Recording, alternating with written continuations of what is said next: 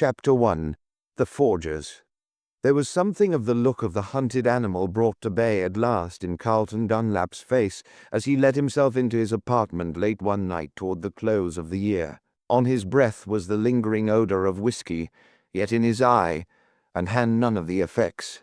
He entered quietly, although there was no apparent reason for such excessive caution. Then he locked the door with the utmost care, although there was no apparent reason for caution about that either. Even when he had thus barricaded himself, he paused to listen, with all the elemental fear of the caveman who dreaded the footsteps of his pursuers. In the dim light of the studio apartment he looked anxiously for the figure of his wife. Constance was not there, as she had been on other nights, uneasily awaiting his return. What was the matter? His hand shook a trifle now as he turned the knob of the bedroom door and pushed it softly open. She was asleep. He leaned over, not realizing that her every faculty was keenly alive to his presence, that she was acting a part. "Throw something around yourself, Constance," he whispered hoarsely into her ear, as she moved with a little well-feigned start at being suddenly wakened. "And come into the studio. There is something I must tell you tonight, my dear."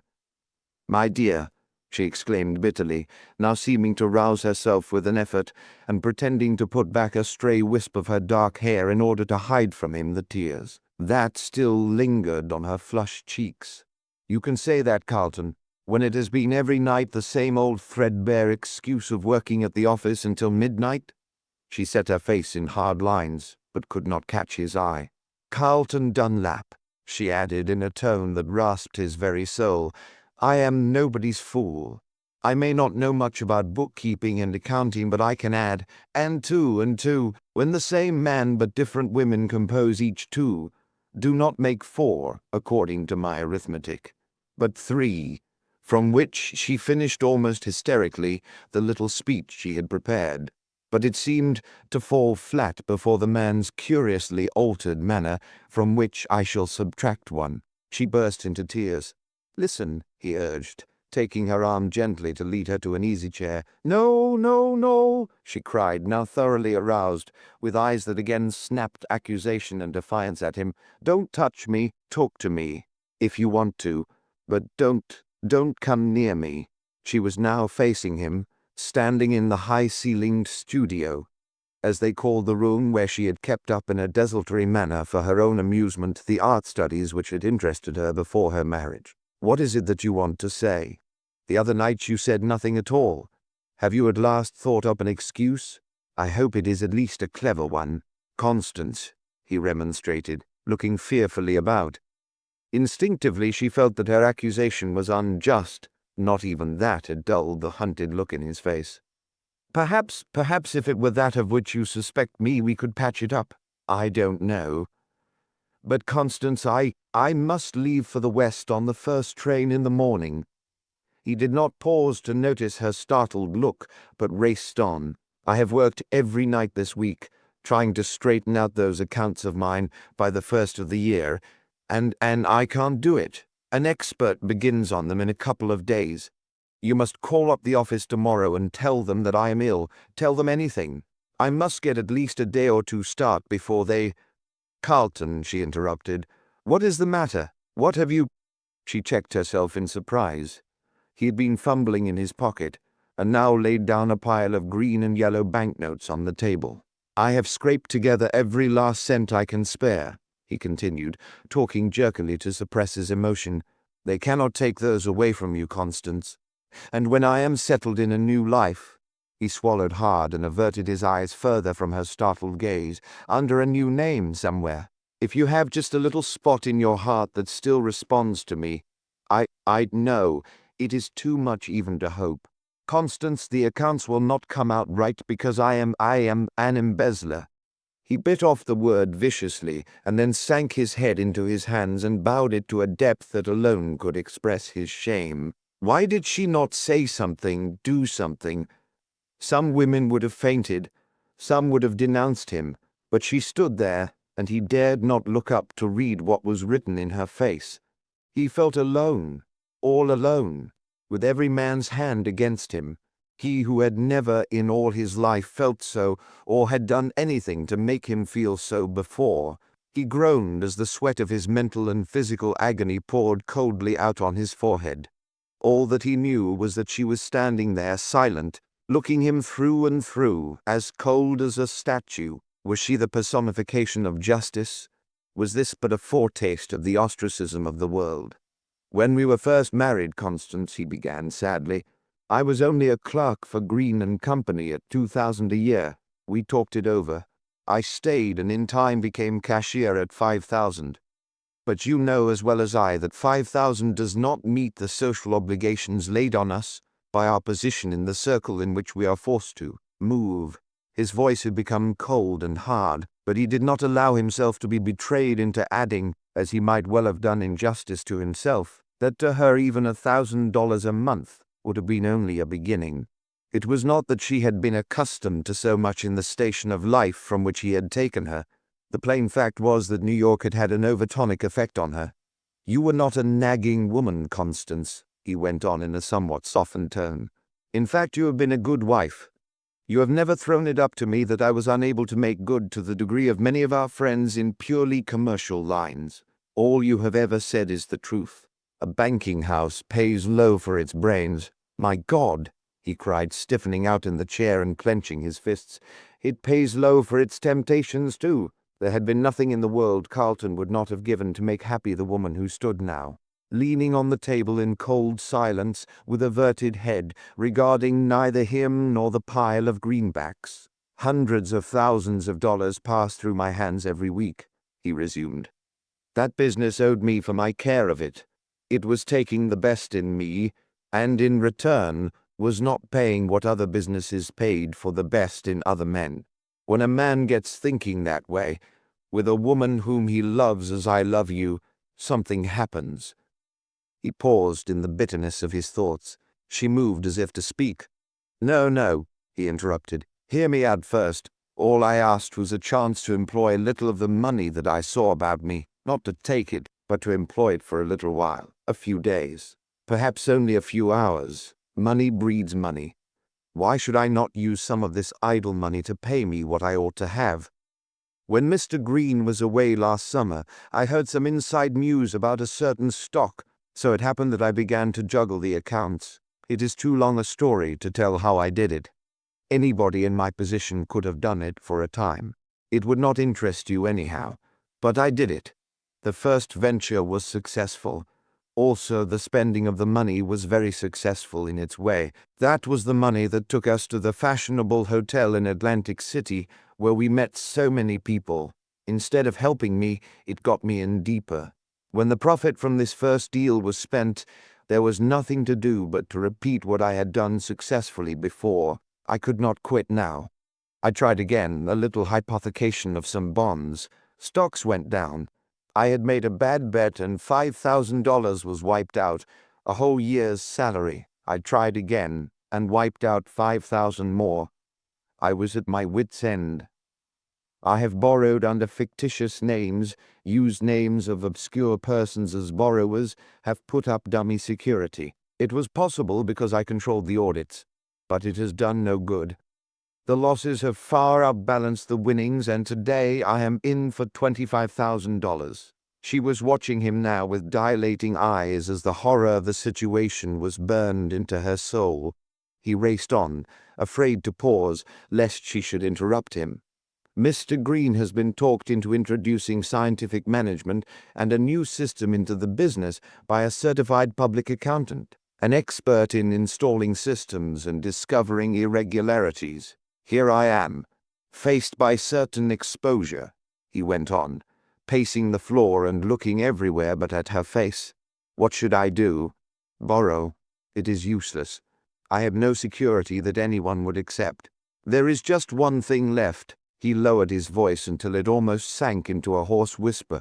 "I must cut loose.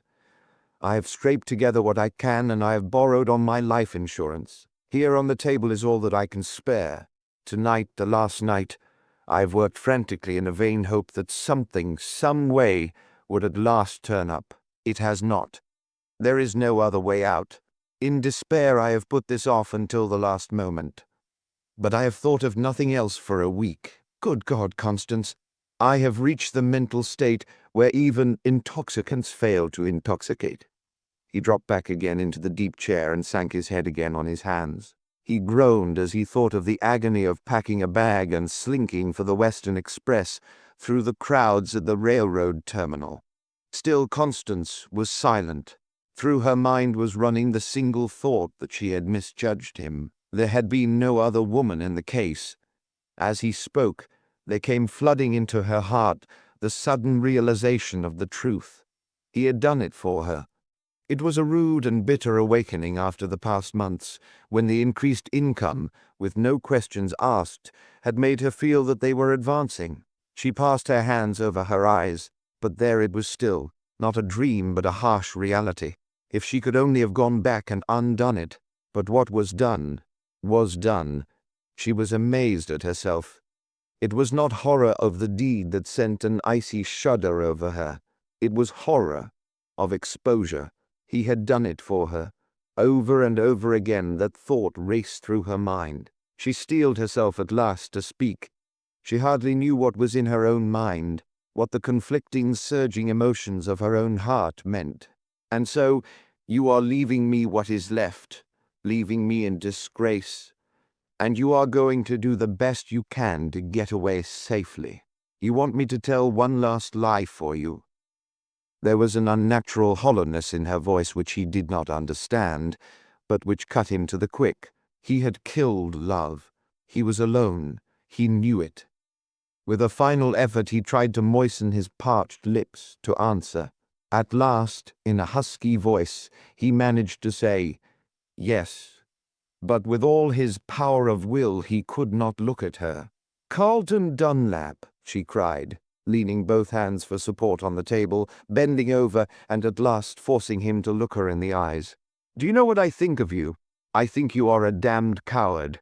There, instead of tears and recriminations, instead of the conventional "how could you do it," instead of burning denunciation of him for ruining her life, he read something else in her face. What was it? "Coward," he repeated slowly. "What would you have me do? Take you with me?" She tossed her head contemptuously. "Stay and face it?" He hazarded again. "Is there no other way?" she asked, still leaning forward with her eyes fixed on his. "Think. Is there no way that you could avoid discovery just for a time? Carlton, we are cornered. Is there no desperate chance?" He shook his head sadly. Her eyes wandered momentarily about the studio, until they rested on an easel. On it stood a watercolor on which she had been working, trying to put into it some of the feeling which she would never have put into words for him. On the walls of the apartment were pen and ink sketches, scores of little things which she had done for her own amusement. She bit her lip as an idea flashed through her mind. He shook his head again mournfully. "Somewhere," she said slowly, "I have read that clever forgers use watercolors and pen and ink like regular artists. Think. Is there no way that I could forge a check that would give us breathing space, perhaps rescue us?" Carlton leaned over the table toward her, fascinated. He placed both his hands on hers. They were icy, but she did not withdraw them. For an instant they looked into each other's eyes. An instant, and then they understood. They were partners in crime, amateurs perhaps, but partners as they had been in honesty. It was a new idea that she had suggested to him. Why should he not act on it? Why hesitate? Why stop at it? He was already an embezzler. Why not add a new crime to the list? As he looked into her eyes, he felt a new strength. Together they could do it. Hers was the brain that had conceived the way out. She had the will, the compelling power to carry the thing through. He would throw himself on her intuition, her brain, her skill, her daring. On his desk in the corner, where often until far into the night he had worked on the huge ruled sheets of paper covered with figures of the firm's accounts, he saw two goose-necked vials, one of lemon-colored liquid, the other of raspberry color. One was of tartaric acid, the other of chloride of lime. It was an ordinary ink eradicator. Near the bottles lay a rod of glass with a curious tip. an ink eraser made of finely spun glass threads which scraped away the surface of the paper more delicately than any other tool that had been devised. There were the materials for their rehabilitation if they were placed in his wife's deft artist fingers. Here was all the chemistry and artistry of forgery at hand. "Yes," he answered eagerly, "there is a way, Constance. Together we can do it." There was no time for tenderness between them now. It was cold, hard fact, and they understood each other too well to stop for endearments. Far into the night they sat up and discussed the way in which they would go about the crime. They practiced with erasers and with brush and watercolor on the protective coloring tint on some cancelled checks of his own. Carlton must get a check of a firm in town, a check that bore a genuine signature. In it they would make such trifling changes in the body as would attract no attention in passing, yet would yield a substantial sum toward wiping out Carlton's unfortunate deficit. Late as he had worked the night before, nervous and shaky as he felt after the sleepless hours of planning their new life, Carlton was the first of the office in the morning. His hand trembled as he ran through the huge batch of mail already left at the first delivery. He paused as he came to one letter with the name W. J. Reynolds Company on it. Here was a check in payment of a small bill, he knew. It was from a firm which habitually kept hundreds of thousands on deposit at the Gorham Bank. It fitted the case admirably. He slit open the letter. There, neatly folded, was the check, number 15,711. Dec. 27. The Gorham National Bank paid to the order of Green and Company $25,000 $100 $25 W.J. Reynolds Company per Chas. M. Brown, Treyas. It flashed over him in a moment what to do. 25,000 would just about cover his shortage. The Reynolds firm was a big one, doing big transactions. He slipped the check into his pocket. The check might have been stolen in the mail. Why not? The journey uptown was most excruciatingly long, in spite of the fact that he had met no one he knew either at the office or outside. At last he arrived home to find Constance waiting anxiously.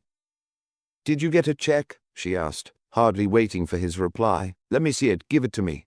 The coolness with which she went about it amazed him. "It has the amount punched on it with a check punch," she observed as she ran her quick eye over it while he explained his plan. "We'll have to fill up some of those holes made by the punch." "I know the kind they used," he answered. "I'll get one and a desk check from the Gorham. You do the artistic work, my dear. My knowledge of check punches, watermarks, and paper will furnish the rest. I'll be back directly. Don't forget to call up the office a little before the time I usually arrive there and tell them I am ill." With her light-fingered touch she worked feverishly, partly with the liquid ink eradicator, but mostly with the spun glass eraser. First she rubbed out the cents after the written figure 25. Carefully with a blunt instrument she smoothed down the roughened surface of the paper, so that the ink would not run in the fibers and blot. Over and over she practiced writing the 1,000 in a hand like that on the check. She already had the capital T in 20 as a guide. During the night in practicing she had found that in raising checks only 7 capital letters were used: O in 1, T in 2, 3, 10 and 1,000, F in 4 and 5, S in 6 and 7, E in 8, N in 9, and H in 100. At last even her practice satisfied her.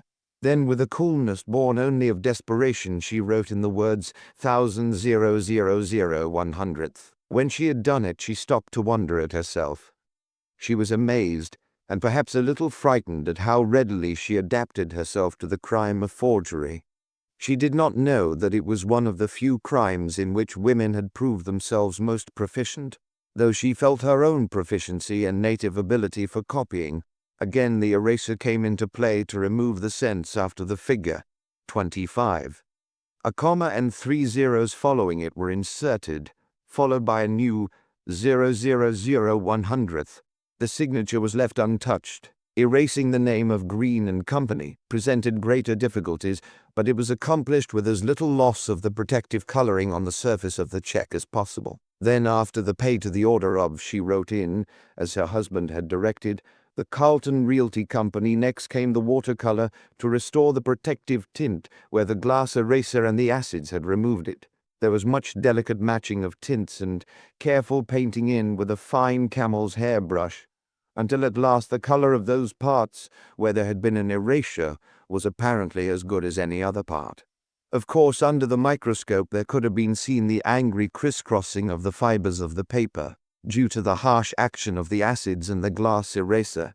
Still, painting the whole thing over with a little resinous liquid somewhat restored the glaze to the paper, at least sufficiently to satisfy a cursory glance of the naked eye. There remained the difficulty of the protective punch marks. There they were, a star cut out of the check itself, a $sign and 25 followed by another star. She was still admiring her handiwork, giving it here and there a light little fillip with the brush, and comparing this check with some of those which had been practiced on last night, to see whether she had made any improvement in her technique of forgery, when Carlton returned with the punch and the blank checks on the Gorham Bank. From one of the blank checks he punched out a number of little stars, until there was one which in watermark and scroll work corresponded precisely with that punched out in the original check. Constance, whose fingers had long been accustomed to fine work, fitted in the little star after the $25, then took it out, moistened the edges ever so lightly with glue on the end of a toothpick, and pasted it back again. A hot iron completed the work of making the edges smooth, and unless a rather powerful glass had been used, no one could have seen the pasted-in insertion after the $25. Careful not to deviate the fraction of a hair's breadth from the alignment, Carlton took the punch, added 3 0 feet and a star after the 25, making it $25,000. Finally, the whole thing was again ironed to give it the smoothness of an original. Here at last was the completed work, the first product of their combined skill in crime, number 15,711, December 27,191. The Gorham National Bank, pay to the order of the Carlton Realty Company T 25,000, 100th, $25,000 100 W. J. Reynolds Company per Chas, M. Brown, Treyas. How completely people may change, even within a few hours, was well illustrated as they stood side by side and regarded their work with as much pride as if it had been the result of their honest efforts of years. They were now pen and brush crooks of the first caliber, had reduced forgery to a fine art, and demonstrated what an amateur might do. For, although they did not know it, nearly half the 15 millions or so lost by forgeries every year was the work of amateurs such as they. The next problem was presenting the check for collection. Of course, Carlton could not put it through his own bank unless he wanted to leave a blazed trail straight to himself. Only a colossal bluff would do, and in a city where only colossal bluffs succeed, it was not so impossible as might have been first imagined. Luncheon over, they sauntered casually into a high-class office building on Broadway, where there were offices to rent. The agent was duly impressed by the couple who talked of their large real estate dealings, where he might have been thoroughly suspicious of a man and might have asked many embarrassing but perfectly proper questions. He accepted the woman without a murmur. At her suggestion, he even consented to take his new tenants around to the Uptown Bank and introduce them. They made an excellent impression by a first cash deposit of the money Carlton had thrown down on the table the night before. A check for the first month's rent more than mollified the agent, and talk of a big deal that was just being signed up today duly impressed the bank. The next problem was to get the forged check certified. That, also, proved a very simple matter. Anyone can walk into a bank and get a check for $25,000 certified, while if he appears a stranger before the window of the paying teller to cash a check for $25, he would almost be thrown out of the bank. Banks will certify at a glance practically any check that looks right, but they pass on the responsibility of cashing them. Thus, before the close of banking hours, Dunlap was able to deposit in his new bank the check certified by the Gorham. 24 hours must elapse before he could draw against the check which he had deposited.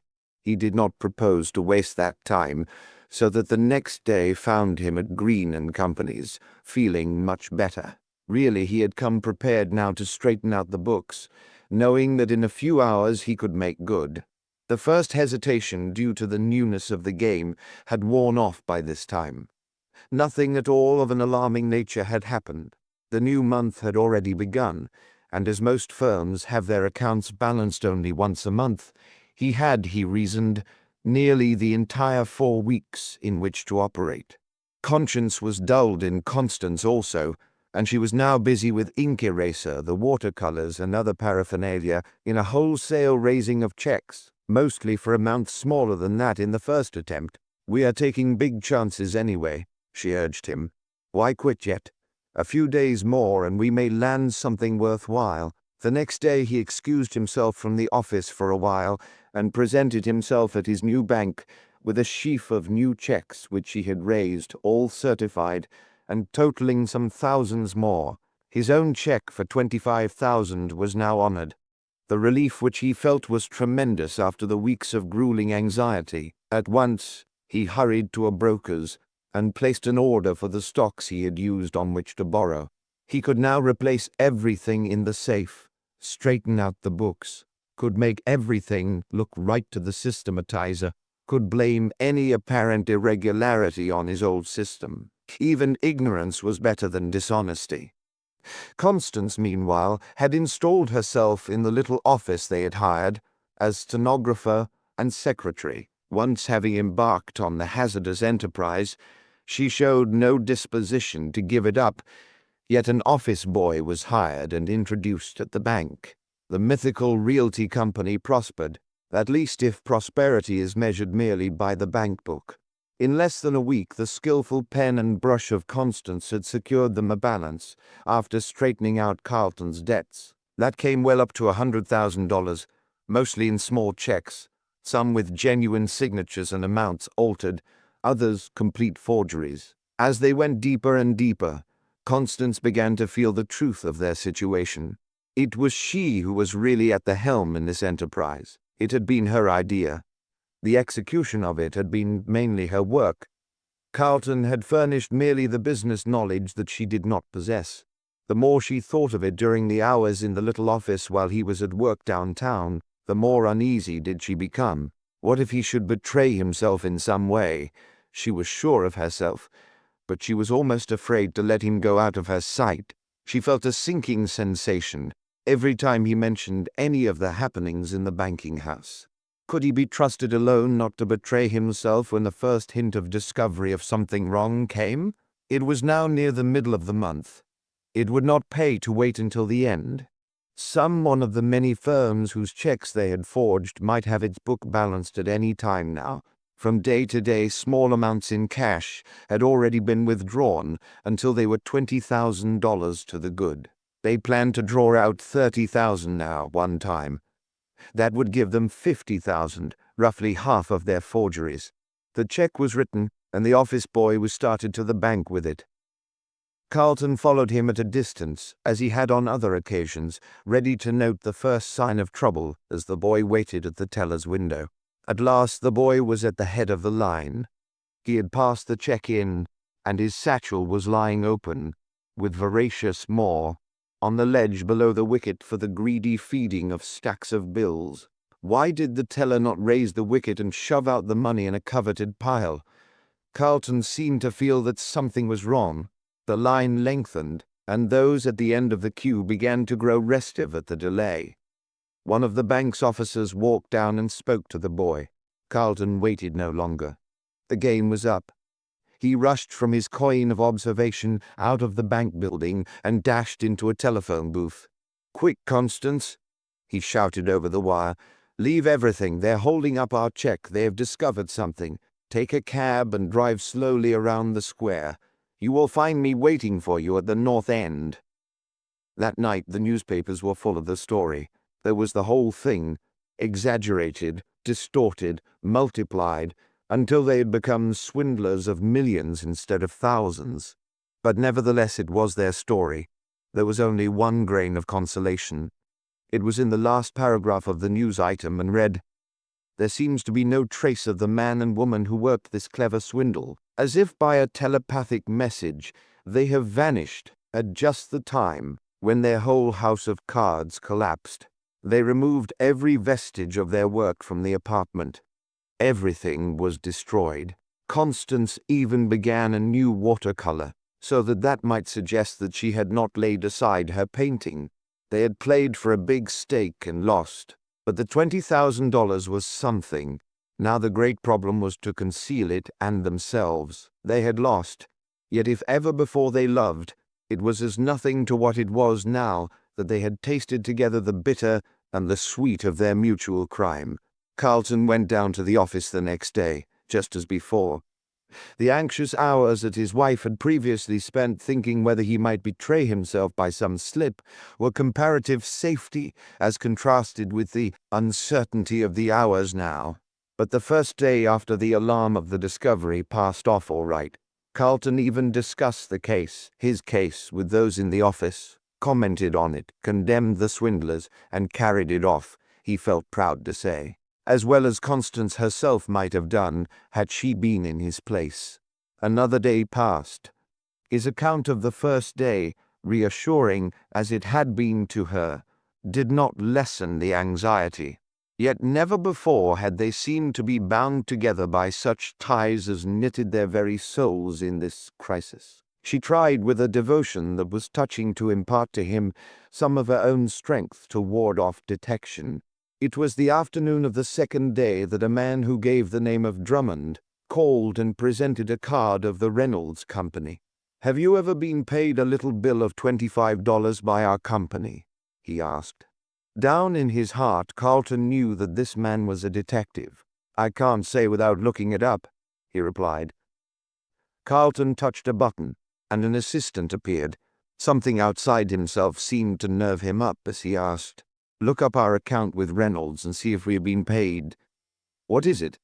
"A bill for $25. Do you recall it?" "Yes, I recall it," replied the assistant.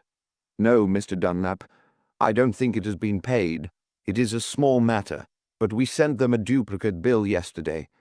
I thought the original must have gone astray." Carlton cursed him inwardly for sending the bill. But then, he reasoned, it was only a question of time, after all, when the forgery would be discovered. Drummond dropped into a half-confidential, half-quizzing tone. "I thought not. Somewhere along the line that check has been stolen and raised to $25,000, he remarked. "Is that so?" gasped Carlton, trying hard to show just the right amount of surprise and not too much. "Is that so? No doubt you have read in the papers of this clever realty company swindle. Well, it seems to have been part of that. I'm sure that we shall be glad to do all in our power to cooperate with Reynolds," put in Dunlap. "I thought you would," commented Drummond dryly. "I may as well tell you that I fear someone has been tampering with your mail." "Tampering with our mail?" repeated Dunlap aghast. "Impossible."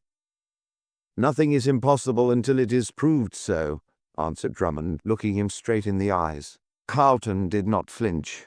He felt a new power within himself, gained during the past few days of new association with Constance. For her he could face anything, but when Drummond was gone, he felt as he had on the night when he had finally realized that he could never cover up the deficit in his books.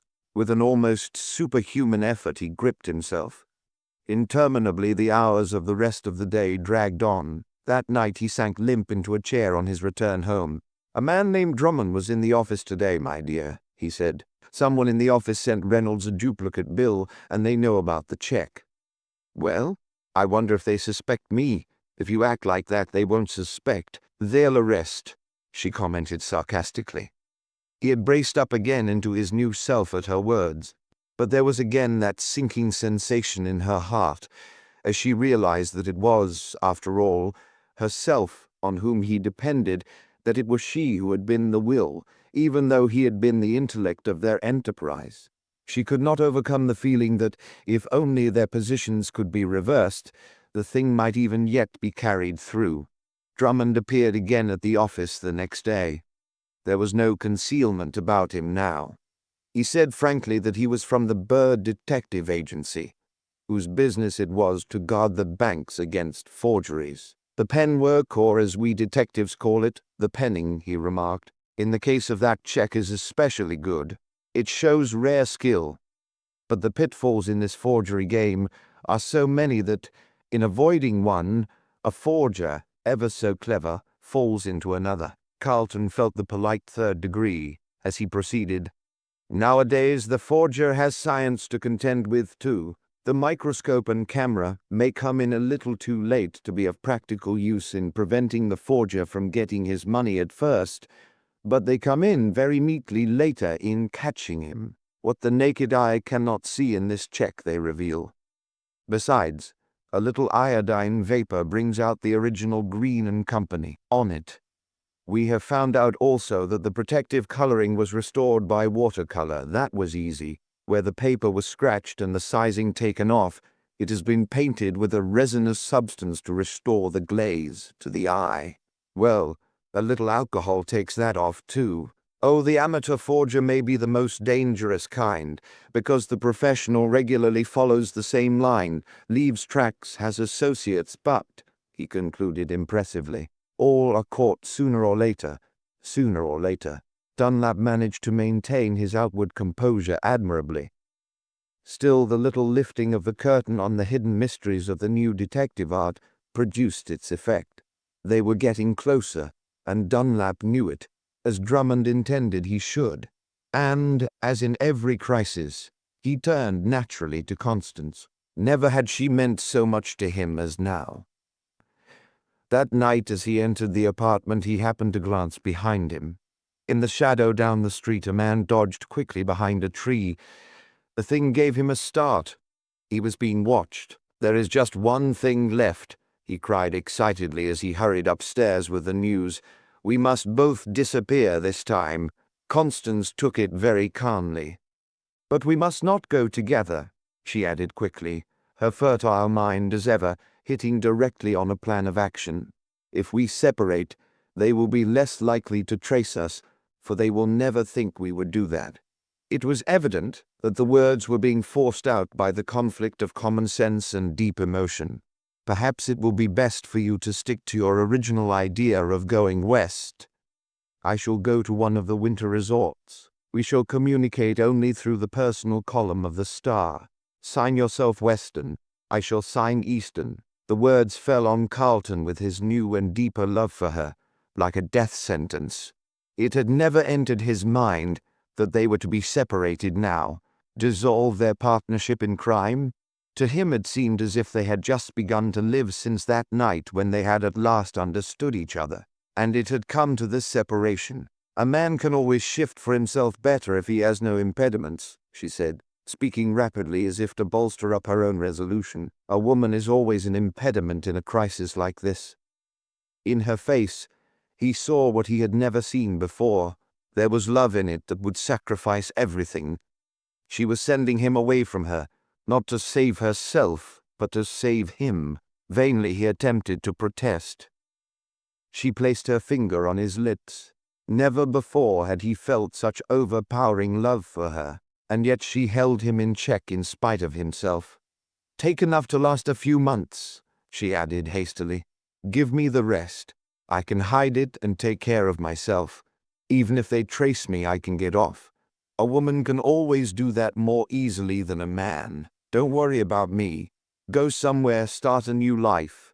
If it takes years, I will wait. Let me know where you are. We can find some way in which I can come back into your life." "No, no," Carlton had caught her passionately in his arms. "Even that cannot weaken me. The die is cast. We must go." She tore herself away from him and fled into her room, where, with set face and ashen lips, she stuffed article after article into her grip. With a heavy heart, Carlton did the same. The bottom had dropped out of everything, yet try as he would to reason it out, he could find no other solution but hers. To stay was out of the question, if indeed it was not already too late to run. To go together was equally out of the question. Constance had shown that. "Seek the woman," was the first rule of the police. As they left the apartment, they could see a man across the street following them closely. They were shadowed. In despair, Carlton turned toward his wife. A sudden idea had flashed over her. There were 2 taxicabs at the station on the corner. "I will take the first," she whispered. "Take the second and follow me, then he cannot trace us." They were off, leaving the baffled shadow only time to take the numbers of the cab. Constance had thought of that. She stopped, and Carlton joined her. After a short walk, they took another cab. He looked at her inquiringly, but she said nothing. In her eyes he saw the same fire that blazed when she had asked him if there was no way to avoid discovery and had suggested it herself in the forgery. He reached over and caressed her hand. She did not withdraw it, but her averted eyes told that she could not trust even herself too far. As they stood before the gateway to the steps that led down into the long under-river tunnel which was to swallow them so soon and project them, each into a new life, hundreds, perhaps thousands of miles apart, Carlton realized as never before what it all had meant. He had loved her through all the years, but never with the wild love of the past 2 weeks. Now there was nothing but blackness and blankness. He felt as though the hand of fate was tearing out his wildly beating heart. She tried to smile at him bravely. She understood. For a moment she looked at him in the old way, and all the pent-up love that had done and dared everything for him, struggled in her rapidly rising and falling breast. It was now or never. She knew it, the supreme effort. One word or look too many from her and all would be lost. She flung her arms about him and kissed him. "Remember 1 week from today, a personal in the Star," she panted. She literally tore herself from his arms, gathered up her grip, and was gone. A week passed. The quiet little woman at the Ocean View house was still as much a mystery to the other guests as when she arrived, travel-stained and worn with the repressed emotion of her sacrifice. She had appeared to show no interest in anything, to take her meals mechanically, to stay most of the time in her room, never to enter into any of the recreations of the famous winter resort. Only once a day did she betray the slightest concern about anything around her. That was when the New York papers arrived. Then she was always first at the newsstand, and the boy handed out to her, as a matter of habit, the Star. Yet no one ever saw her read it. Directly afterward she would retire to her room. There she would pore over the first page, reading and rereading every personal in it. Sometimes she would try reading them backward and transposing the words, as if the message they contained might be in the form of a cryptograph. The strain and the suspense began to show on her. Day after day passed, until it was nearly 2 weeks since the parting in New York. Day after day she grew more worn by worry and fear. What had happened? In desperation, she herself wired a personal to the paper. "Western, write me at the Ocean View. Eastern." For 3 days she waited for an answer. Then she wired the personal again. Still, there was no reply, and no hint of reply. Had they captured him? Or was he so closely pursued that he did not dare to reply, even in the cryptic manner on which they had agreed? She took the file of papers which he kept, and again ran through the personals, even going back to the very day after they had separated. Perhaps she had missed one, though she knew that she could not have done so, for she had looked at them 100 times. Where was he? Why did he not answer her message in some way? No one had followed her. Were they centering their efforts on capturing him? She haunted the newsstand in the lobby of the beautifully appointed hotel. Her desire to read newspapers grew. She read everything. It was just 2 weeks since they had left New York on their separate journeys when, on the evening of another newsless day, she was passing the newsstand. From force of habit she glanced at an early edition of an evening paper. The big black type of the heading caught her eye. "Noted forger suicide," with a little shriek, half suppressed. She seized the paper. It was Carlton. There was his name. He had shot himself in a room in a hotel in St. Louis. She ran her eye down the column, hardly able to read. In heavier type than the rest was the letter they had found on him. "My dearest Constance, when you read this, who have wronged and deceived you beyond words, will be where I can no longer hurt you. Forgive me, for by this act I am a confessed embezzler and forger. I could not face you and tell you of the double life I was leading. So I have sent you away and have gone away myself, and may the Lord have mercy on the soul of your devoted husband, Carlton Dunlap." Over and over again she read the words, as she clutched at the edge of the newsstand to keep from fainting. "Wronged and deceived you, the double life I was leading." What did he mean? Had he, after all, been concealing something else from her? Had there really been another woman? Suddenly the truth flashed over her, tracked and almost overtaken. Lacking her hand which had guided him, he had seen no other way out. And in his last act he had shouldered it all on himself, had shielded her nobly from the penalty, had opened wide for her the only door of escape. Chapter 2. The Embezzlers. "I came here to hide, to vanish forever from those who know me." The young man paused a moment to watch the effect of his revelation of himself to Constance Dunlap. There was a certain cynical bitterness in his tone which made her shudder. "If you were to be discovered, what then?" she hazarded. Murray Dodge looked at her significantly, but said nothing.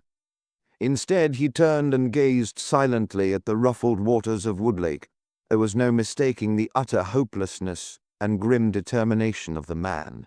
Why have you told so much to me, an absolute stranger?" she asked, searching his face. "Might I not hand you over to the detectives who, you say, will soon be looking for you?"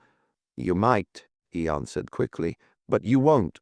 There was a note of appeal in his voice as he pursued slowly, not as if seeking protection, but as if hungry for friendship, and most of all her friendship, Mrs. Dunlap. "I have heard what the people at the hotel say is your story. I think I understand as much as a man can. Anyhow, I know that you can understand. I have reached a point where I must tell someone or go insane. It is only a question of time before I shall be caught. We are all caught. Tell me," he asked eagerly, bending down closer to her with an almost breathless intensity in his face, as though he would read her thoughts. "Am I right? The story of you which I have heard since I came here is not the truth, the whole truth. It is only half the truth, is it not?"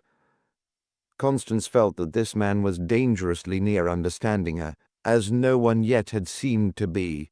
It set her heart beating wildly to know that he did, and yet she was not afraid. Somehow, although she did not betray the answer by a word or a look, she felt that she could trust him. Through the door of escape from the penalty of her forgeries, which Carlton Dunlap had thrown open for her by the manner of his death, Constance had passed unsuspected. To return to New York, however, had become out of the question. She had plenty of money for her present needs, although she thought it best to say nothing about it, lest someone might wonder and stumble on the truth. She had closed up the little studio apartment, and had gone to a quiet resort in the Pines. Here, at least, she thought she might live unobserved until she could plan out the tangled future of her life. There had seemed to be no need to conceal her identity, and she had felt it better not to do so. She knew that her story would follow her, and it had. She was prepared for that. She was prepared for the pity and condescension of the gossips, and had made up her mind to stand aloof. Then came a day when a stranger had registered at the hotel. She had not noticed him especially, but it was not long before she realized that he was noticing her. Was he a detective?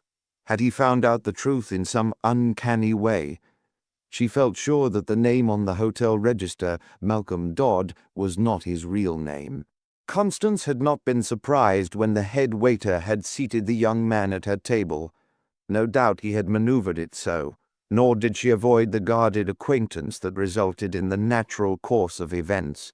One afternoon, shortly after his arrival, she had encountered him unexpectedly on a walk through the Pines. He appeared surprised to meet her, yet she knew intuitively that he had been following her. Still, it was so different now to have anyone seek her company that, in spite of her uncertainty of him, she almost welcomed his speaking. There was a certain deference in his manner, too, which did not accord with Constance's ideas of a detective. Yet he did know something of her. How much? Was it merely what the rest of the world knew? She could not help seeing that the man was studying her, while she studied him. There was a fascination about it, a fascination that the human mystery always possesses for a woman. On his part, he showed keenly his interest in her. Constance had met him with more frankness as she encountered him often during the days that followed. She had even tried to draw him out to talk of himself. "I came here," he had said one day, when they were passing the spot where he had overtaken her first, "without knowing a soul, not expecting to meet anyone I should care for, indeed hoping to meet no one." Constance had said nothing, but she felt that at last he was going to crash down the barrier of reserve. He continued earnestly, "Somehow or other, I have come to enjoy these little walks." "So have I," she admitted, facing him. "But, do you know, sometimes I have thought that Malcolm Dodd is not your real name." "Not my real name," he repeated, "and that you are here for some other purpose than just to rest. You know, you might be a detective." He had looked at her searchingly. Then, in a burst of confidence, he had replied, "No, my name is not Dodd, as you guessed. But I am not a detective, as you suspected at first. I have been watching you because, ever since I heard your story here, I have been, well, not suspicious, but attracted. You seem to me to have faced a great problem. I, too, have come to the parting of the ways. Shall I run or shall I fight?" He had handed her a card without hesitation. It bore the name Murray Dodge, Treasurer, Globe Importing Company. "What do you mean?" she had asked quickly, hardly expecting an answer. "What have you done?" "Oh, it is the usual trouble, I suppose," he had replied wearily, much to her surprise. "I began as a boy in the company, and ultimately worked myself up as it grew, until I became treasurer. To cut it short, I have used funds belonging to the company, lost them. I don't need to tell you how a treasurer or a cashier can do that." Constance was actually startled. Was he what he represented himself to be, or was he leading her on in this way to a confession of her own part, which he had covered so well in the forgeries of her dead husband? "How did you begin?" she asked tentatively. "A few years ago," he answered with a disconcerting lack of reserve. "The company found that we could beat our competitors by a very simple means. The largest stockholder, Mr. Dumont, was friendly with some of the customs officials and, well, we undervalued our goods. It was easy. The only thing necessary was to bribe some of the officials.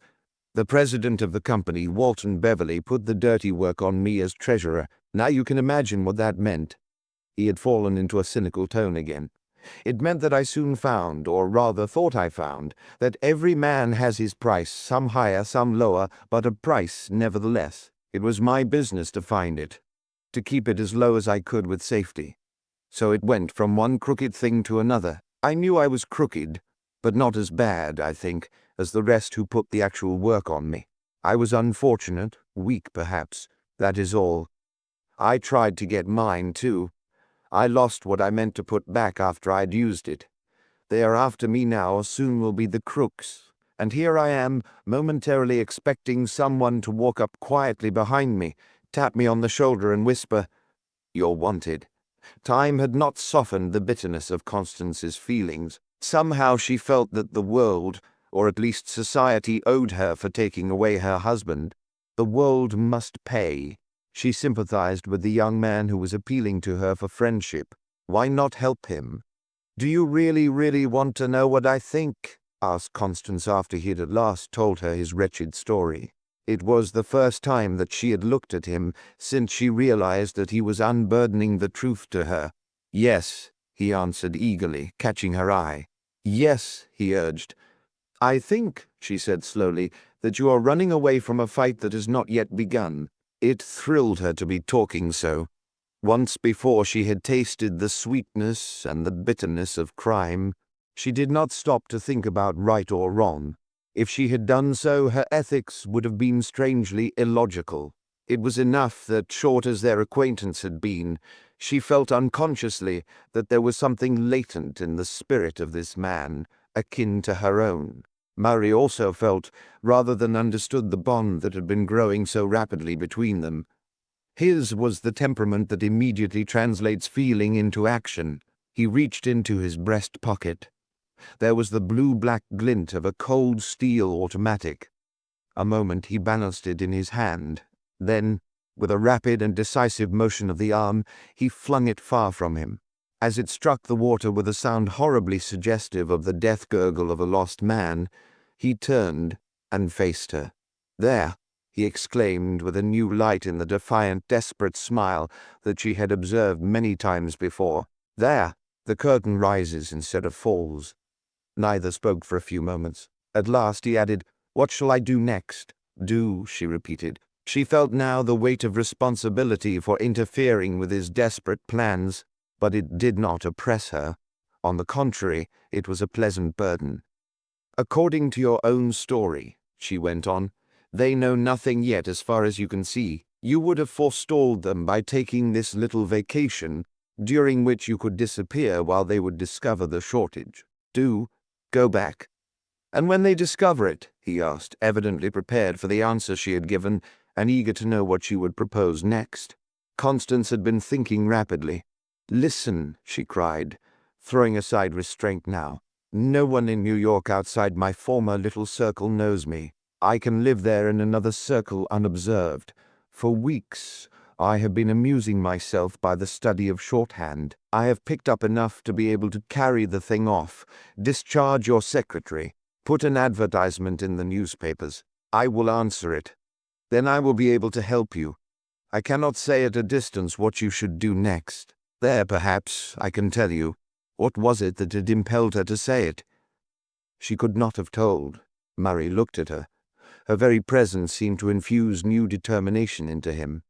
It was strange about this woman, what a wonderful effect she had on him. A few days before he would have laughed at anyone who had suggested that any woman might have aroused in him the passions that were now surging through his heart. 10,000 years ago, perhaps, he would have seized her and carried her off in triumph to his clan or tribe. Today he would win her by more subtle means. His mind was made up. She had pointed the way. That night Dodge left Woodlake hastily for New York. To Constance a new purpose seemed to have entered into a barren life. She was almost gay as she packed her trunks and grips and quietly slipped into the city a few hours later and registered at a quiet hotel for business women.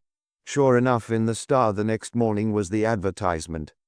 She wrote in a formal way, giving her telephone number.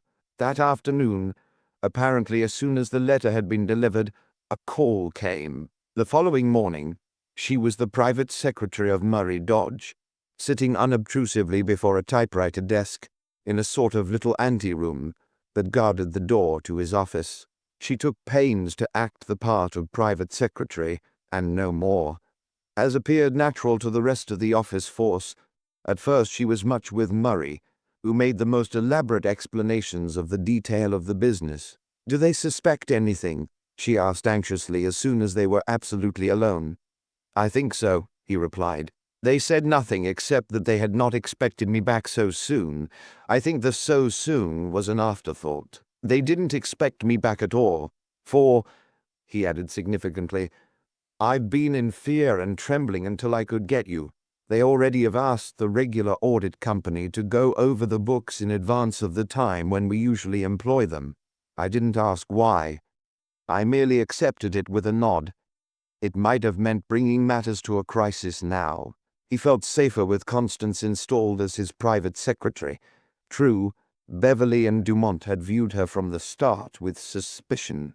Constance had been thinking hard out in her little office since she had begun to understand how matters stood. "Well?" she demanded. "What of it? Don't try to conceal it. Let them discover it. Go further. Dare them. Court exposure." It was bold and ingenious. What a woman she was for meeting emergencies. Murray, who had a will that had been accustomed to bend others to his purposes, except in the instance where they had bent him and nearly broken him, recognized the masterful mind of Constance. He was willing to allow her to play the game. Thus Constance began collecting the very data that would have sent Murray to jail for bribery. Day by day as she worked on, the situation became more and more delicate. They found themselves alone much of the time now. Beverly was, or pretended to be, busy on other matters, and avoided Dodge as much as possible. Only the regular routine affairs passed through his hands, but he said nothing. It gave him more time with her. Dumont came in as rarely as it was possible, and as they worked along gathering the data, Constance came to admire Murray more than ever. She worked patiently over the big books, taking only those on which the accountant was not engaged at such times as she could get them without exciting suspicion. Together they dug out the extent of the frauds that had been practiced on the government for years back. From the letter files they rescued notes and orders and letters, pieced them together into as near a continuous record as they could make. With his own knowledge of the books, Dodge could count on making better progress on the essential things than the regular accountant of the audit company. He felt sure that they would finish sooner, and that they would have a closer report of the frauds of all kinds than could be uncovered by the man who had been set on the trail of Dodge to discover just how much of the illicit gains he had taken for himself. Constance became aware soon that whenever she left the office at night she was being followed. She had at first studiously repelled the offers of Murray to see her home. It was not that he had taken advantage of the situation into which she had put herself. He would never have done that. Still, she wished a little more time to analyze her own conflicting feelings toward him. Then, too, several times in the crowded subway cars she had noticed a face that was familiar. It was Drummond, never looking directly at her, always engrossed in something else, yet never failing to note where she was going. That must be, she reasoned, some of the work of Beverly and Dumont. Murray was now working feverishly. As he worked, he found himself feeling differently toward the whole affair. He actually came to enjoy it with all its risks and uncertainty, to enjoy gathering the data which, he should have said, ought really to be destroyed. Often he caught himself wishing that everything had come out all right in the end, and that Constance really was his private secretary. Every moment with her seemed now to pass so quickly that he would willingly have smashed all the clocks and destroyed all the calendars. Association with other women had been tame beside his new friendship with her. She had suffered, felt, lived. She fascinated him. As often over the books they would stop to talk of things the most irrelevant, yet to him the most interesting, until she would bring him back inevitably to the point of their work, and start him again with a new power and incentive toward the purpose she had in mind. To Constance, he seemed to fill a blank spot in her empty life, if she had been bitter toward the world for what had happened to her. The pleasure of helping another to beat that harsh world seemed an unspeakably sweet compensation. At last even Constance herself began to realize it. It was not, after all, merely the bitterness toward society that lured her on. She was not a woman carved out of a block of stone. There was a sweetness about this association that carried her along as if in a dream. She was actually falling in love with him. One day she had been working later than usual. The accountant had shown signs of approaching the end of his task sooner than they had expected. Murray was waiting, as was his custom, for her to finish before he left. There was no sound in the almost deserted office building save the banging of a door echoing now and then, or an insistent ring of the elevator bell as an anxious office boy or stenographer sought to escape after an extra period of work. Murray stood looking at her admiringly as she deftly shoved the pins into her hat. Then he held her coat, which brought them close together. "It will soon be time for the final scene," he remarked. His manner was different as he looked down at her. "We must succeed, Constance," he went on slowly.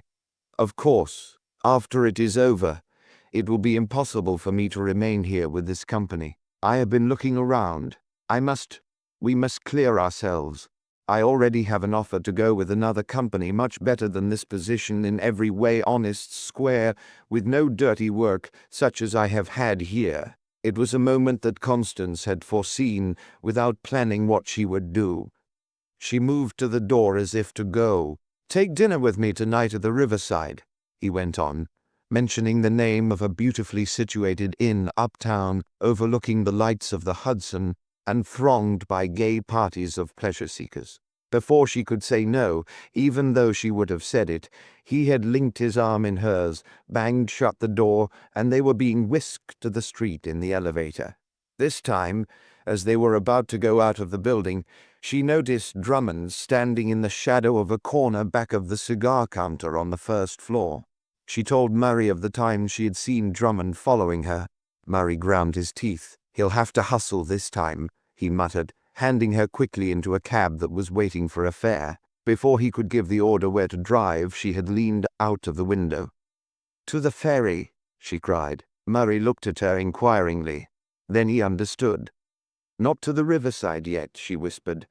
"That man has just summoned a cab that was passing." In her eyes, Murray saw the same fire that had blazed when she had told him he was running away from a fight that had not yet begun. As the cab whirled through the now nearly deserted downtown streets, he reached over in sheer admiration and caressed her hand.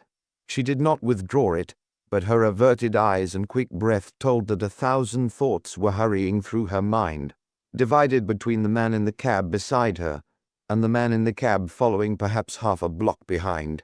At the ferry they halted and pretended to be examining a timetable, though they bought only ferry tickets. Drummond did the same and sauntered leisurely within easy distance of the gate. Nothing seemed to escape him, and yet never did he seem to be watching them. The gateman shouted, "All aboard." The door began to close. "Come," she tugged at his sleeve. They dodged in just in time. Drummond followed. They started across the wagonway to the opposite side of the slip. He kept on the near side. Constance swerved back again to the near side. Drummond had been opposite them, and they had now fallen in behind him. He was now ahead, but going slowly. Murray felt her pulling back on his arm. With a little exclamation, she dropped her purse, which contained a few coins. She had contrived to open it, and the coins ran in every possible direction. Drummond was now on the boat. "All aboard," growled the guard surlily. "All aboard." Go ahead," shouted Murray, trying to pick up the scattered change and scattering it the more. At last he understood. "Go ahead. We'll take the next boat.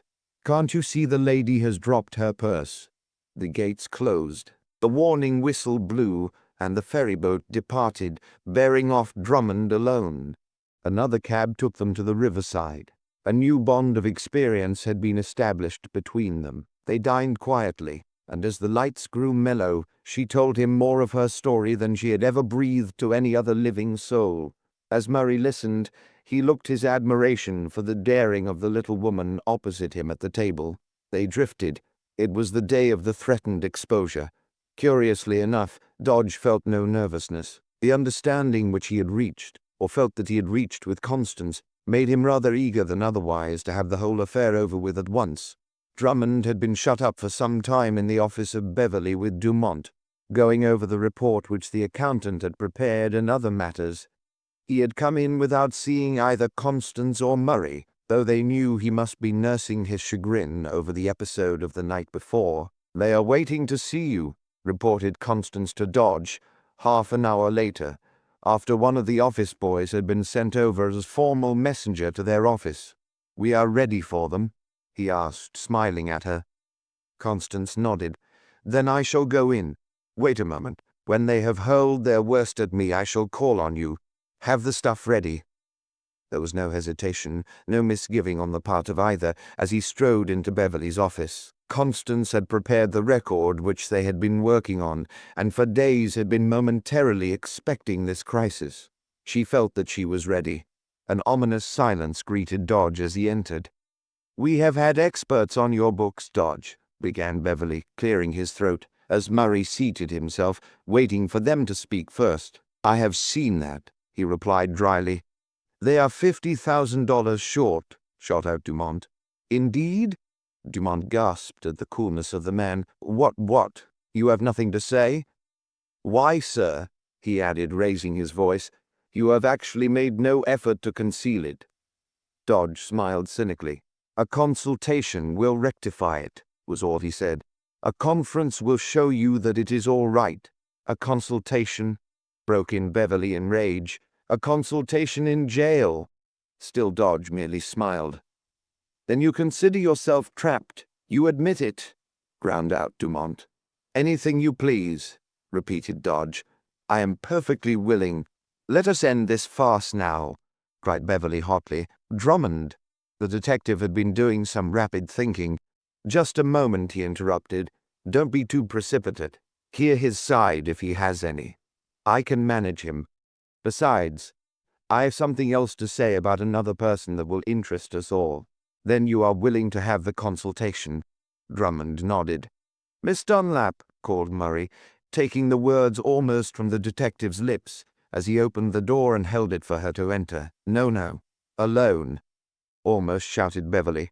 The detective signaled to him and he subsided, muttering. As she entered, Drummond looked hard at her. Constance met him without wavering an instant. I think I've seen you before, Mrs. Dunlap, insinuated the detective.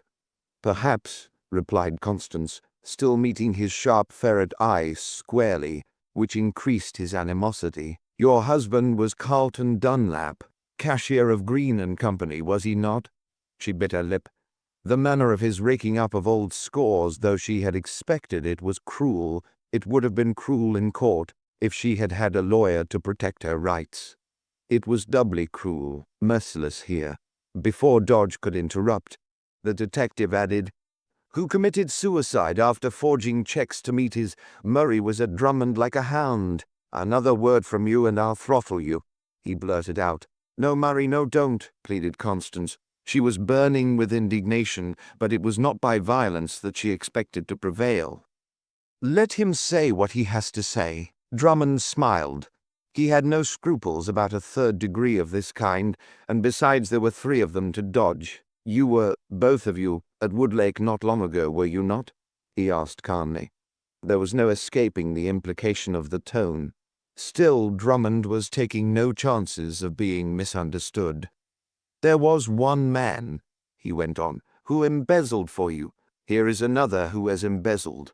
How will that look when it goes before a jury? He concluded. The fight had shifted before it had well begun. Instead of being between Dodge on one side and Beverly and Dumont on the other, it now seemed to be a clash between a cool detective and a clever woman. Mrs. Dunlap, interrupted Murray with a mocking smile at the detective, will you tell us what you have found out since you have been my private secretary? Constance had not lost control of herself for a moment. I have been looking over the books a little bit myself, she began slowly, with all eyes riveted on her. I find, for instance, that your company has been undervaluing its imported goods. Undervaluing merchandise is considered, I believe, one of the meanest forms of smuggling. The undervaluer has frequently to make a tool of a man in his employ. Then that tool must play on the frailties of an unfortunate or weak examiner at the public stores, where all invoices and merchandise from foreign countries are examined. Drummond had been trying to interrupt, but she had ignored him and was speaking rapidly so that he could get no chance. You have cheated the government of hundreds of thousands of dollars, she hurried on, facing Beverly and Dumont. It would make a splendid newspaper story. Dumont moved uneasily. Drummond was now staring. It was a new phase of the matter to him. He had not counted on handling a woman like Constance, who knew how to take advantage of every weak spot in the armor. We are wasting time, he interrupted brusquely. Get back to the original subject. There is a $50,000 shortage on these books. The attempt clumsily to shift the case away again from Constance to Dodge was apparent. Mrs. Dunlap's past troubles, Dodge asserted vigorously, have nothing to do with the case. It was cowardly to drag that in, but the other matter of which she speaks has much to do with it. One moment, Murray, cried Constance. Let me finish what I began. This is my fight too now. She was talking with blazing eyes and in quick, cutting tone. For 3 years he did your dirty work, she flashed. He did the bribing, and you saved $500,000. He has stolen 50,000, put in Beverly, white with anger. I have kept an account of everything, pursued Constance without pausing. I have pieced the record together so that he can now connect the men higher up with the actual acts he had to do. He can gain immunity by turning state's evidence. I am not sure, but that he might be able to obtain his moiety of what the government recovers if the matter were brought to suit, and won on the information he can furnish." She paused. No one seemed to breathe. "Now," she added impressively, "at 10%. Commission the $500,000 that he saved for you yields $50,000. That, gentlemen, is the amount of the shortage and offset." "The deuce it is!" exclaimed Beverly. Constance reached for a telephone on the desk near her. "Get me the law division at the customs house," she asked simply. Dumont was pale and almost speechless. Beverly could ill suppress his smothered rage. What could they do? The tables had been turned. If they objected to the amazing proposal Constance had made, they might all go to jail. Dodge even might go free rich. They looked at Dodge and Mrs. Dunlap. There was no weakening. They were as relentless as their opponents had been before. Dumont literally tore the telephone from her. "Never mind about that number, Central," he muttered. Then he started as if toward the door. The rest followed. Outside, the accountant had been waiting patiently, perhaps expecting Drummond to call on him to corroborate the report. He had been listening. There was no sound of high voices as he had expected. What did it mean? The door opened. Beverly was pale and haggard, Dumont worn and silent. He could scarcely talk. Dodge again held the door for Constance as she swept past the amazed accountant. All eyes were now fixed on Dumont as chief spokesman. "He has made a satisfactory explanation," was all he said. "I would lock all that stuff up in the strongest safe deposit vault in New York," remarked Constance, laying the evidence that involved them all on Murray's desk. "It is your only safeguard." "Constance," he burst forth suddenly, "you were superb." The crisis was past now, and she felt the nervous reaction. "There is one thing more I want to say," he added in a low tone. He had crossed to where she was standing by the window and bent over, speaking with great emotion. "Since that afternoon at Woodlake when you turned me back again from the foolish and ruinous course on which I had decided, you have been more to me than life. Constance, I have never loved until now. Nothing has ever mattered except money. I never had anyone else to think of, care for, except myself. You have changed everything."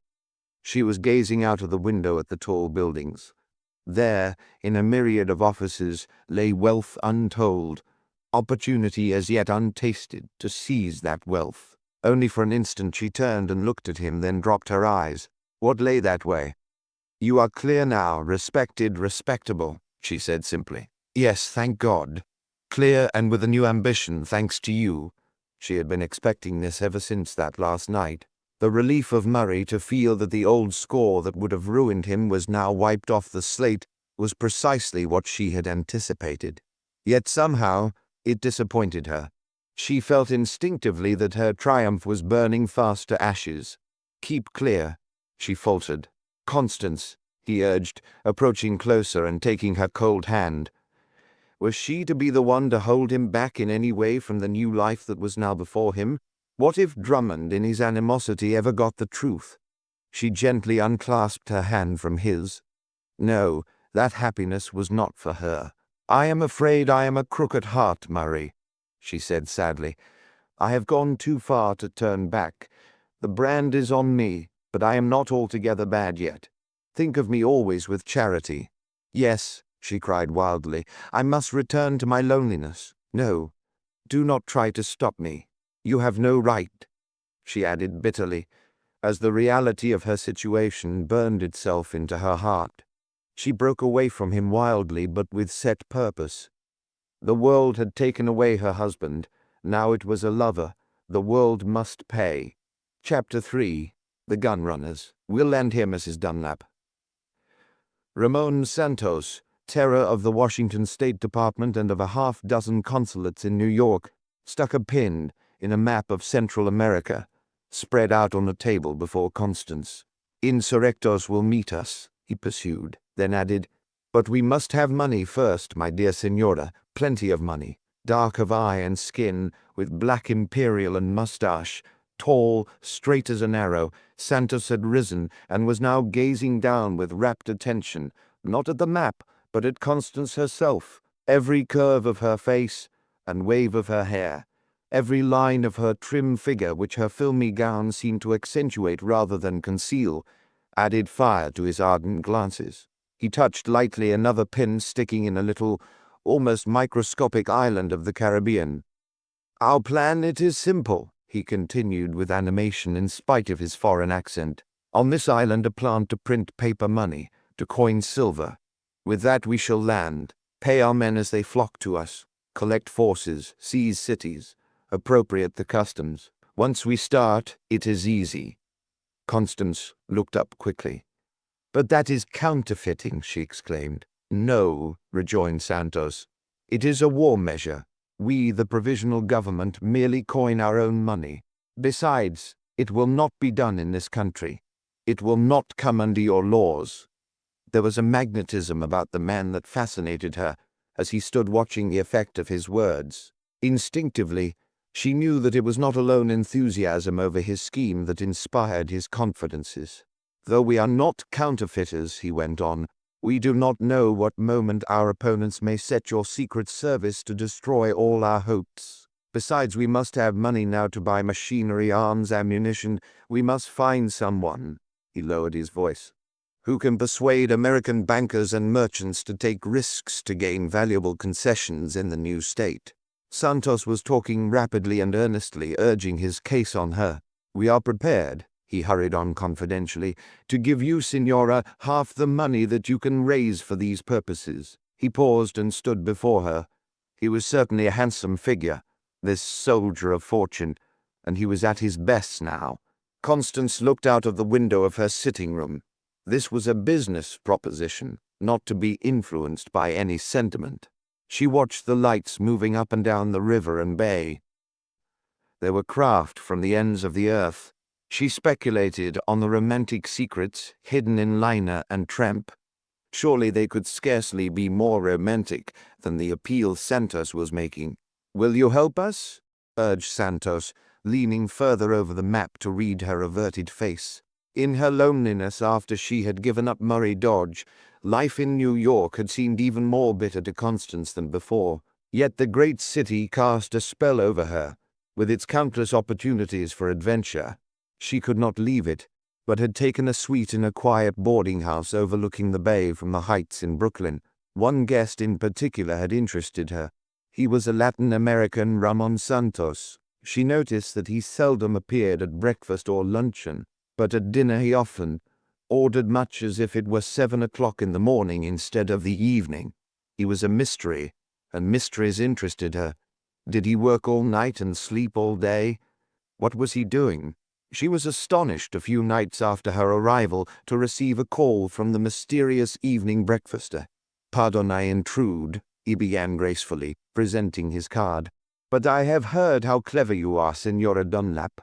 A friend in an importing firm has told me of you, a Mr. Dodge."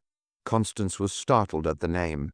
Murray had indeed written a little note expressing his entire confidence in Mr. Santos.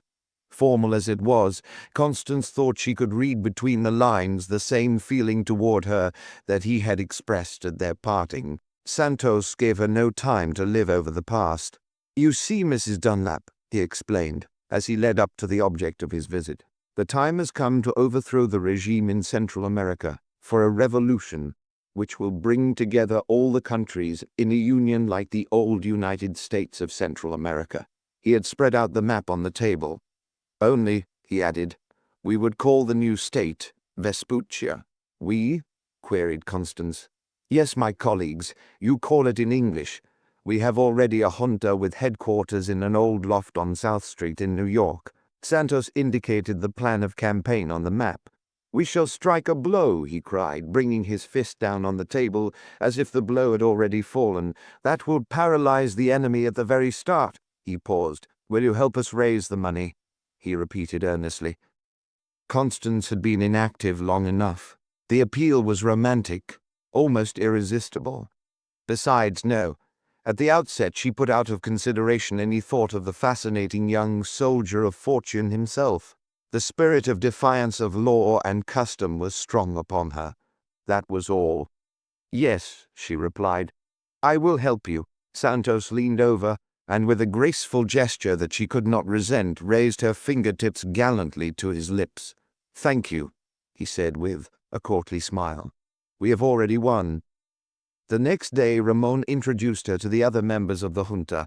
It was evident that he was in fact as well as name their leader, but they were not like the usual oily plotters of revolution who congregate about the round tables in dingy back rooms of South Street cafes, apportioning the gold lace, the offices, and the revenues among themselves.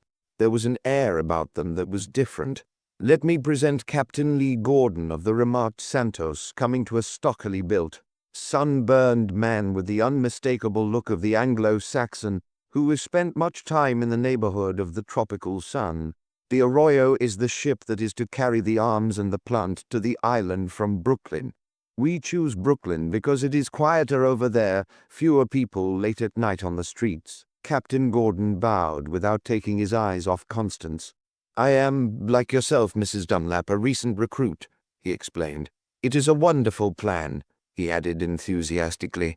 "We shall sweep the country with it." He flicked off the ash of his inevitable cigarette, much as if it were the opposition of the governments they were to encounter. It was evident that the captain was much impressed by Constance, yet she instinctively disliked the man. His camaraderie had something offensive about it, as contrasted with the deferential friendship of Santos. With all her energy, however, Constance plunged directly into her work. Indeed, even at the start she was amazed to find that money for a revolution could be raised at all. She soon found that it could be done more easily in New York than anywhere else in the world.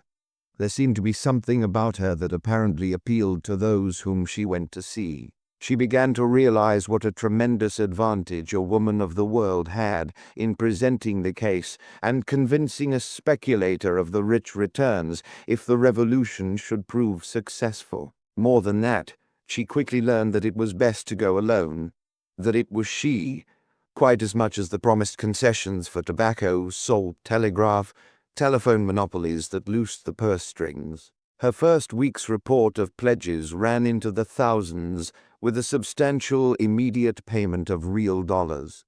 "How did you do it?" asked Santos in undisguised admiration, as she was telling him one night of her success in the dusty, cobwebbed little ship Chandlery on South Street, where the junta headquarters had been established. "Dollar diplomacy," she laughed, not displeased at his admiration. "We shall soon convert American dollars into Vespuccian bullets." They were alone, and a week had made much difference in the fascinating friendship to Constance. "Let me show you what I have done," Ramon confided. "Already I have started together the counterfeiting plant, as you call it. Piece by piece, as he had been able to afford them, he had been ordering the presses, the stamping machine, and a little reading or milling machine for the edges of the coins, the paper, the ink, and the bullion. We shall order now as we can," he explained, resting his head on his elbow at the table beside her. "Everything will be secured from firms which make mint supplies for foreign governments. A photo engraver is now engaged on the work of copying the notes. He is making the plates by the photo etching process, the same as that by which the real money plates are made. Then, too, there will be dies for the coins. Coin silver will be worth twice the cost of the bullion to us. Why," he added eagerly, "a few more successful days, Signora, and we shall have even arms and ammunition." A key turned in the door. Santos sprang to his feet. It was Gordon. "Ah, good evening," the captain greeted them. The fact that they had been talking so earnestly alone was not lost on him. "May I join the conspiracy?" he smiled. "What luck today. By the way, I have just heard of a consignment of 1,000 rifles as good as new that can be bought for a song." Santos, elated at the progress so far, told hastily of Constance's success. "Let us get an option on them for a few days," he cried. "Good," agreed Gordon. "Only," he added, shaking his finger playfully at Constance as the three left the headquarters, "don't let the commander-in-chief monopolize all your time. Remember, we all need you now. Santos, that was an inspiration to get Mrs. Dunlap on our side." Somehow she felt uncomfortable. She half imagined that a frown had flitted over Santos's face. "Are you going to Brooklyn?" she asked him. "No, we shall be working at the Junta late tonight," he replied as they parted at the subway, he and Gordon to secure the option on the guns, she to plan for the morrow. "I've made a good beginning," she congratulated herself, when, later in her rooms, she was going over the list of names of commission merchants who handled produce of South American countries. There was a tap on the door. Quickly she shoved the list into the drawer of the table. "A gentleman to see you downstairs, ma'am," announced the maid. As she pushed aside the portiere, her heart gave a leap. It was Drummond. "Mrs. Dunlap," began the wily detective, seeming to observe everything with eyes that seldom had the appearance of looking at anything. "I think you will recall that we have met before." Constance bit her lip. "And why again?" she queried curtly. "I am informed," he went on coolly, ignoring her curtness, "that there is a guest in this house named Santos Ramon Santos." He said it in a half-insinuating, half-questioning tone. "You might inquire of the landlady," replied Constance, now perfectly composed. "Mrs. Dunlap," he burst forth, exasperated, "what is the use of beating about? Do you know the real character of this Santos?" "It is a matter of perfect indifference," she returned. "Then you do not think a warning from me worth troubling about?"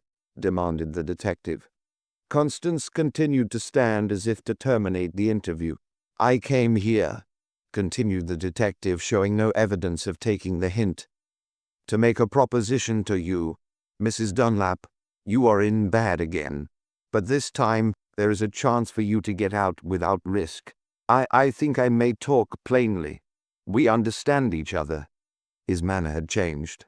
Constance could not have described to herself the loathing she felt for the man as it suddenly flashed over her what he was after. If she had resented his familiarity before, it brought the stinging blood to her cheeks now to realize that he was actually seeking to persuade her to betray her friends. "Do you want to know what I think?" she scorned, then without waiting added, "I think you are a crooker blackmailer. That's what I think of a private detective like you." The defiance of the little woman amazed even Drummond. Instead of fear as of the pursued, Constance Dunlap showed all the boldness of the pursuer. "You have got to stop this swindling," the detective raged, taking a step closer to her. "I know the bankers you have fooled. I know how much you have worked them for." "Swindling?" she repeated coolly, in assumed surprise. "Who says I am swindling? You know well enough what I mean. This revolution that is being planned to bring about the new state of Vespuccia, as your friends Santos and Gordon call it. Vespuccia Santos Gordon." "Yes," he shouted, "Vespuccia Santos Gordon, and I'll go further. I'll tell you something you may not care to hear." Drummond leaned over closer to her in his favorite bulldozing manner when he dealt with a woman. All the malevolence of the human bloodhound seemed concentrated in his look. "Who forged those Carlton Realty checks?" he hissed. "Who played off the weakness of Dumont and Beverly against the clever thefts of Murray Dodge? Who is using a counterfeiter and a soldier of fortune and swindling honest American bankers and businessmen as no man crook you? Seem to like that word crook could ever do." Constance met him calmly. "Oh," she laughed airily, "I suppose you mean to imply that it is I." "I don't imply," he ground out. "I assert accuse." Constance shrugged her pretty shoulders. "I want to tell you that I am employed by the Central American consulates in this city," blustered Drummond, "and I am waiting only for one thing. The moment an order is given for the withdrawal of that stuff from the little shop in South Street, you know what I mean, I am ready. I shall not be alone then. You will have the power of the United States Secret Service to deal with this time, my clever lady. Well, what of that? There is this much of it. I warn you now against working with this Santos. You can make no move that we do not know." Why had Drummond come to see her? Constance was asking herself. The very insolence of the man seemed to arouse all the combativeness of her nature. The detective had thought to throw a scare into her. She turned suddenly and swept out of the room. "I thank you for your kindness," she said icily. "It is unnecessary. Good night." In her own room, she paced the floor nervously now that the strain was off. Should she desert Santos? and save herself? He had more need of her help now than ever before.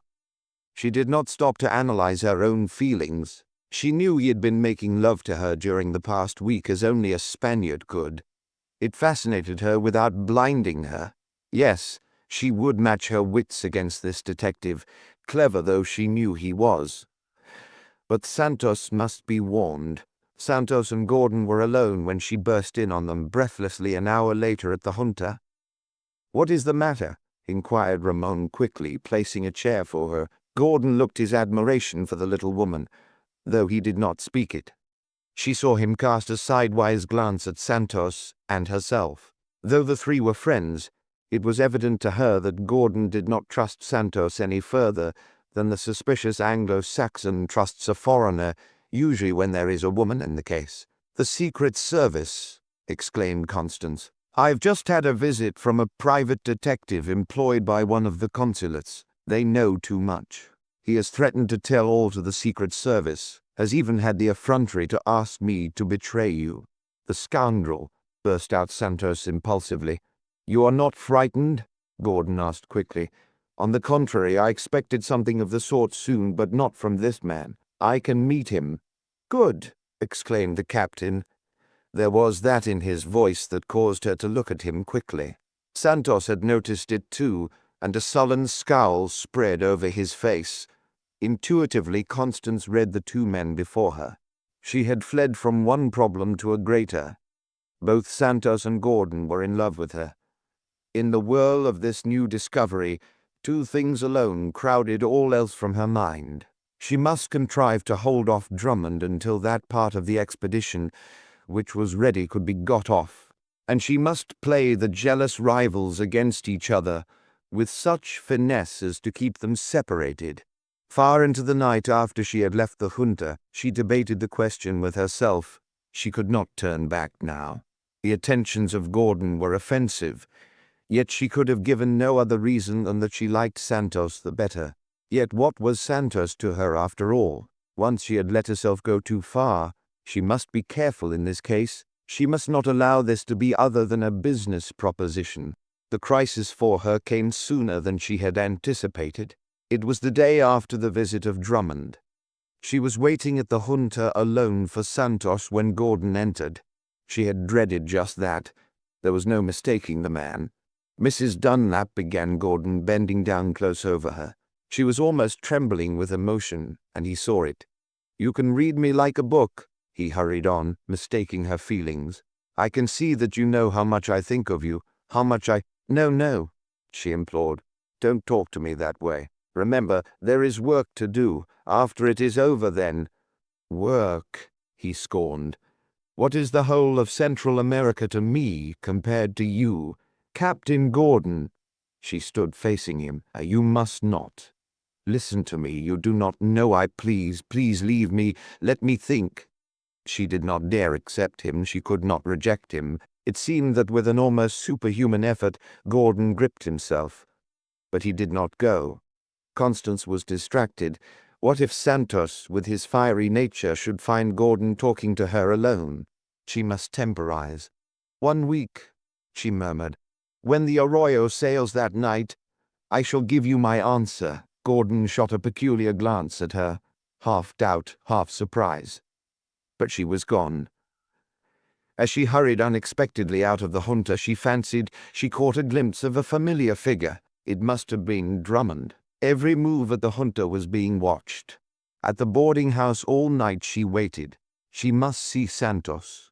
Plan after plan whirled through her brain as the hours dragged. It was not until almost morning that, seeing a light, he tapped cautiously at her door. "You were not at the junta tonight," he remarked. There was something of jealousy in the tone. "No, there is something I wanted to say to you where we should not be interrupted," she answered as he sat down. A fold of her filmy house dress fluttered near him. Involuntarily he moved closer. His eyes met hers. She could feel the passions surging in the man beside her. "I saw Drummond again today," she began. "Captain Gordon." The intense look of hatred that blazed in the eyes of Santos frightened her. What might have happened? If he, instead of Gordon, had met her at the junta, she could not have said, but now she must guard against it. It flashed over her that there was only one thing to be done. She rose and laid her hand on his arm. As quickly the look changed. There was only one way to do it. She must make this man think they understood each other without saying so. You must get the counterfeiting plant down on the island immediately, alone. Don't tell any of the others until it is there safely. You are going to send it down on the Arroyo next week. It must not go from New York at all. It must be shipped by rail, and then from New Orleans. You must— But Gordon? His voice was hoarse. She looked at Santos long and earnestly. I will take care of him, she said, in a tone that Santos could not mistake. No, Ramon, no. After the revolution, perhaps, who shall say, but now, to work. It was with a sigh of relief that she sank to rest at last when he had gone. For the moment, she had won. Piece by piece, Santos and she secretly carried out the goods that had already been collected at the junta during the next few days. Without a word to a soul, they were shipped south. The boxes and barrels remained in the musty shop apparently undisturbed. Next, the order for the arms and ammunition was quietly diverted so that they too were on their way to New Orleans. Instead, cases resembling them were sent to the junta headquarters. Drummond, least of all, must be allowed to think that there was any change in their plans. While Santos was at work gathering the parts, the stamping machine, the press, the dies, the plates, and the rest of the counterfeiting plant, which had not yet been delivered, Constance, during the hours that she was not collecting money from the concession grabbers, haunted the junta. There was every evidence of activity there as the week advanced. She was between two fires, yet never had she enjoyed the tang of adventure more than now. It was a keen pleasure to feel that she was outwitting Drummond when, as some apparently insurmountable difficulty arose, she would overcome it.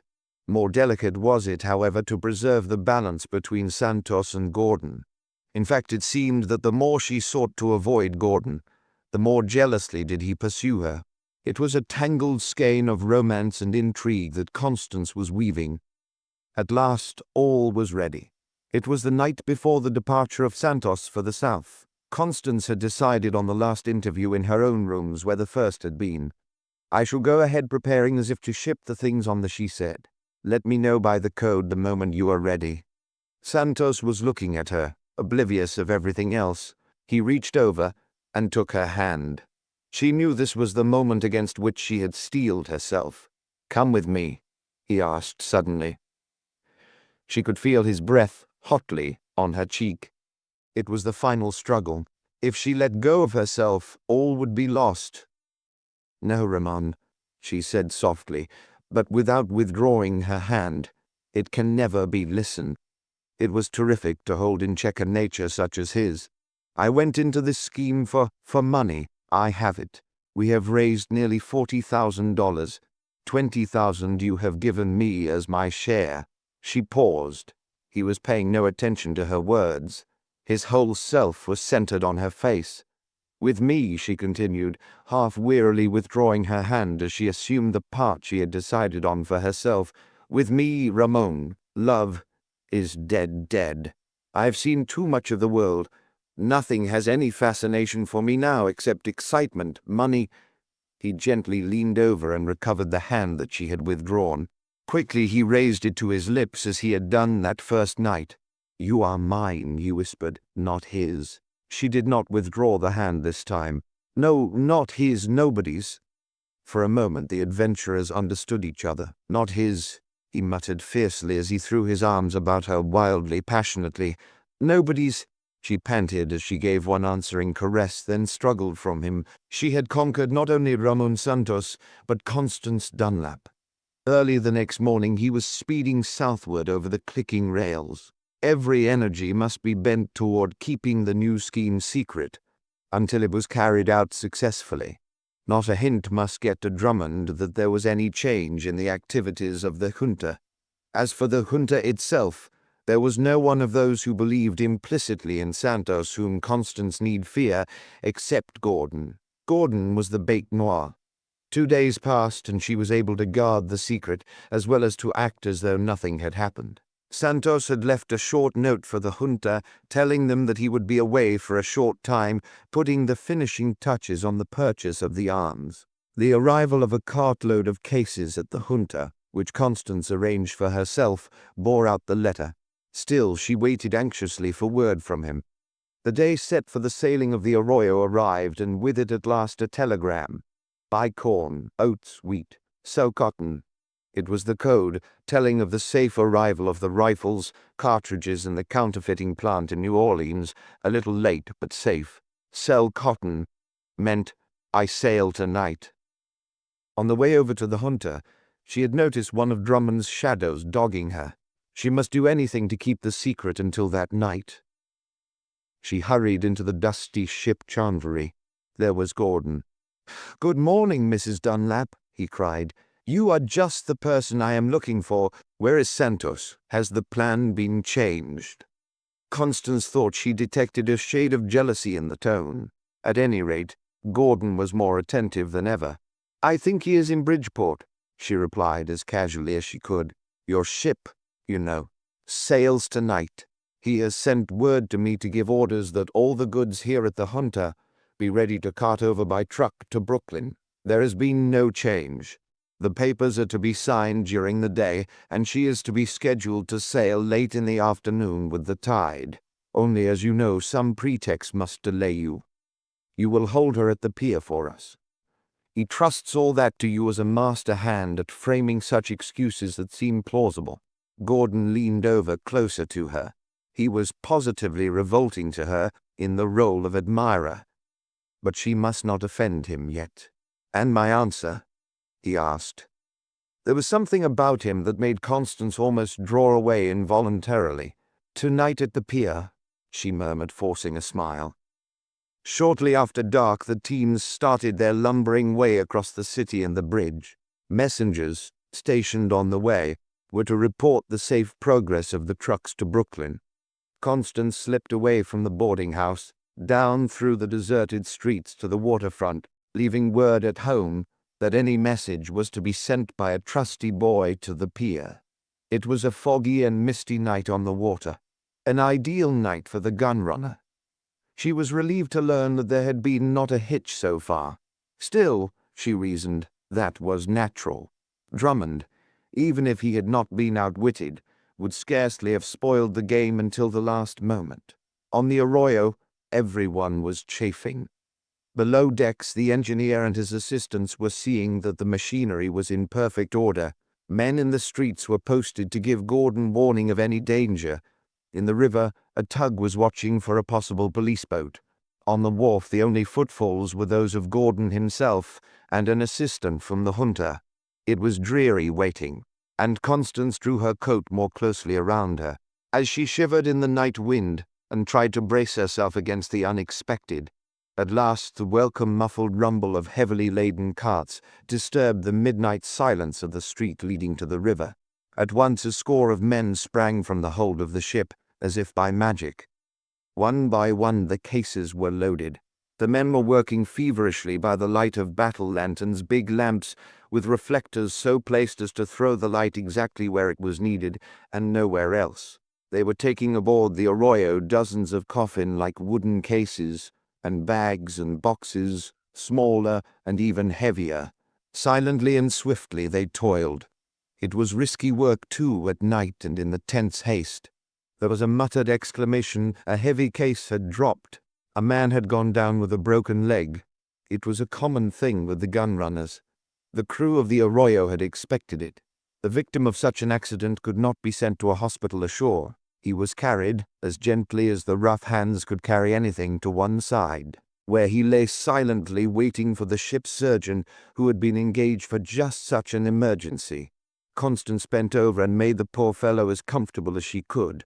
There was never a whimper from him, but he looked his gratitude. Scarcely a fraction of a minute had been lost. The last cases were now being loaded. The tug crawled up and made fast. Already the empty trucks were vanishing in the misty darkness, one by one, as muffled as they came. Suddenly, lights flashed through the fog on the river. There was a hurried tread of feet on the land from around the corner of a bleak, forbidding black warehouse. They were surrounded. On one side was the police boat patrol. On the other was Drummond. With both was the Secret Service. The surprise was complete. Constance turned to Gordon. He was gone. Before she could move, someone seized her. "Where's Santos?" demanded a hoarse voice in her ear. She looked up to see Drummond.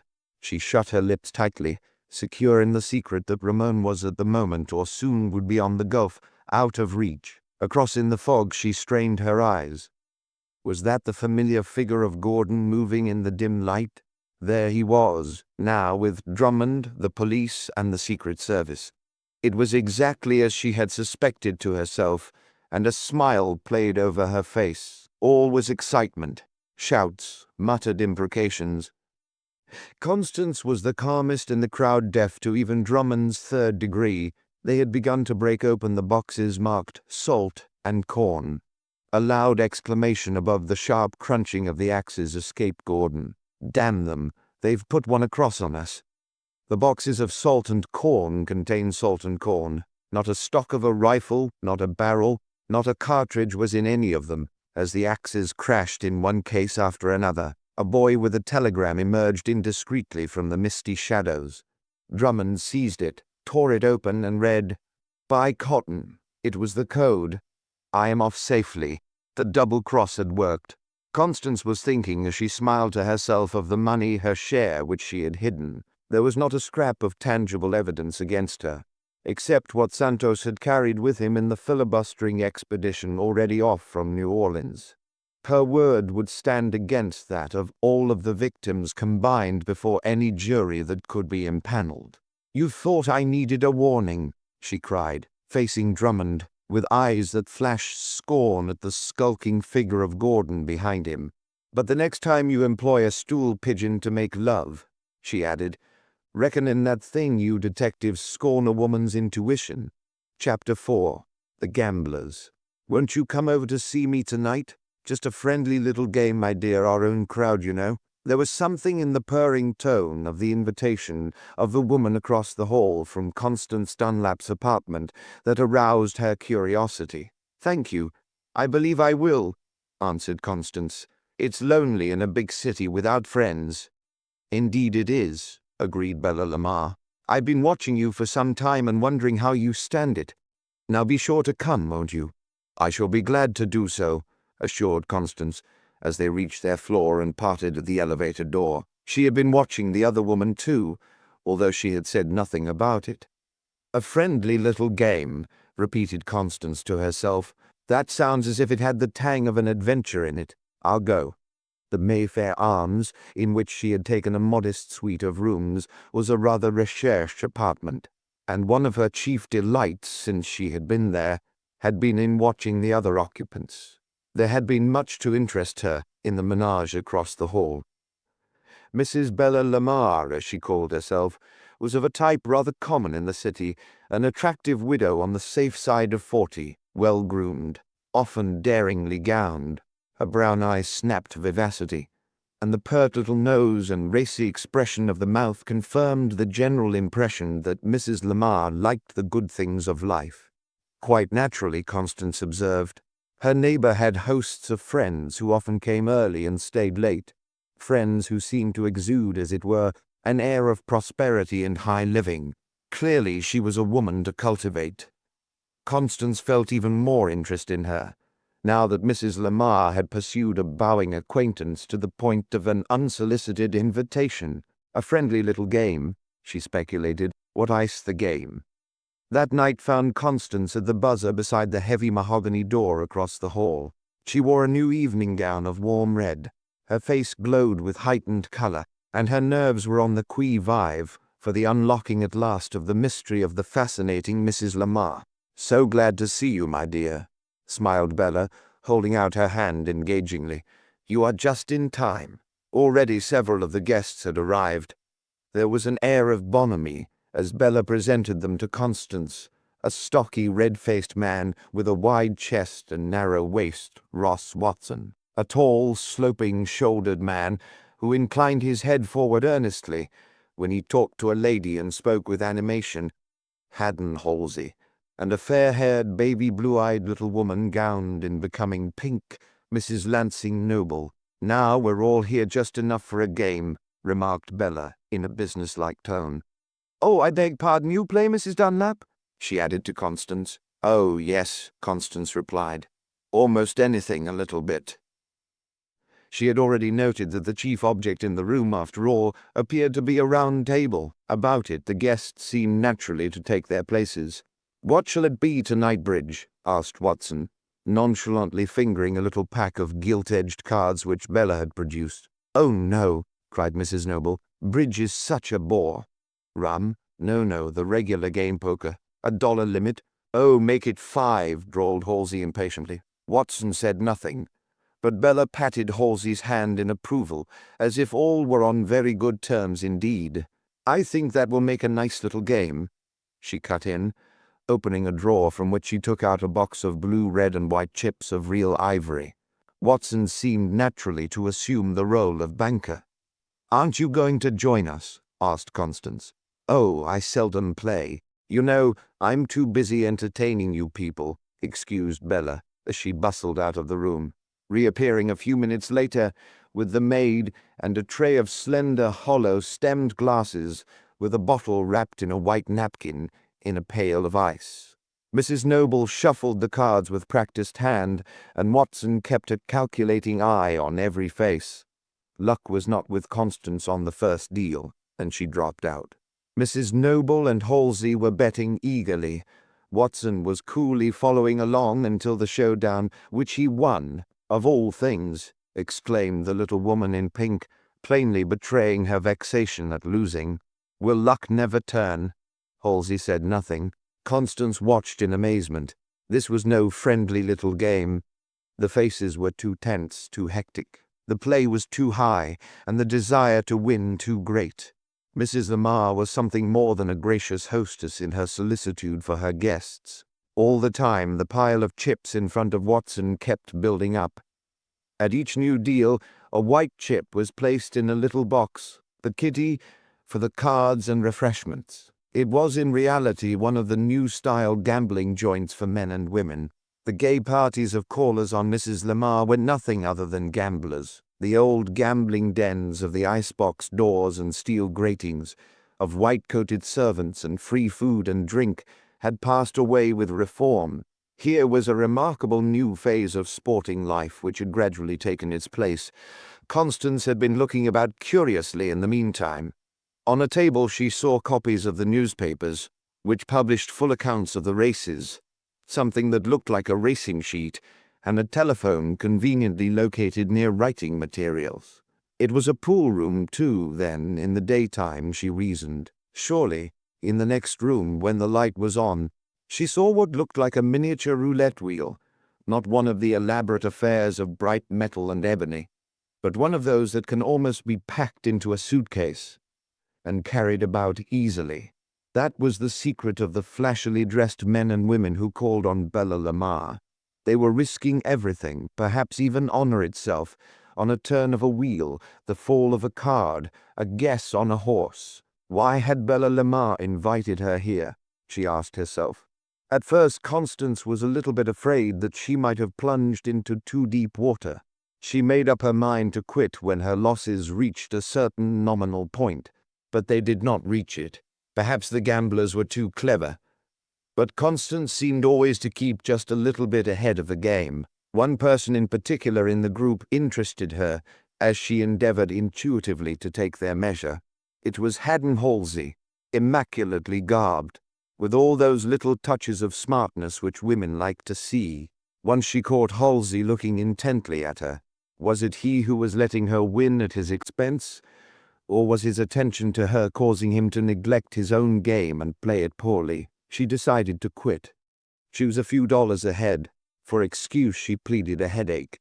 Bella accepted the excuse with a cordial nod and a kind inquiry whether she might not like to lie down. "No, thank you," murmured Constance. "But the cards make me nervous tonight. Just let me sit here. I'll be all right in a minute." As she lolled back on a divan near the players, Constance noted or thought she noted, now and then exchanges of looks between Bella and Watson. What was the bond of intimacy between them? She noted on Mrs. Noble's part that she was keenly alive to everything that Halsey did. It was a peculiar quadrangle. Halsey was losing heavily in his efforts to retrieve his fortunes. He said nothing but accepted the losses grimly. Mrs. Noble, however, after each successive loss seemed more and more nervous. At last, with a hasty look at her wristwatch, she gave a little suppressed scream. "How the time flies!" she cried. "Who would have thought it as late as that? Really, I must go. I expect my husband back from a directors' meeting at 10, and it's much easier to be home than to have to think up an excuse. No, Haddon, don't disturb yourself. I shall get a cab at the door. Let me see $228. She paused as if the loss staggered her. "I'll have to sign another IOU for it, Bella. There." She left in a flutter, as if someone had winked out the light by which she, poor little butterfly, had singed her wings, and there was nothing for her but to fly away alone in the darkness with her secret. Halsey accompanied her to the door. For a moment she raised a questioning face to his and shot a half-covert glance at Constance. Then, as if with an effort, adhering to her first resolution to go alone, she whispered earnestly, "I hope you win. Luck must turn." Halsey plunged back into the game, now with Bella holding a hand. He played recklessly, then conservatively.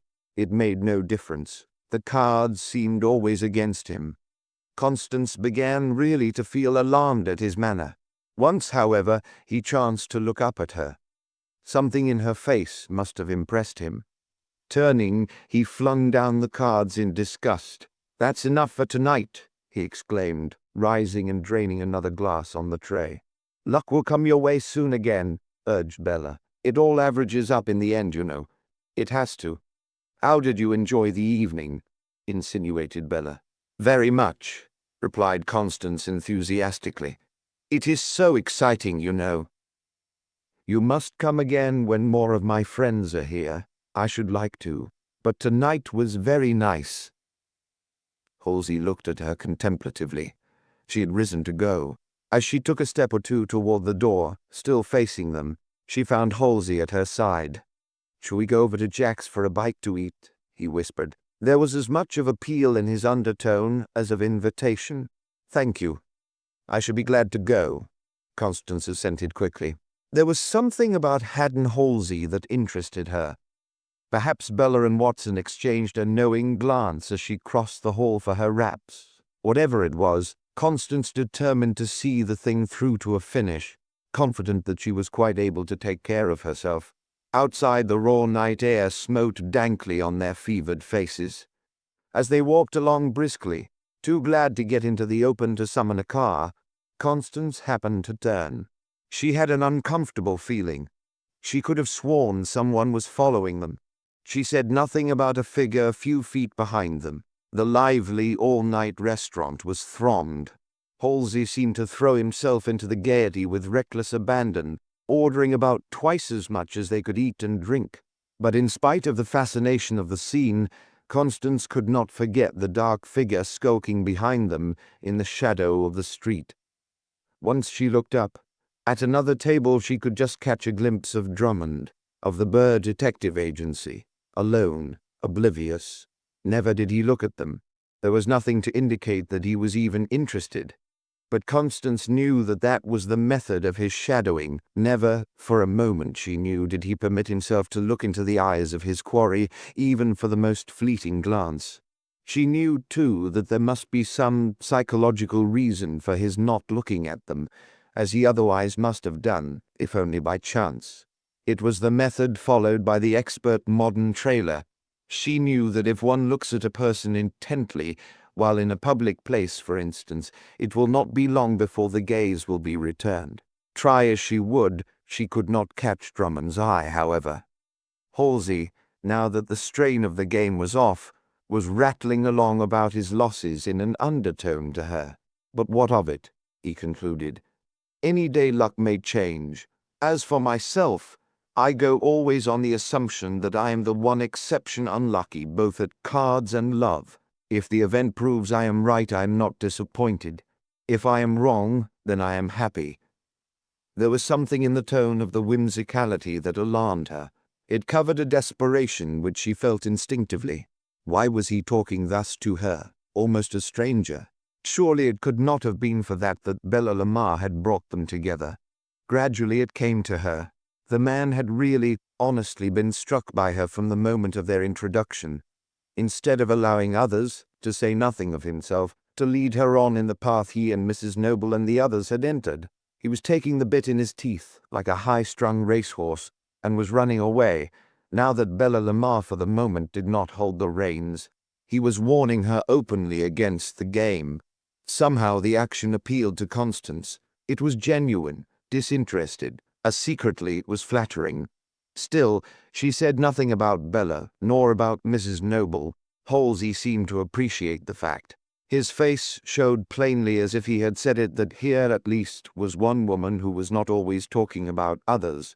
There had been a rapid-fire suddenness about his confidences which had fascinated her.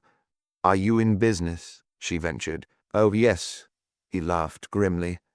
"I am in business treasurer of the Exporting and Manufacturing Company. But," she pursued, looking him frankly in the face, "I should think you'd be afraid to have become involved.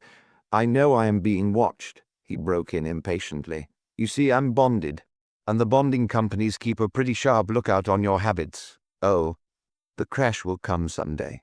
Until it does, let us make the most of it, while it lasts." He said the words bitterly. Constance was confirmed in her original suspicion of him now. Halsey was getting deeper and deeper into the moral quagmire. She had seen his interest in Mrs. Noble.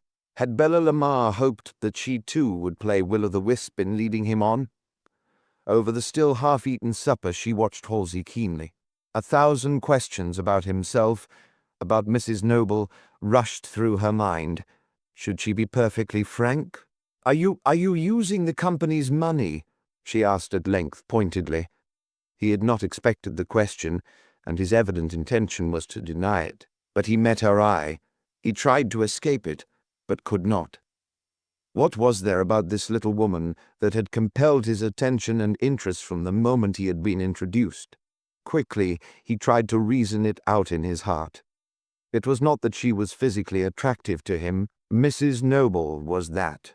It was not that fascination which Bella aroused, the adventuress, the siren, the gorgon. In Constance, there was something different. She was a woman of the world, a man's woman. Then, too, she was so brutally frank in inviting his confidences. Over and over he turned the answer he had intended to make. He caught her eye again and knew that it was of no use. "Yes," he muttered, as a cloud spread over his face at not being able, as usual, to let the gay life put the truth out of his mind. "Yes, I have been using their funds." As if a switch had been turned, the light broke on Constance. She saw herself face to face with one of the dark shadows in the great city of high lights. "How?" she asked simply, leaning forward over the table. There was no resisting her. Quickly he told her all. "At first, with what little money of my own I had, I played. Then I began to sign IOUs and notes. Now I have been taking blank stock certificates, some of those held as treasury stock in the company's safe. They have never been issued, so that by writing in the signatures of myself and the other officers necessary, I have been able to use it to pay off my losses in gambling." As he unfolded to her the plan which he had adopted, Constance listened in amazement. "And you know that you are watched," she repeated, changing the subject, "and sensing, rather than seeing, that Drummond was watching them then." "Yes," he continued freely, "the international surety, in which I'm bonded, has a sort of secret service of its own, I understand. It is the eye that is never closed, but is screened from the man under bond. When you go into the Broadway nightlife too often, for instance," he pursued, waving his hand about at the gay tables, "run around in fast motors with faster company, well, they know it. Who is watching, I do not know." But with me, it will be as it has been when others came to the end. Someday they will come to me, and they are going to say, 'We don't like your conduct. Where do you get this money?' They will know then too. But before that time comes, I want to win, to be in a position to tell them to go." Halsey clenched his fist. It was evident that he did not intend to quit, no matter what the odds against him. Constance thought of the silent figure of Drummond at the other table watching. She felt sure that it was to him that the surety company had turned over the work of shadowing Halsey. Day after day, probably, the unobtrusive detective had been trailing Halsey from the moment he left his apartment until the time when he returned, if he did return. There was nothing of his goings and comings that was not already an open book to them. Of what use was it, then, for Halsey to fight? It was a situation such as she delighted in. She had made up her mind. She would help Haddon Halsey to beat the law. Already it seemed as if he knew that their positions had been reversed. He had started to warn her. She now was saving him. Yet even then he showed the better side of his nature. "There is someone else, Mrs. Dunlap," he remarked earnestly, "who needs your help even more than I do." It had cost him something to say that. He had not been able to accept her help, even under false pretenses. Eagerly he watched to see whether jealousy of the other woman played any part with her. "I understand," she said with a hasty glance at her watch and a covert look at Drummond. "Let us go.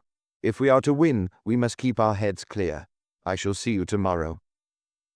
For hours during the rest of the night Constance tossed fitfully in half-sleep, thinking over the problem she had assumed. How was she to get at the inside truth of what was going on across the hall? That was the first question. In her perplexity, she rose and looked out of the window at the now lightning grey of the courtyard. There dangled the Limar telephone wire, only a few feet from her own window. Suddenly an idea flashed over her. In her leisure, she had read much and thought more. She recalled having heard of a machine that just fitted her needs. As soon as she was likely to find places of business open, Constance started out on her search. It was early in the forenoon before she returned, successful. The machine which she had had in mind proved to be an oak box, perhaps 18 inches long by half the width and a foot deep. On its face it bore a little dial. Inside there appeared a fine wire on a spool which unwound gradually by clockwork, and, after passing through a peculiar small arrangement, was wound up on another spool. Flexible silk-covered copper wires led from the box. Carefully Constance reached across the dizzy intervening space and drew in the slack Limar telephone wires. With every care she cut into them, as if she were making an extension, and attached the wires from the box. Perhaps half an hour later the door buzzer sounded. Constance could scarcely restrain her surprise as Mrs. Lansing Noble stepped in quickly and shut the door herself. "I don't want her to know I'm here," she whispered, nodding across the hall. "Won't you take off your things?" asked Constance cordially. "No, I can't stay," returned her visitor nervously, pausing. Constance wondered why she had come. Was she too trying to warn a newcomer against the place? She said nothing. But now that the effort had been made and the little woman had gone actually so far, she felt the reaction. She sank down into an easy chair and rested her pretty head on her delicately gloved hand. "Oh, Mrs. Dunlap," she began convulsively, "I hope you will pardon an entire stranger for breaking in on you so informally, but I can't help it. I must tell someone." Accustomed as she was now to strange confidences, Constance bent over and patted the little hand of Mrs. Noble comfortingly. "You seem to take it so coolly," went on the other woman. "For me the glamour, the excitement are worse than champagne. But you could stop, even when you were winning. Oh my God, what am I to do? What will happen when my husband finds out what I have done?" Tearfully, the little woman poured out the sordid story of her fascination for the game, of her losses, of the pawning of her jewels to pay her losses and keep them secret, if only for a few days, until that mythical time when luck would change. "When I started," she blurted out with a bitter little laugh, I thought I'd make a little pin money. That's how I began, with that and the excitement. And now this is the end." She had risen and was pacing the floor wildly. "Mrs. Dunlap," she cried, pausing before Constance, "today I am nothing more nor less than a capper, as they call it, for a gambling resort." She was almost hysterical. The contrast with the gay, respectable, prosperous-looking woman at Bella's was appalling. Constance realized to the full what were the tragedies that were enacted elsewhere. As she looked at the despairing woman, she could reconstruct the terrible situation. Cultivated, well-bred, fashionably gowned, a woman like Mrs. Noble served admirably the purpose of luring men on. If there had been only women or only men involved, it perhaps would not have been so bad. But there were both. Constance saw that men were wanted. Men who could afford to lose not hundreds, but thousands. Men who are always the heaviest players. And so Mrs. Noble and other unfortunate women no doubt were sent out on Broadway to the cafes and restaurants, sent out even among those of their own social circle, always to lure men on, to involve themselves more and more in the web into which they had flown. Bella had hoped even to use Constance. Mrs. Noble had paused again. There was evident sincerity in her as she looked deeply into the eyes of Constance. Nothing but desperation could have wrung her inmost secrets from her to another woman. "I saw them trying to throw you together with Haddon Halsey," she said, almost tragically. "It was I who introduced Haddon to them. I was to get a percentage of his losses to pay off my own." But her feelings seemed to overcome her, and wildly, desperately, she added, "But I can't. I must rescue him. I must." It was a strange situation. Constance reasoned it out quickly. What a wreck of life these two were making. Not only they were involved, but others who as yet knew nothing. Mrs. Noble's husband, the family of Halsey, she must help. "Mrs. Noble," said Constance calmly, "can you trust me?" She shot a quick glance at Constance. "Yes," she murmured. "Then tonight visit Mrs. Lamar as though nothing had happened. Meanwhile, I will have thought out a plan." It was late in the afternoon when Constance saw Halsey again, this time in his office, where he had been waiting impatiently for some word from her. The relief at seeing her showed only too plainly on his face. "This inaction is killing me," he remarked huskily. "Has anything happened today?" She said nothing about the visit of Mrs. Noble. Perhaps it was better that each should not know yet that the other was worried. "Yes," she replied, "much has happened. I cannot tell you now. But tonight let us all go again as though nothing had occurred. They have $25,000 in stock certificates already, which I have given them," he remarked anxiously. Any way you must get them back for a time. Let me see some of the blanks." Halsey shut the door. From a secret drawer of his desk, he drew a package of beautifully engraved paper. Constance looked at it a moment. Then, with a fountain pen, across the front of each, she made a few marks. Halsey looked on eagerly. As she handed them back to him, not a sign showed on any part of them. "You must tell them that there is something wrong with the others, that you will give them other certificates of your own about which there is no question. Tell them anything to get them back. Here, take this other fountain pen. Sign the new certificates with that, in their presence, so that they will suspect nothing. Tonight, I shall expect you to play up to the limit, to play into Mrs. Noble's hand and assume her losses too. I shall meet you there at 9. Constance had laid her plans quickly. That night she waited in her own apartment until she heard Halsey enter across the hall. She had determined to give him plenty of time to obtain the old forged certificates and substitute for them the new forgeries. Perhaps half an hour later she heard Mrs. Noble enter. As Constance followed her in, the effusive greeting of Bella Lamar showed that as yet she suspected nothing. A quick glance at Halsey brought an answering nod and an unconscious motion toward his pocket, where he had stuffed the old certificates carelessly. A moment later they had plunged into the game. The play that night was spirited. Soon the limit was the roof. From the start things seemed to run against Halsey and Mrs. Noble even worse than before. At the same time, fortune seemed to favor Constance. Again and again she won, until even Watson seemed to think there was something uncanny about it. "Beginner's luck," remarked Bella with a forced laugh. Still Constance won, not much, but steadily, though not enough to offset the larger winnings of Watson. Fast and furious became the play, and as steadily did it go against Halsey. Mrs. Noble retired, scarcely repressing the tears. Constance dropped out. Only Halsey and Watson remained, fighting as if it were a duel to the death. "Please stop, Halsey," pleaded Mrs. Noble. "What is the use of tempting fortune?" An insane half-light seemed to glow in his eyes as, with a quick glance at Constance and a covert nod of approval from her, he forced a smile and playfully laid his finger on Mrs. Noble's lips. "Double or quits, Watson," he cried. "Return the new certificates or take others for twice the amount. Are you game?" "I'm on," agreed Watson coolly. Halsey laid down his hand in triumph. "There were 4 kings. I win," ground out Watson viciously as he tossed down 4 aces. Constance was on her feet in a moment. "You are a lot of cheats and swindlers," she cried, seizing the cards before anyone could interfere. Deftly she laid out the 4 aces beside the 4 deuces, the 4 kings beside the 4 queens. It was done so quickly that even Halsey, in his amazement, could find nothing to say. Mrs. Noble paled and was speechless.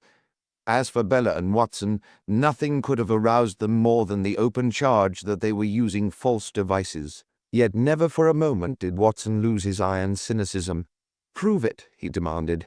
"As for Mr. Halsey, he may pay, or I'll show the stock I already hold to the proper people." Constance was facing Watson, as calm as he. "Show it," she said quietly. There was a knock at the door. "Don't let anyone in," ordered Bella of the maid, who had already opened the door. A man's foot had been inserted into the opening. "What's the matter, Chloe?" "Good Lord, Miss Bella, we done been raided," burst out the maid as the door flew wholly open. Halsey staggered back. "A detective!" he exclaimed. "Oh, what shall I do?" wailed Mrs. Noble. "My husband will never forgive me if this becomes known." Bella was as calm as a good player with a royal straight flush. "I've caught you at last," fairly hissed Drummond. "And you too, Mrs. Dunlap Watson. I overheard something about some stock. Let me see it. I think it will interest international surety, as well as exporters and manufacturers." Through the still open door, Constance had darted across the hall to her apartment. "Not so fast," cried Drummond. "You can't escape. The front door is guarded. You can't get out." She was gone, but a moment later emerged from the darkness of her rooms, carrying the oak box. As she set it down on the card table, no one said a word. Deliberately she opened the box, disclosing 2 spools of wire inside. To the machine she attached several headpieces, such as a telephone operator wears. She turned a switch, and the wire began to unroll from one spool and wind up on the other again.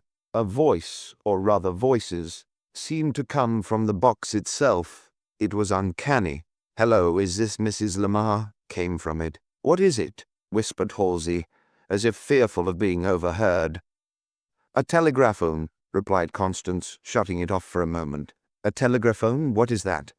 "A machine for registering telephone conversations, dictation, anything of the sort you wish. It was invented by Valdemar Poulsen, the Danish Edison. This is one of his new wire machines. The record is made by a new process localized charges of magnetism on this wire. It is as permanent as the wire itself. There is only one thing that can destroy them, rubbing over the wire with this magnet. Listen." She had started the machine again. Whose voice was it calling Bella? Constance was looking fixedly at Drummond. He shifted uneasily. "How much is he in for now?" pursued the voice. Halsey gasped. It was Drummond's own voice. 250 shares, replied Bella's voice. "Good. Keep at him. Don't lose him. Tonight I'll drop in. And your client will make good?" she anxiously. "Absolutely.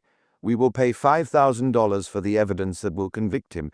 Constance's little audience was stunned, but she did not let the telegraphone pause. Skipping some unimportant calls, she began again. This was a call from Bella to Watson. "Ross, That fellow Drummond called up today. Yes? He's going to pull it off tonight. His client will make good 5,000 if they catch Halsey with the goods. How about it? Pretty soft, eh, Bella? Came back from Watson. My God, it's a plant, exclaimed Halsey, staggering and dropping heavily into a chair. I'm ruined. There is no way out. Wait, interrupted Constance. Here's another call. It may serve to explain why Luck was with me tonight. I came prepared. Yes, Mrs. Lamar, came another strange voice from the machine. We'd do anything for Mr. Watson. What is it? A pack of strippers? Yes, the aces stripped from the ends, the kings from the sides. The group looked eagerly at Constance. From the maker of fake gambling apparatus, I find, she explained, shutting off the machine. They were ordering from him cards cut or trimmed so that certain ones could be readily drawn from the deck or stripped. Small wedge-shaped strips are trimmed off the edges of all the other cards, leaving the aces, say, projecting just the most minute fraction of an inch beyond the others. Everything is done carefully. The rounded edges at the corners are recut to look right. When the cards are shuffled, the aces protrude a trifle over the edges of the other cards. It is a simple matter for the dealer to draw or strip out as many aces as he wants, stack them on the bottom of the pack as he shuffles the cards, and draw them from the bottom whenever he wants them. Strippers are one of the newest things in swindling. Marked cards are out of date, but some decks have the aces stripped from the ends, the kings from the sides. With this pack, as you can see, a sucker can be dealt out the kings while the house player gets the aces. Drummond brazened it out. With a muttered oath he turned to Watson again. What rot is this? The stock, Watson, he repeated. Where is that stock I heard them talking about? Mrs. Noble, forgetting all now but Halsey, paled. Bella Lamar was fumbling at her gold mesh bag. She gave a sudden, suppressed little scream. Look, she cried. They are blank, those stock certificates he gave me. Drummond seized them roughly from her hands. Where the signatures should have been, there was nothing at all. Across the face of the stock were the words in deep black, sample certificate, written in an angular feminine hand. What did it mean? Halsey was as amazed as any of them. Mechanically he turned to Constance. I didn't say anything last night, she remarked incisively, but I had my suspicions from the first. I always look out for the purry kind of my dear woman. They have claws. Last night I watched. Today I learned that you, Mr. Drummond, were nothing but a blackmailer, using these gamblers to do your dirty work. Hadn't, they would have thrown you out like a squeezed lemon as soon as the money you had was gone. They would have taken the bribe that Drummond offered for the stock, and they would have left you nothing but jail. I learned all that over the telegraphone. I learned their methods, and knowing them, even I could not be prevented from winning tonight. Halsey moved as if to speak. But, he asked eagerly, the stock certificates, what of them? The stock, she answered with deliberation. Did you ever hear that writing in quinoline will appear blue, but will soon fade away, while other writing in silver nitrate and ammonia, invisible at first, after a few hours appears black? You wrote on those certificates in sympathetic ink that fades, I in ink that comes up soon. Mrs. Noble was crying softly to herself. They still had her notes for thousands. Halsey saw her. Instantly he forgot his own case. What was to be done about her? He telegraphed a mute appeal to Constance, forgetful of himself now. Constance was fingering the switch of the telegraphone. Drummond, remarked Constance significantly, as though other secrets might still be contained in the marvelous little mechanical detective. Drummond, don't you think? For the sake of your own reputation as a detective, it might be as well to keep this thing quiet. For a moment the detective gripped his wrath and seemed to consider the damaging record of his conversation with Bella Lamar. Perhaps, he agreed sullenly. Constance reached into her chatelaine. From it she drew an ordinary magnet and slowly pulled off the armature. If I run this over the wires, she hinted, holding it near the spools, the record will be wiped out. She paused impressively. Let me have those IOUs of Mrs. Noble's. By the way, you might as well give me that blank stock, too. There is no use in that now. As she laid the papers in a pile on the table before her, she added the old forged certificates from Halsey's pocket. There it lay, the incriminating, ruining evidence. Deliberately she passed the magnet over the thin steel wire, wiping out what it had recorded, as if the recording angel were blotting out from the book of life. "Try it, Drummond," she cried, dropping on her knees before the open fireplace. "You will find the wire a blank." There was a hot, sudden blaze as the pile of papers from the table flared up. "There," she exclaimed. "These gambling debts were not even debts of honor. If you will call a cab, Haddon, I have reserved a table at Jade's for you and Mrs. Noble. It is a farewell. Drummond will not occupy his place in the corner tonight, but after it, you are to forget both of you forever. You understand?" Chapter 5. The Eavesdroppers. "I suppose you have heard something about the troubles of the Motor Trust. The other directors, you know, are trying to force me out." Rodman Brainard, president of the big motor corporation, searched the magnetic depths of the big brown eyes of the woman beside his desk. Talking to Constance Dunlap was not like talking to other women he had known, either socially or in business. "A friend of yours, and of mine," he added frankly, "has told me enough about you to convince me that you are more than an amateur at getting people out of tight places. I asked you to call because I think you can help me." There was a directness about Brainard which Constance liked. "It's very kind of you to place such confidence in me on such short acquaintance," she returned pointedly, searching his face. Brainard laughed. "I don't need to tell you, Mrs. Dunlap, that anything I have said so far is an open secret in Wall Street. They have threatened to drag in the Sherman Law, and in the reorganization that will follow the investigation, they plan to eliminate Rodman Brainard, perhaps set in motion the criminal clauses of the law. It's nothing, Mrs. Dunlap, but a downright hypocritical pose. They reverse the usual process. It is doing good that evil may result." He watched her face intently. Something in her expression seemed to please him. "By George," he thought to himself, "this is a man's woman.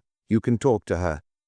Brainard, accustomed to quick decisions, added aloud, "Just now they are using Mrs. Brainard as a catspaw. They are spreading that scandal about my acquaintance with Blanche LeBlanc, the actress. You have seen her? A stunning woman, wonderful. But I long ago saw that such a friendship could lead to nothing but ruin." He met Constance's eye squarely. There was nothing of the adventurous in it as there had been in Blanche LeBlanc. "And," he finished, almost biting off the words, "I decided to cut it out."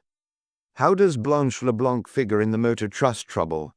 asked Constance keenly. "They had been shadowing me a long time before I knew it, ferreting back into my past. Yesterday I learned that someone had broken into Miss LeBlanc's apartments and had stolen a package of letters which I wrote to her. It can't hurt her. People expect that sort of thing of an actress. But it can hurt the president of the Motor Trust just at present. Who has been doing the shadowing? Worthington, the treasurer, is the guiding spirit of the insurgents, as they call themselves. It sounds popular, like reform. I understand they have had a detective named Drummond working for them." Constance raised her eyes quickly at the name. Was Drummond always to cross her trail? "This story of the letters," he went on, "puts on the finishing touch. They have me all right on that. I can tell by the way that Sibylla, Mrs. Brainard, acts, that she has read and reread those letters. But by God," he concluded, bringing down his fist on the desk, "I shall fight to the end, and when I go down," he emphasized each word with an additional blow, "the crash will bring down the whole damned structure on their own heads too." He was too earnest even to apologize to her. Constance studied the grim determination in the man's face. He was not one of those destined to fail. "All is not lost that is in peril, Mr. Brainard," she remarked quietly. "That's one of the maxims of your own Wall Street." "What would you do?" he asked. It was not an appeal, rather it was an invitation. "I can't say yet. Let me come into the office of the trust. Can't I be your private secretary?" "Consider yourself engaged. Name your figure after it is over." My record on the street speaks for how I stand by those who stand by me, but I hate a quitter." "So do I," exclaimed Constance, rising and giving him her hand in a straight-arm shake that made Brainerd straighten himself and look down into her face with unconcealed admiration. The next morning, Constance became private secretary to the president of the Motor Trust. "You will be Miss Dunlap," remarked Brainerd. "It sounds more plausible." Quietly, he arranged her duties so that she would seem to be very busy without having anything which really interfered with the purpose of her presence. She had been thinking rapidly. Late in the forenoon, she reached a decision. A little errand uptown kept her longer than she expected, but by the late afternoon she was back again at her desk, on which rested a small package which had been delivered by messenger for her. "I beg you won't think as badly of me as it seems on the surface, Miss Dunlap," remarked Brainerd, stopping beside her desk. "I don't think badly of you," she answered in a low voice. "You are not the only man who has been caught with a crowd of crooks who plan to leave him holding the bag." "Oh, it isn't that," he hastened. "I mean this Blanche LeBlanc affair. May I be frank with you?" It was not the first time Constance had been made a confidant of the troubles of the heart, and yet there was something fascinating about having a man like Brainerd consider her worthy of being trusted with what meant so much to him. "I'm not altogether to blame," he went on slowly. "The estrangement between my wife and myself came long before that little affair. It began over what they call a serious difference in temperament. You know, an ambitious man needs a partner, a woman who can use the social position that money gives not alone for pleasure, but as a means of advancing the partnership. I never had that. The more I advanced, the more I found her becoming a butterfly, and not as attractive as the other butterflies either. She went one way, I another. Oh well, what's the use? I went too far the wrong way. I must pay. Only let me save what I can from the wreck." It was not Constance, the woman to whom he was talking. It was Constance, the secretary. Yet it was the woman, not the secretary, who listened. Brainerd stopped again beside her desk. "All that is neither here nor there," he remarked, forcing a change in his manner. "I am in for it. Now, the question is, what are we going to do about it?" Constance had unwrapped the package on her desk, disclosing an oblong box. "What's that?" he asked curiously. "Mr. Brainerd," she answered, tapping the box, "there's no limit to the use of this little machine for our purposes. We can get at their most vital secrets with it. We can discover every plan which they have against us. We may even learn the hiding place of those letters Y. There is no limit. This is one of those new microphone detectives." "A microphone," he repeated as he opened the box, looked sharply at the two black little storage batteries inside, the coil of silk-covered wire, a little black rubber receiver, and a curious black disc whose face was pierced by a circular row of holes. "Yes, you must have heard of them. You hide that transmitter behind a picture or under a table or desk. Then you run the wire out of the room. By listening in the receiver you can hear everything. But that is what detectives use." "Well," she interrupted coolly, "what of it? If it is good for them, is it not just as good for us?" "Better," he exclaimed. "By George, you are the goods." It was late before Constance had a chance to do anything with the microphone. It seemed as if Worthington was staying, perversely, later than usual. At last, however, he left with a curt nod to her. The moment the door was closed, she stopped the desultory clicking of her typewriter, with which she had been toying in the appearance of being busy. With Brainerd she entered the boardroom, where she had noticed Worthington and Shepherd often during the day.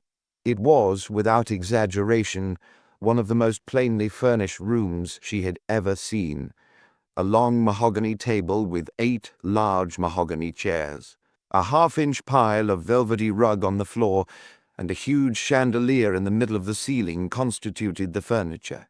Not a picture, not a cabinet or filing case, broke the blankness of the brown painted walls. For a moment she stopped to consider. Brainerd waited and watched her narrowly. "There isn't a place to put this transmitter except up above that chandelier," she said at length. He gave her his hand as she stepped on a chair and then on the table. There was a glimpse of a trim ankle. The warmth and softness of her touch caused him to hold her hand just a moment longer than was absolutely necessary. A moment later he was standing on the table beside her. "This is the place, all right," she said, looking at the thick scum of dust on the top of the reflector. Quickly she placed the little black disc close to the center on the top of the reflector. "Can you see that from the floor?" she asked. "No," he answered, walking about the room. "Not a sign of it." "I'll sit here," she said in just a tremor of excitement over the adventure, "and listen while you talk in the boardroom." Brainerd entered.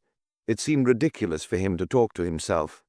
"If the microphone works," he said at length, "rap on the desk twice." Then he added, half laughing to himself, "If it doesn't, rap once, Constance." A single rap came in answer. "If you couldn't hear," he smiled, entering her office, "why did you rap once?" It didn't work smoothly on that last word. What Constance? He thought there was a subtle change in their relations since the microphone incident. At any rate, she was not angry. Were they not partners? "I think it will be better if I turn that microphone around," she remarked. "I placed it face downwards. Let me change it." Again he helped her as she jumped up on the boardroom table. This time his hand lingered a little longer in hers, and she did not withdraw it so soon. When she did, there was a quick twinkle in her eyes as she straightened the microphone and offered her hand to him again. "Jump," he said, as if daring her. A moment she paused. "I never could take a dare," she answered. She leaped lightly to the floor. For just a moment she seemed about to lose her balance. Then she felt an arm steadying her. He had caught her, and for an instant their eyes met. "Well, Rodman, I scarcely thought it was as brazen as this." They turned in surprise. Mrs. Brainerd was standing in the doorway. She was a petite, blonde little woman of the deceptive age which the beauty parlors convey to thousands of their assiduous patrons. For a moment she looked coldly from one to the other. "To what am I indebted for the pleasure of this unexpected visit, Sybil?" asked Brainerd with sarcastic emphasis. "I shall finish those letters tomorrow, Miss Dunlap. You need not wait for them." He held the door to his own office open for Mrs. Brainerd. Sybil Brainerd shot a quick glance at Constance. "Well, young lady," she said haughtily, "do you realize what you are doing and with whom you are? It isn't necessary, Sybil, to bother about Miss Dunlap. The lights were out of order and I found Miss Dunlap standing on the table trying to fix them. You came just in time to see her jump down. By the way, Worthington seems to be another who works late. He left only a few minutes ago." Constance passed a restless night. To have got wrong at the very start worried her. Over and over she thought of what had happened, and always she came back to one question. What had Brainerd meant by that reference to Worthington?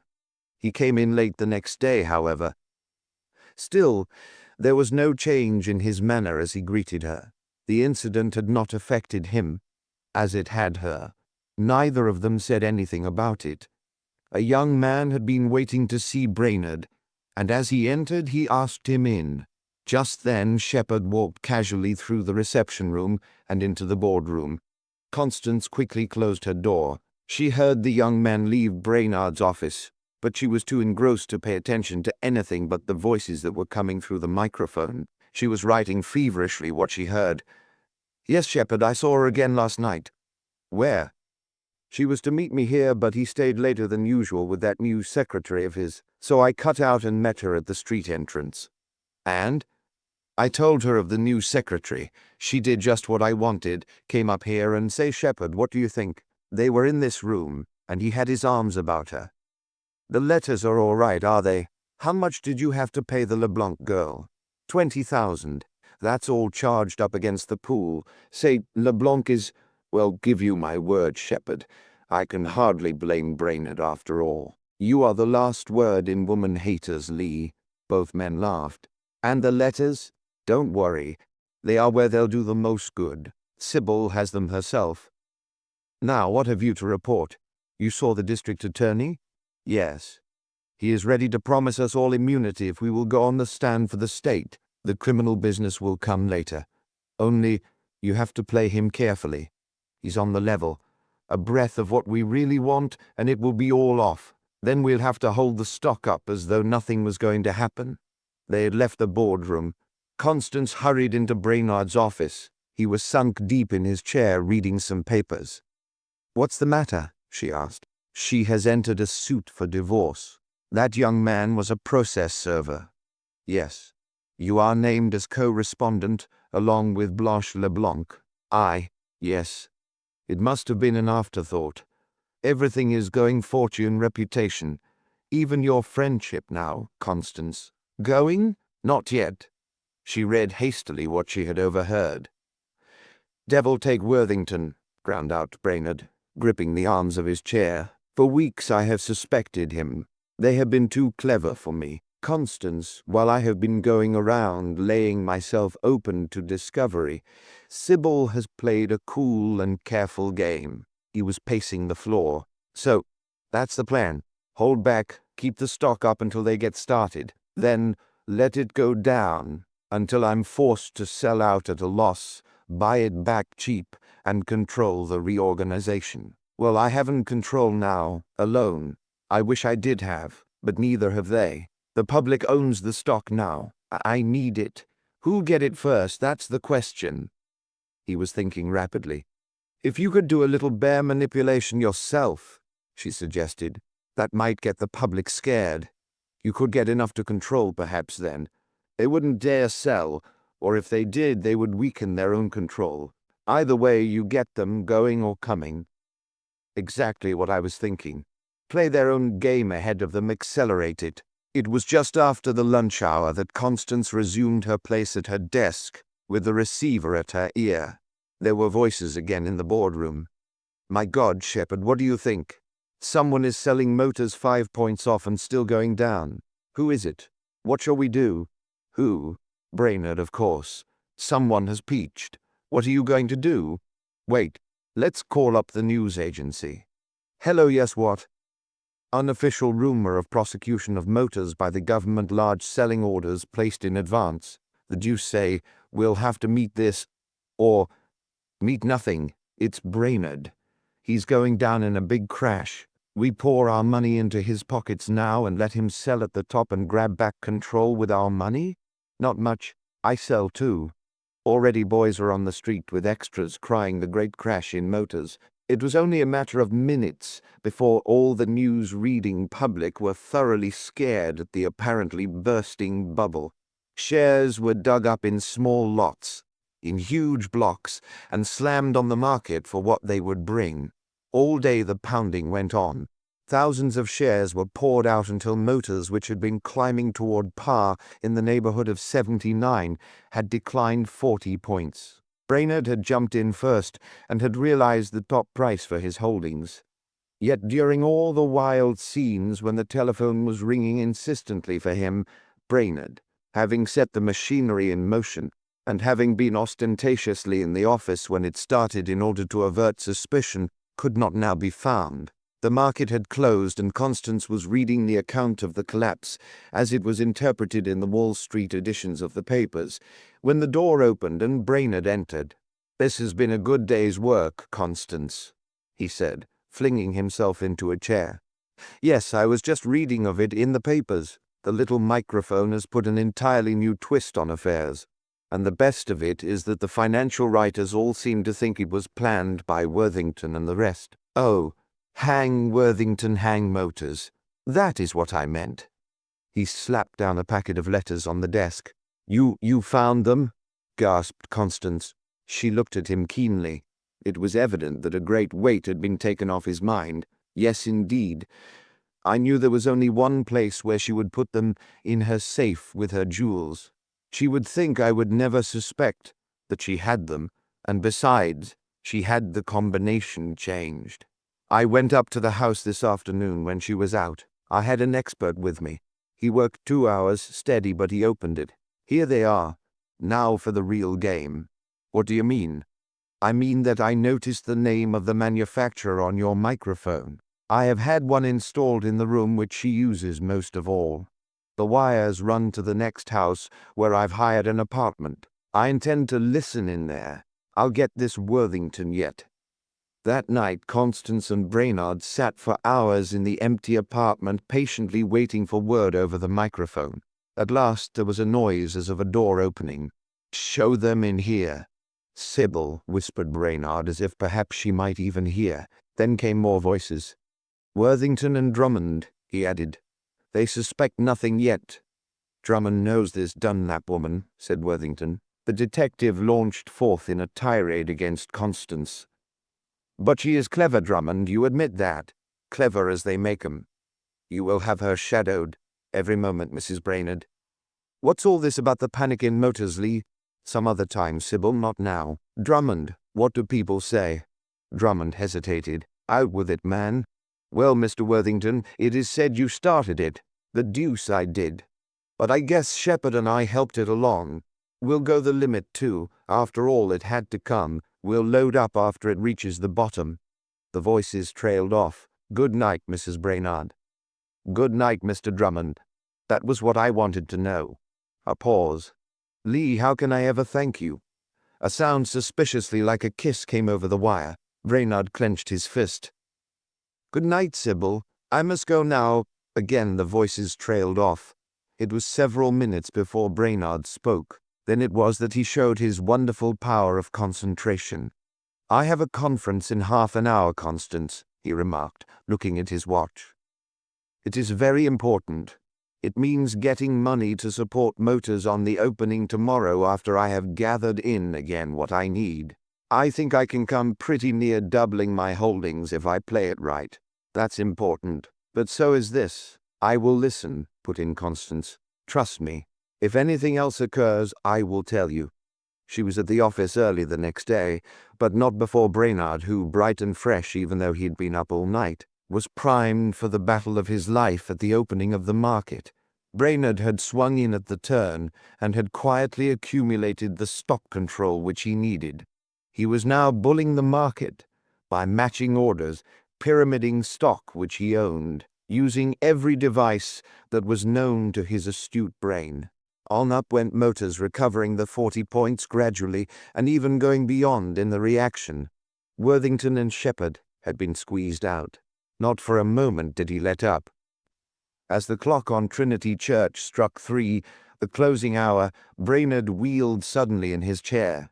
"Miss Dunlap," he said quietly, "I wish that you would tell Worthington and Shepherd that I should like to see them in the boardroom at 4. Constance looked at her watch. There was time also to execute a little scheme of her own.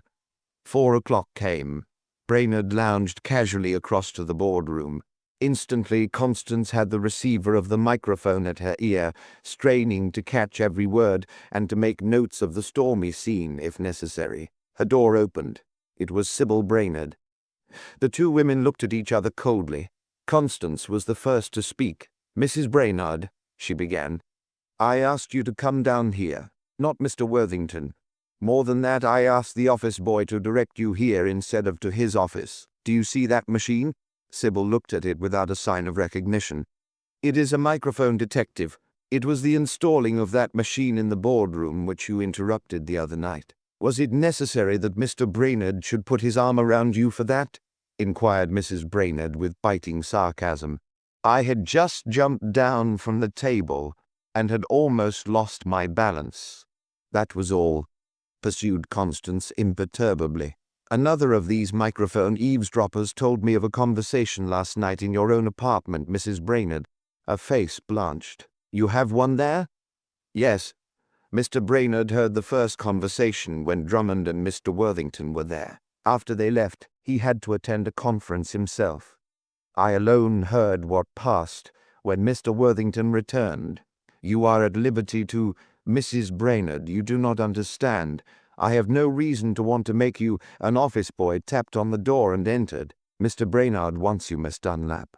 "I cannot explain now," resumed Constance. "Won't you sit here at my desk and listen over the microphone to what happens?" She was gone before Mrs. Brainard could reply. What did it all mean? Sybil put the black disc receiver to her ear, as she had seen Constance do. Her hand trembled. "Why did she tell me that?" she murmured. "You can't prove it," shouted a voice through the black disc at her ear. She was startled. It was the voice of Worthington. "Miss Dunlap, have you that notebook?" came the deep tones of her husband. Constance read from her first notes, the part relating to the conspiracy to control motors, carefully omitting the part about the LeBlanc letters. "It's a lie, a lie." "No, it is not a lie. It is all good legal evidence, the record taken over the new microphone detective. Look up there over the chandelier, Worthington. The other end is in the top drawer of Miss Dunlap's desk. I'll fight that to a finish, Brainerd. You are clever, but there are other things besides motors that you have to answer for. No. Those letters, that is what you mean, are in my possession now. You didn't know that? All the eavesdropping, if you choose to call it that, was not done here either, by a long shot, Worthington. I had one of these machines in my wife's reception room. I have all sorts of little scraps of conversation," he boasted. "I also have an account of a visit there from two scoundrels." "Mrs. Brainerd to see you, sir," announced a boy at the door. Constance had risen. Her face was flushed and her breast rose and fell with excitement. "Mr. Brainerd," she interrupted, "I must explain, confess. Mrs. Brainerd has been sitting in my office listening to us over the microphone. I arranged it. I asked her to come down, using another name as a pretext. But I didn't think she would interrupt so soon. Before you see her, let me read this. It was a conversation I got after you had left last night, and so far I have had no chance to tell you of it. Someone," she laid particular stress on the word, "came back after that first interview. Listen." "No, Lee," Constance read rapidly from her notes.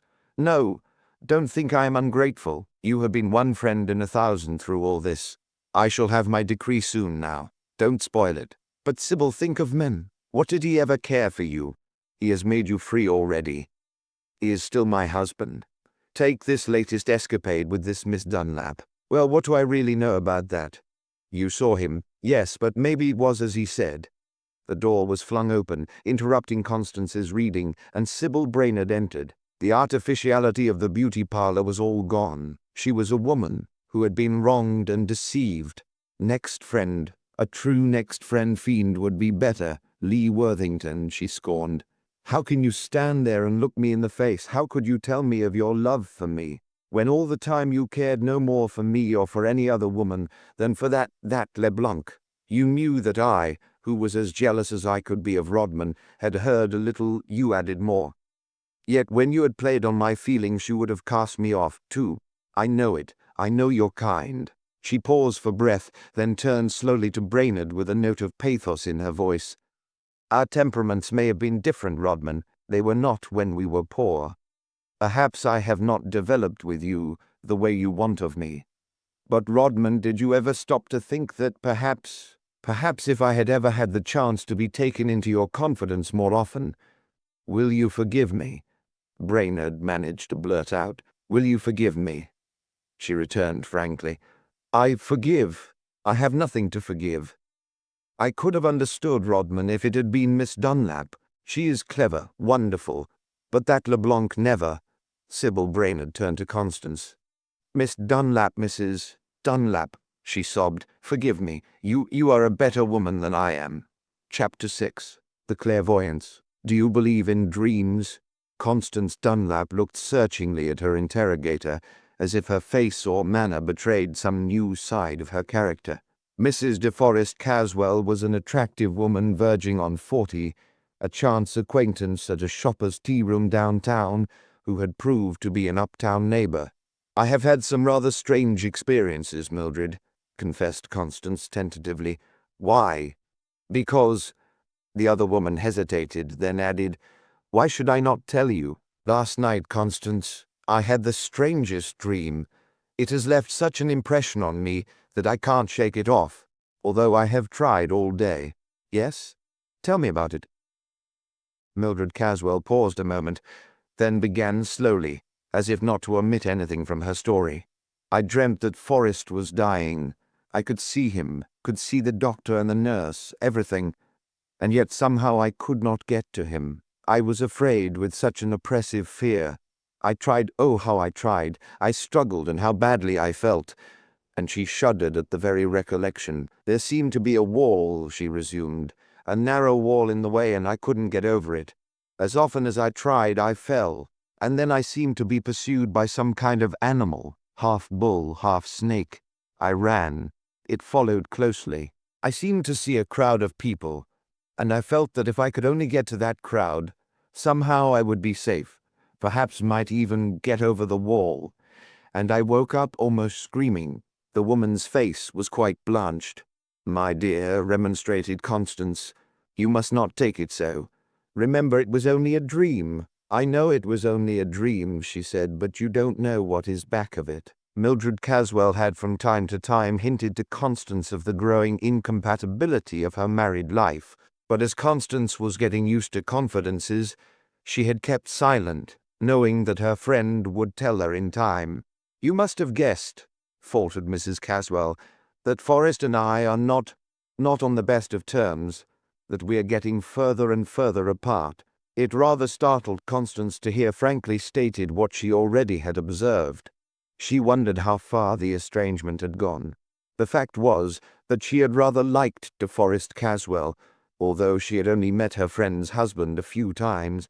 In fact, she was surprised that momentarily there flashed through her mind the query as to whether Mildred herself might be altogether blameless in the growing uncongeniality. Mildred Caswell had drawn out of her chatelaine a bit of newspaper and handed it to Constance, not as if it was of any importance to herself, but as if it would explain better than she could tell what she meant. Constance read, "Mum Cassandra, the veiled prophetess born with a double veil, educated in occult mysteries in Egypt and India, without asking a question, tells your name and reads your secret troubles and the remedy. Reads your dreams. Great questions of life quickly solved. Failure turned to success. The separated brought together.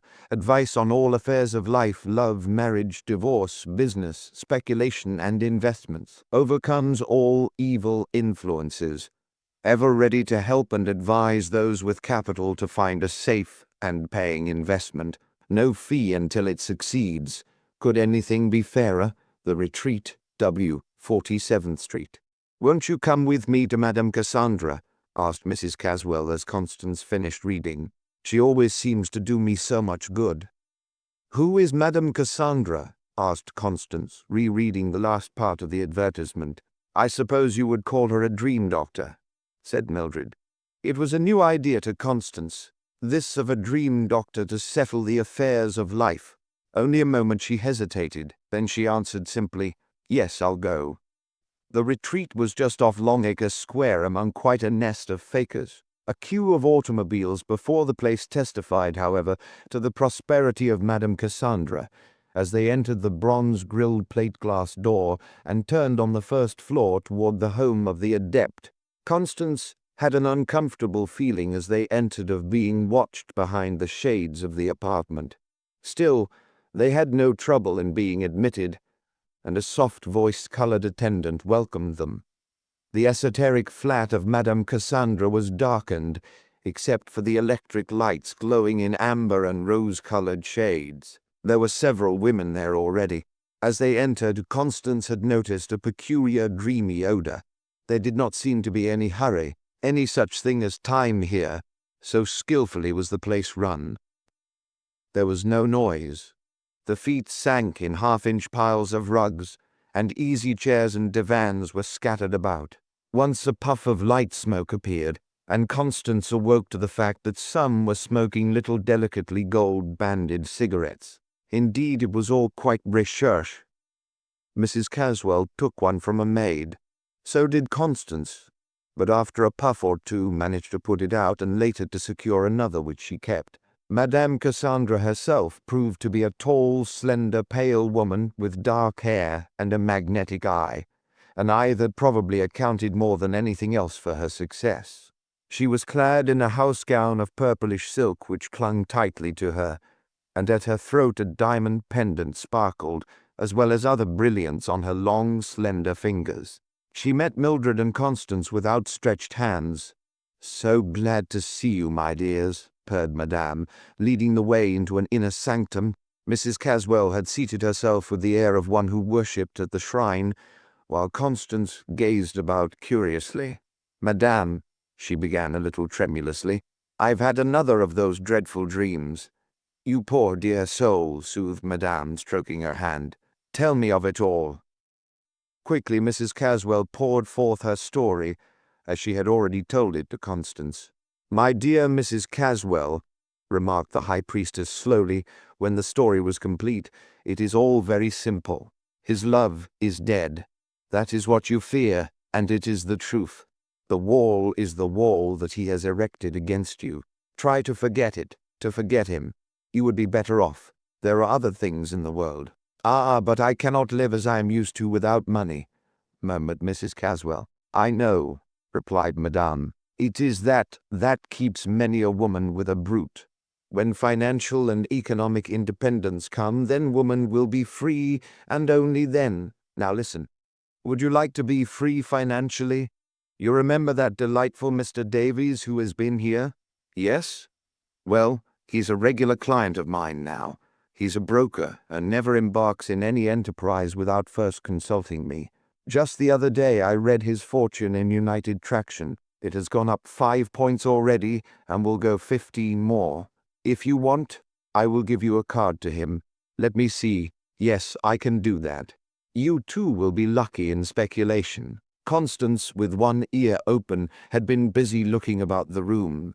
In a bookcase she saw a number of books and paused to examine their titles. She was surprised to see among the old-style dream books several works on modern psychology, particularly on the interpretation of dreams. "Of course, Mrs. Caswell, I don't want to urge you," Madame was saying. "I have only pointed out a way in which you can be independent. And you know, Mr. Davies is a perfect gentleman, so courteous and reliable. I know you will be successful if you take my advice and go to him." Mildred said nothing for a few moments, but as she rose to go, she remarked, "Thank you very much. I'll think about it. Anyhow, you've made me feel better." "So kind of you to say it," murmured the adept. "I'm sorry you must go, but really I have other appointments. Please come again with your friend. Goodbye." "What do you think of her?" asked Mrs. Caswell on the street. "Very clever," answered Constance dubiously. Mrs. Caswell looked up quickly. "You don't like her?" "To tell the truth," confessed Constance quietly, "I have had too much experience in Wall Street myself to trust to a clairvoyant." They had scarcely reached the corner before Constance again had that peculiar feeling, which some psychologists have noted, of being stared at. She turned, but saw no one. Still the feeling persisted. She could stand it no longer.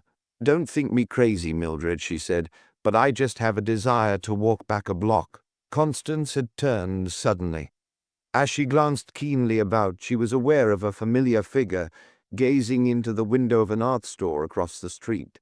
He had stopped so that although his back was turned, he could, by a slight shift of his position, still see by means of a mirror in the window what was going on across the street behind him. One look was enough. It was Drummond, the detective. What did it mean? Neither woman said much as they rode uptown and parted on the respective floors of their apartment house. Still, Constance could not get out of her head the recollection of the dream doctor and of Drummond.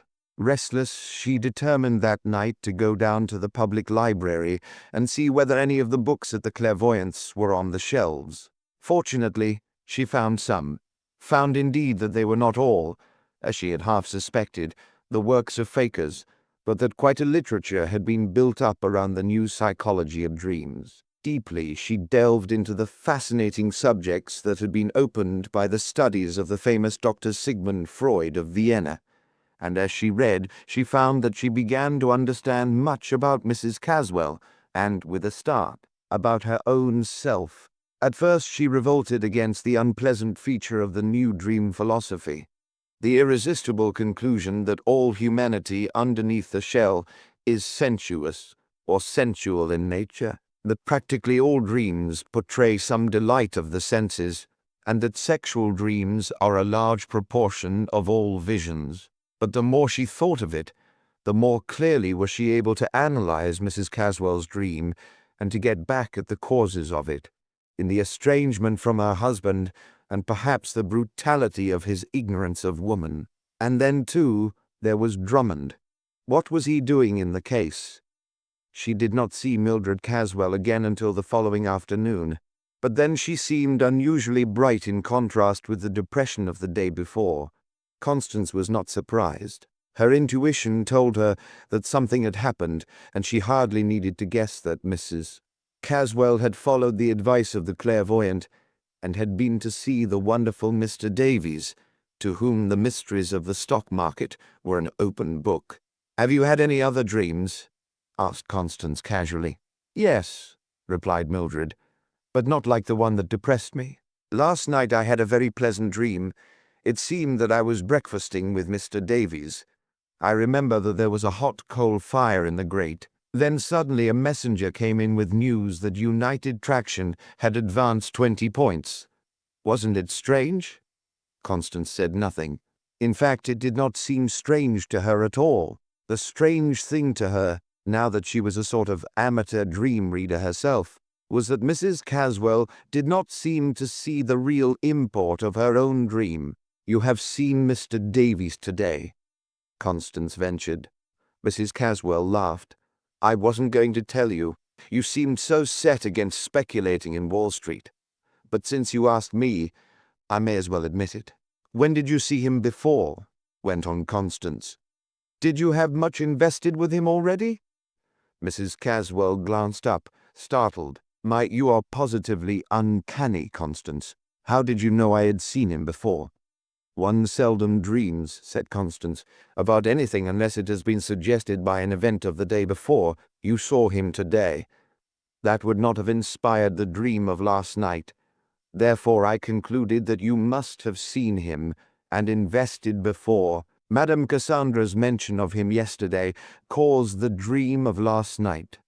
The dream of last night probably influenced you to see him again today, and you invested in United Traction. That is the way dreams work. Probably more of conduct than we know is influenced by dream life.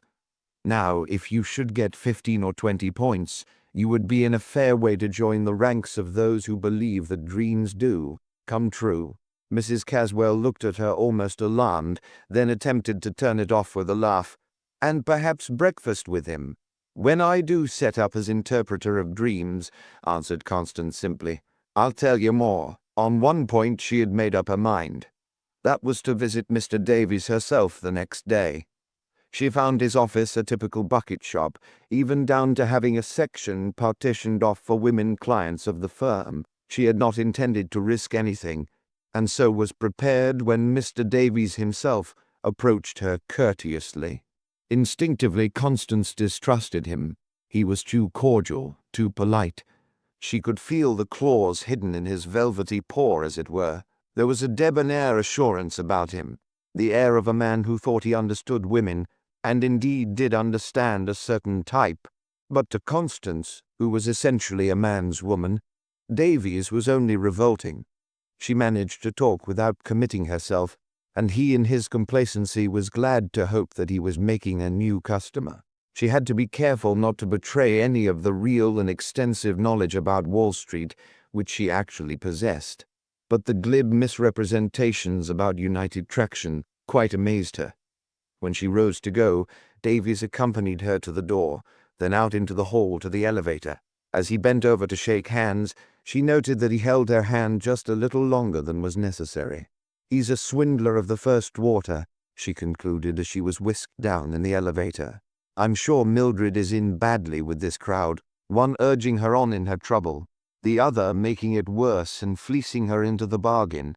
At the entrance she paused, undecided which was the quickest route home. As by chance she turned just for a moment, she thought she caught a fleeting glimpse of Drummond dodging behind a pillar. It was only for an instant, but even that apparition was enough. "I will get her out of this safely," resolved Constance. "I will keep one more fly from his web." Constance felt as if, even now, she must see Mildred, and although she knew nothing, at least put her on her guard. She did not have long to wait for her chance. It was late in the afternoon when her door buzzer sounded. "Constance, I've been looking for you all day," sighed Mildred, dropping sobbing into a chair. I am distracted. Why, my dear, what's the matter? Asked Constance. Let me make you a cup of coffee. Over the steaming little cups Mildred grew more calm. Forrest has found out in some way that I am speculating in Wall Street, she confided at length. I suppose some of his friends, he has lots down there, told him. Momentarily the picture of Drummond back of the post in Davies' building flashed over Constance. And he's awfully angry. Oh, I never knew him to be so angry and sarcastic too. Was it wholly over your money? Asked Constance. Was there nothing else? Mrs. Caswell started. You grow more weird every day, Constance. Yes, there was something else. Mr. Davies. Mildred had risen. Don't, she cried. Then you do really care for him? Asked Constance mercilessly. No, 1,000 times, no. How can I? I have put all such thoughts out of my mind long ago. She paused, then went on more calmly. Constance, believe me or not, I am just as good a woman today as I was the day I married Forrest. No, I would not even let the thought enter my head, never. For perhaps an hour after her friend had gone, Constance sat thinking, what should she do? Something must be done, and soon. As she thought, suddenly the truth flashed over her. Caswell had employed Drummond to shadow his wife in the hope that he might unearth something that might lead to a divorce. Drummond, like so many divorce detectives, was not averse to guiding events, to put it mildly. He had ingratiated himself, perhaps, with the clairvoyant and Davies. Constance had often heard before of clairvoyants and brokers who worked in conjunction to fleece the credulous. Now another and more serious element than the loss of money was involved. Added to them was a divorce detective, and honor itself was at stake. She remembered the doped cigarettes. She had heard of them before at clairvoyance. She saw it all Madame Cassandra playing on Mildred's wounded affections. The broker on both that and her desire to be independent, and Drummond pulling the wires that all might take advantage of her woman's frailty. That moment Constance determined on action. First, she telephoned to Forrest Caswell at his office. It was an unconventional thing to do to ask him to call, but she made some plausible pretext. She was surprised to find that he accepted it without hesitating. It set her thinking. Drummond must have told him something of her, and he had thought this as good a time as any to face her. In that case, Drummond would probably come too. She was prepared. She had intended to have one last talk with Mildred, but had no need to call her.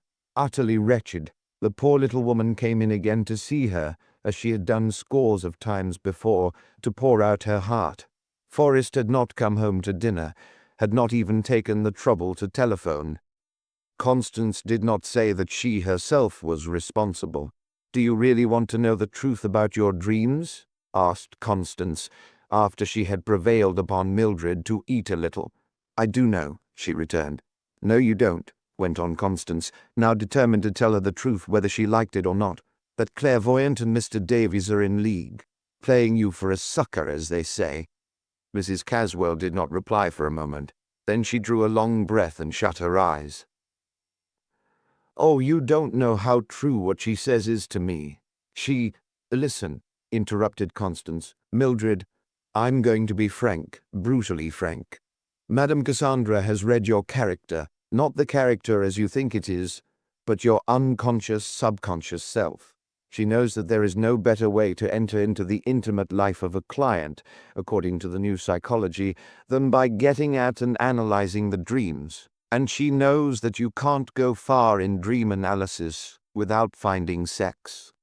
It is one of the strongest natural impulses, yet subject to the strongest repression, and hence one of the weakest points of our culture. She is actually helping along your alienation for that broker. You yourself have given me the clue in your dreams, only I am telling you the truth about them. She holds it back and tells you plausible falsehoods to help her own ends. She is trying to arouse in you those passions which you have suppressed, and she has not scrupled to use drugged cigarettes with you and others to do it. You remember the breakfast dream when I said that much could be traced back to dreams? A thing happens. It causes a dream. That, in turn, sometimes causes action. No, don't interrupt. Let me finish first. Take that first dream, continued Constance, rapidly thrusting home her interpretation so that it would have its full effect. You dreamed that your husband was dying and you were afraid. She said it meant love was dead. It did not. The fact is that neurotic fear in a woman has its origin in repressed, unsatisfied love. Love which, for one reason or another, is turned away from its object and has not succeeded in being applied. Then his death. That simply means that you have a feeling that you might be happier if he were away and didn't devil you. It is a survival of childhood, when death is synonymous with absence. I know you don't believe it, but if you had studied the subject as I have in the last few days, you'd understand. Madame Cassandra understands. And the wall. That was Wall Street probably, which does divide you two. You tried to get over it and you fell. That means your fear of actually falling, morally, of being a fallen woman. Mildred was staring wildly. She might deny, but in her heart she must admit. The thing that pursued you, half bull, half snake, was Davies and his blandishments. I have seen him. I know what he is. The crowd in a dream always denotes a secret. He is pursuing you, as in the dream. But he hasn't caught you. He thinks there is in you the same wild demi-mondaine instinct that with many an ardent woman slumbers unknown in the back of her mind. Whatever you may say, you do think of him. When a woman dreams of breakfasting cozily with someone other than her husband, it has an obvious meaning. As for the messenger and the message about the United Traction, there too was a plain wish, and, as you must see, wishes in one form or another, disguised or distorted, lie at the basis of dreams. Take the coal fire. That too is susceptible of interpretation. I think you must have heard the couplet. No coal, no fire so hotly glows as the secret love that no one knows. Mildred Caswell had risen, an indignant flush on her face.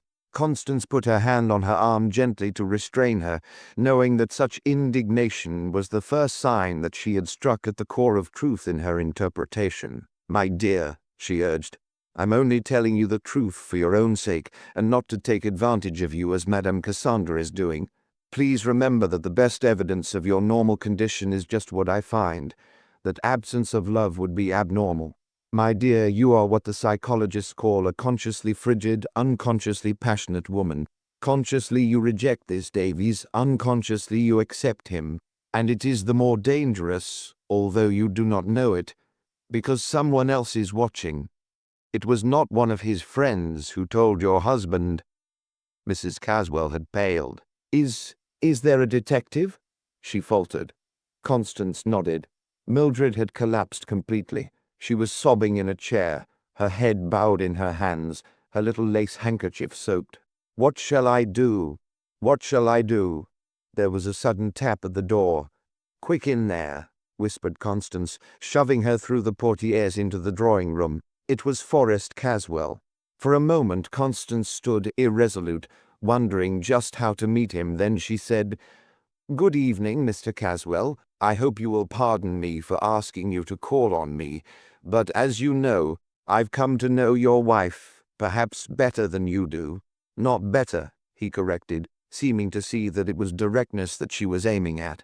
"It is bad enough to get mixed up badly in Wall Street, but what would you yourself say?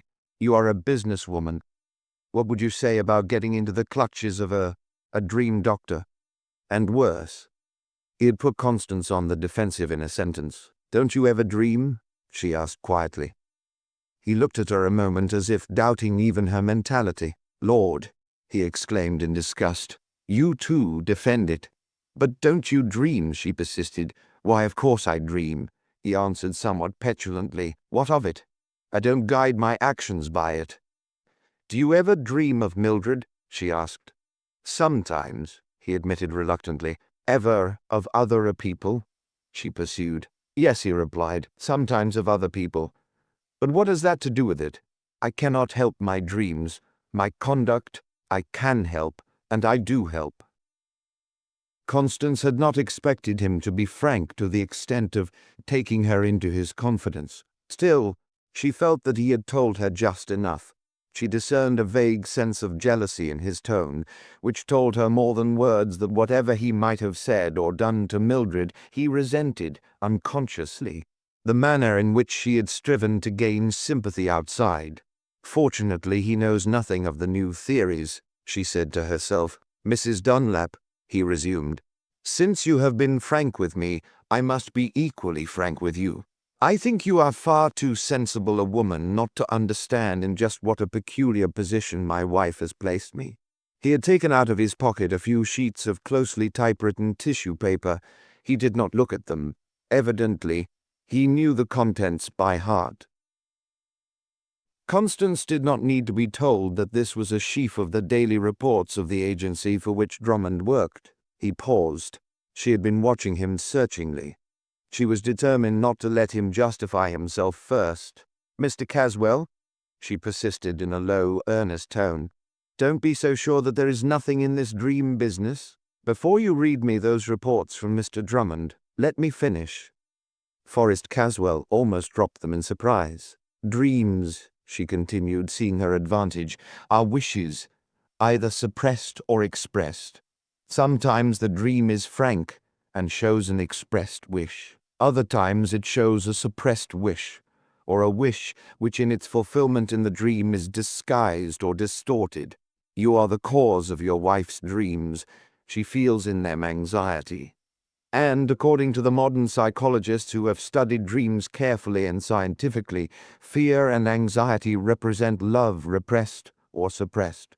She paused to emphasize the point, glad to note that he was following her. That clairvoyant, she went on, has found out the truth. True, it may not have been the part of wisdom for Mildred to have gone to her in the first place. I pass over that. I do not know whether you or she was most to blame at the start. But that woman, in the guise of being her friend, has played on every string of your wife's lonely heart, which you have wrung until it vibrates. Then, she hastened on, came your precious friend Drummond. Drummond, who has no doubt told you a pack of lies about me. You see that? She had flung down on the table a cigarette which she had managed to get at Madame Cassandra's. Smoke it. He lighted it gingerly, took a puff or two, puckered his face, frowned, and rubbed the lighted end on the fireplace to extinguish it. What is it? He asked suspiciously. Hashish, she answered tersely. Things were not going fast enough to suit either Madame Cassandra or Drummond. Madame Cassandra helped along the dreams by a drug noted for its effect on the passions. More than that, added Constance, leaning over toward him and catching his eye. Madame Cassandra was working in league with a broker, as so many of the fakers do. Drummond knew it, whether he told you the truth about it or not. That broker was a swindler named Davies. She was watching the effect on him. She saw that he had been reserving this for a last shot at her, that he realized she had stolen his own ammunition and appropriated it to herself. They were only too glad when Drummond approached them. There you are, 3 against that poor little woman, no 4, including yourself. Perhaps she was foolish, but it was not so much to her discredit as to those who cast her adrift when she had a natural right to protection. Here was a woman with passions which she herself did not understand, and a little money alone. Her case appealed to me. I knew her dreams. I studied them. Caswell was listening in amazement. It is dangerous to be with a person who pays attention to such little things, he said. Evidently Drummond himself must have been listening. The door buzzer sounded, and he stepped in, perhaps to bolster up his client in case he should be weakening. As he met Constance's eye, he smiled superciliously and was about to speak. But she did not give him time even to say good evening. Ask him, she cried, her eyes flashing, for she realized that it had been part of the plan to confront her, perhaps worm out of her just enough to confirm Drummond's own story to Caswell. Ask him to tell the truth, if he is capable of it. Not the truth that will make a good daily report of a hired shadow who colors his report the way he thinks his client desires it, but the real truth. Mr. Caswell, interrupted Drummond. This woman, Mr. Drummond, cried Constance, rising and shaking the burnt stub of the little gold-banded cigarette at him to impress it on his mind. "Mr. Drummond, I don't care whether I am a she-devil," she almost hissed the words at him, "but I have evidence enough to go before the district attorney of this city and the grand jury and get indictments for conspiracy against a certain clairvoyant and a bucket shop operator. To save themselves, they will probably tell all they know about a certain crook who has been using them." Caswell looked at her, amazed at her denunciation of the detective. As for Drummond, he turned his back on her as if to ignore her utterly. "Mr. Caswell," he said bitterly, "in those reports—" "Forrest Caswell," insisted Constance, rising and facing him, "if you have in that heart of yours one shred of manhood, it should move you. You, this man, the others, have placed in the path of a woman every provocation, every temptation for financial, physical, and moral ruin. She has consulted a clairvoyant, yes. She has speculated, yes. Yet she was proof against something greater than that. And I know, because I know her unconscious self, which her dreams reveal, her inmost soul. I know her better than you do, better than she does herself. I know that even now she is as good and true, and would be as loving as—" Constance had paused and taken a step toward the drawing-room. Before she knew it, the portiere flew apart, and an eager little woman had rushed past her and flung her arms about the neck of the man. Caswell's features were working as he gently disengaged her arms, still keeping one hand. Half shoving her aside, ignoring Constance, he had faced Drummond. For a moment, the brazen detective flinched. As he did so, DeForest Caswell crumpled up the mass of tissue paper reports and flung them into the fireplace. "Get out," he said, suppressing his voice with difficulty. "Send me your bill. I'll pay it, but mind, if it is 1 penny more than it should be, I'll fight. If it takes me from the district attorney and the grand jury to the highest court of the state. Now go." Caswell turned slowly again toward his wife. "I've been a brute," he said simply. Something almost akin to jealousy rose in Constance's heart as she saw Mildred safe at last. Then Caswell turned slowly to her. "You," he said, stroking his wife's hand gently but looking at Constance, "you are a real clairvoyant." Chapter 7. The Plungers. "They have the most select clientele in the city here." Constance Dunlap was sitting in the white, steamy room of Charmant's beauty shop, her informant reclining dreamily in a luxurious wicker chair, bathed in the perspiring vapor, had evidently taken a fancy to her. "And no wonder either, they fix you up so well," she rattled on, then confidingly, "Now, last night after the show a party of us went to supper and a dance, and it was in the wee small hours when we broke up. But Madame here can make you all over again. Floretta," she called to an attendant who had entered, "if Mr. Warrington calls up on the phone, say I'll call him later." "Yes, Miss LaRue." Constance glanced up quickly as Floretta mentioned the name of the popular young actress. Stella LaRue was a pretty girl on whom the wild dissipation of the nightlife of New York was just beginning to show its effects. The name of Warrington, too, recalled to Constance instantly some gossip she had heard in Wall Street about the disagreement in the board of directors of the new rubber syndicate and the effort to oust the president, whose escapades were something more than mere whispers of scandal. This was the woman in the case. Constance looked at Stella now with added interest as she rose languidly, drew her bathrobe about her superb figure carelessly in such a way as to show it at best advantage. "I've had more or less to do with Wall Street myself," observed Constance. "Oh, have you? Isn't that interesting?" cried Stella. "I hope you're not putting money in rubber?" queried Constance. "On the contrary," rippled Stella, then added, "You're going to stay? Let me tell you something. Have Floretta do your hair. She's the best here. Then come around to see me in the dormitory if I'm here when you are through. Won't you?" Constance promised, and Stella fluttered away like the pretty butterfly that she was, leaving Constance to wonder at the natural gravitation of plungers in the money market toward plungers in the white lights. Charmant's beauty parlor was indeed all its name implied, a temple of the cult of adornment, the last cry in the effort to satisfy what is more than health, wealth, and happiness to some women, the fundamental feminine instinct for beauty. Constance had visited the beauty specialist to have an incipient wrinkle smoothed out.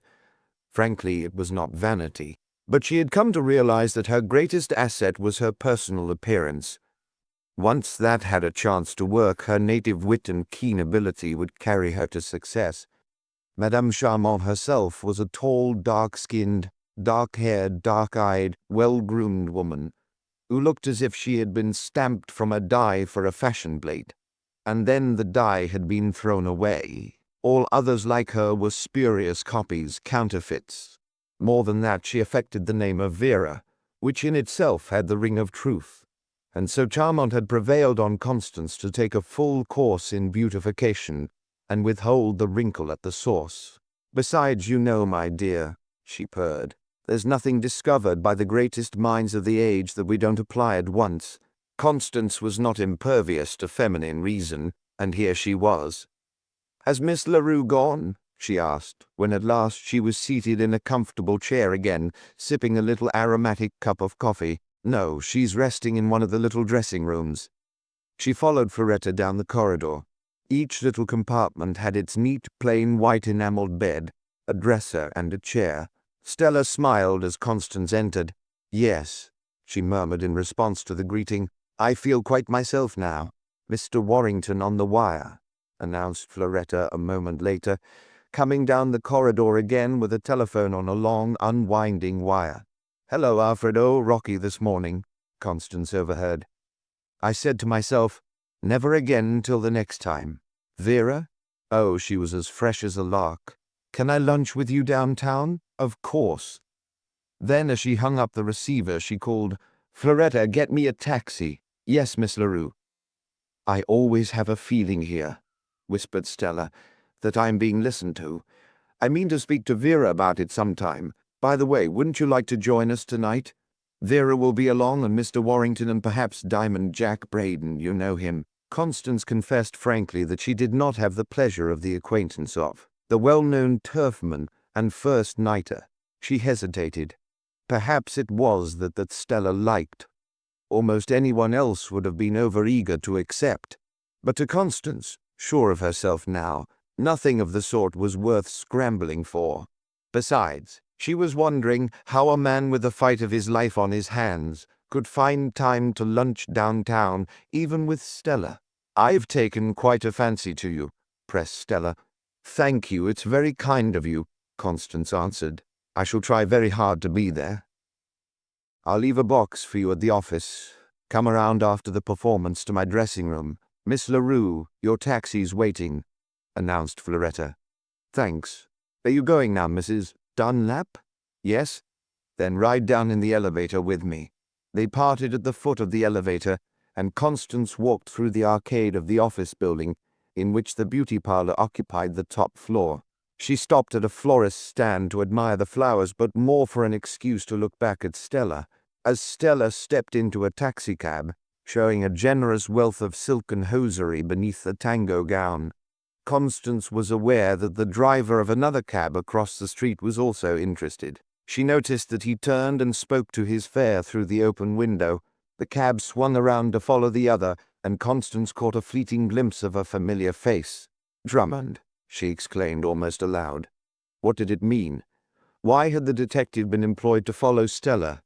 Instinctively, she concluded that he must be engaged by Mrs. Warrington. "I must accept Stella's invitation," she said to herself excitedly. At least, she should be put on her guard. That evening, as she was looking over the newspapers, her eye caught the item in the Wall Street edition. "Rubber syndicate dissension break in stock. Follows effort of strong minority to oust Warrington from presidency." Then followed a brief account of the struggle of a powerful group of directors to force Warrington Braden, and the rest out, with a hint at the scandal of which everyone now was talking. "I never yet knew a man who went in for that sort of thing that lasted long in business," she observed. "This is my chance, a crowd riding for a fall." Constance chose a modest orchestra seat in preference to the place in a box which Stella had reserved for her at the office, and, aside from the purpose, which was rapidly taking shape in her mind, she enjoyed the play very much. Stella LaRue as the grass widow played her part with a piquancy which Constance knew was not wholly a matter of book knowledge. As the curtain went down, the audience, its appetite for the risque whetted, filed out on Broadway with its myriad lights and continuous film of motion. Constance made her way around to Stella's dressing room. She had scarcely been welcomed by Stella, whose cheeks beneath the grease paint were now genuinely ablaze with excitement. When a man entered, he was tall, spare, the type whose very beau is ingratiating and whose delighted, I assure you, is suave and compelling.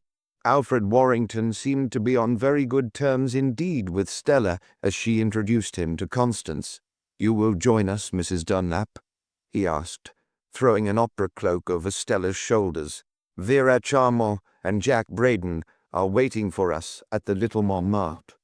As he mentioned the famous cabaret, Constance took a little tighter grip on herself and decided to take the plunge and see the affair out, although that sort of thing had very little attraction for her. They were leaving the theatre when she saw lurking in the crowd the familiar figure of Drummond. She turned her head quickly and sank back into the dark recesses of the limousine. Should she tell them now about him? She leaned over to Warrington. "I saw a man in the crowd just now who seemed to be quite interested in us," she said quickly. "Can't we drive around a bit to throw him off if he should get into a cab?" Warrington looked at her keenly. It was quite evident that he thought it was Constance who was being followed, not Stella or himself. Constance decided quickly to say nothing more that would prejudice Stella, but as Warrington directed his driver to run up through the park, she saw that, far from alarming him, the words had only added a zest of mystery about herself. They left the park, and the car jolted them quickly now over the uneven asphalt to the Palace of Pleasure, where already the two advance guards were holding one of the best tables in a house crowded with all classes from debutantes to debauchees. Diamond Jack Braden was a heavy-set man with a debonair, dapper way about him. He wore a flower in his buttonhole, a smart touch which seemed very fetching, evidently, to the artistic Vera. Constance fell to studying him, as she did all men and women. "His hands betray him," she said to herself, as she was introduced. They were in fact shielded from view as he bowed, one with the thumb tucked in the corner of his trousers pocket, the other behind his back. "He is hiding something," flashed through her mind intuitively. And when she analyzed it, she felt still that there was nothing fanciful about the idea. It was simply a little unconscious piece of evidence. From the start, the cabaret was pretty rapid. When they entered, two of the performers were rendering the Apache dance with an abandon that improved on its namesake. Scarcely had they finished when the orchestra began all over again, and a couple of diners from the tables glided past them on the dancing floor, then another couple and another. "Tanguez-vous?" bowed Braden, leaning over to Stella. "Oui, je tanguerai," she nodded, catching the spirit of the place. It left Warrington and Constance at the table with Vera, and as Constance looked eagerly after the graceful form of the little actress, Warrington asked, "Will you dance?" "No, thank you," she said, trying him out. "I haven't had time to learn these new steps, and, besides, I have had a bad day in the market. Steel, reading, everything is off. Not that I have lost much, but it's what I haven't made." Warrington, who had been about to repeat his question to Vera, turned suddenly. This was something new to him, to meet a woman like Constance. If she knew about other stocks, she must know about the syndicate. Already he had felt an attraction toward Constance physically, an attraction of maturity which somehow or other seemed more satisfying, at least novel, in contrast with the gay butterfly talk of Stella. He did not ask Vera to dance. Instead, he began banteringly to discuss Wall Street, and in 5 minutes he found out that she really knew as much about certain features of the game as he did. She did not need to be told that Alfred Warrington, plunger, man about town, was quite unexpectedly struck by her personality. Now and then she could see Stella eyeing her covertly. The little actress had had, like many another, a few dollars to invest, or rather with which to speculate. Her method had been usually to make a quick profit on a tip from some Wall Street friend. Often, if the tip went wrong, the friend would return the money to the unsuspecting little girl, with some muttered apology about having been unable to get it placed in time, and then, as the market went down or up, seeing that it was too late, adding a congratulation that at least the principal was saved if there was no profit. The little actress was plainly piqued. She saw, though she did not understand, that Constance was a different kind of plunger from what she had thought at first up at Charmant's. Instead of trying to compete with Constance in her field, she redoubled her efforts in her own. Was Warrington, a live spender, to slip through her grasp for a chance acquaintance? Another dance. This time, it was Stella and Warrington. Braden, who had served excellently as a foil to lead Warrington on when he had eyes for no one else, not even Vera, was left severely alone. Nothing was said, not an action done openly, but Constance, woman-like, could feel the contest in the air. And she felt just a little quiver when they sat down and Warrington resumed the conversation with her where he had left it. Even the daring cut of Stella's gown and the exaggerated proximity of her dainty person had failed this time. As they chatted gaily, Constance enjoyed her triumph to the full. Yes, she could see that Stella was violently jealous, but she intended that she should be.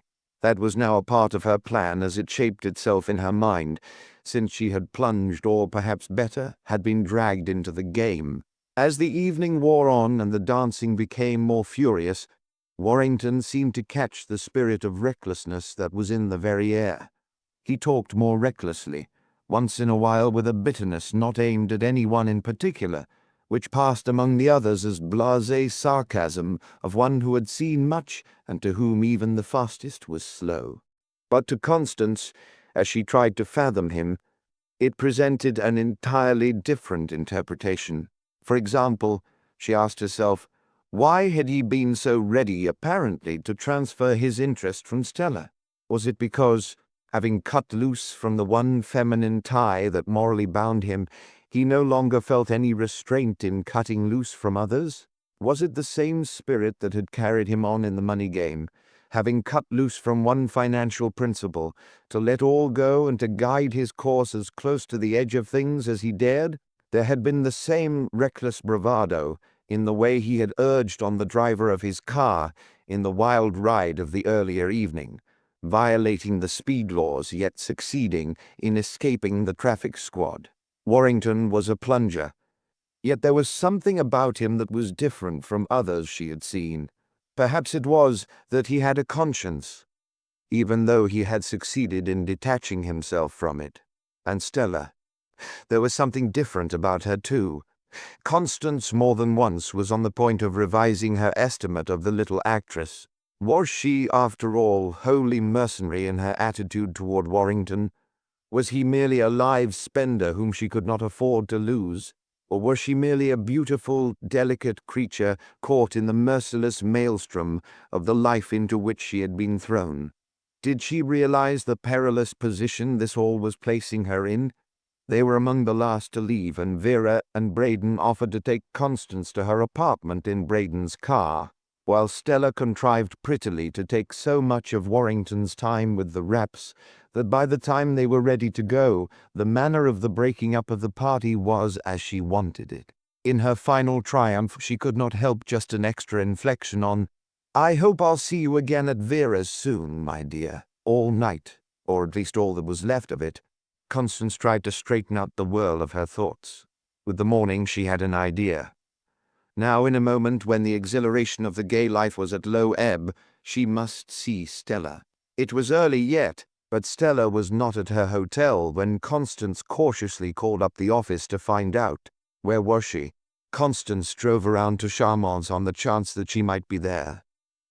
Vera greeted her a trifle coldly, she thought, but then this was not midnight at the Montmartre. No, Stella was not there, she said, but nevertheless Constance decided to wait. I'm all unstrung, confided Constance with an assumed air of languor as she dropped into a chair. Charmant, as fresh as if she had just emerged from the proverbial bandbox, nodded knowingly. A Turkish bath massage, something to tone you up, she advised. With alert eyes, Constance went patiently through the process of freshening. First in the steamy hot room, where she had met Stella the day before, then the deliciously cool shower, gentle massage, and all the rest. At one of the little white tables of the manicures, she noticed a pretty, rather sad-faced little woman. There was something about her that attracted Constance's attention, although she could not have told exactly what it was. You know her? Whispered Floretta, bursting with excitement. No. Why, and here she paused and dropped her voice even lower. That's Mrs. Warrington, not the...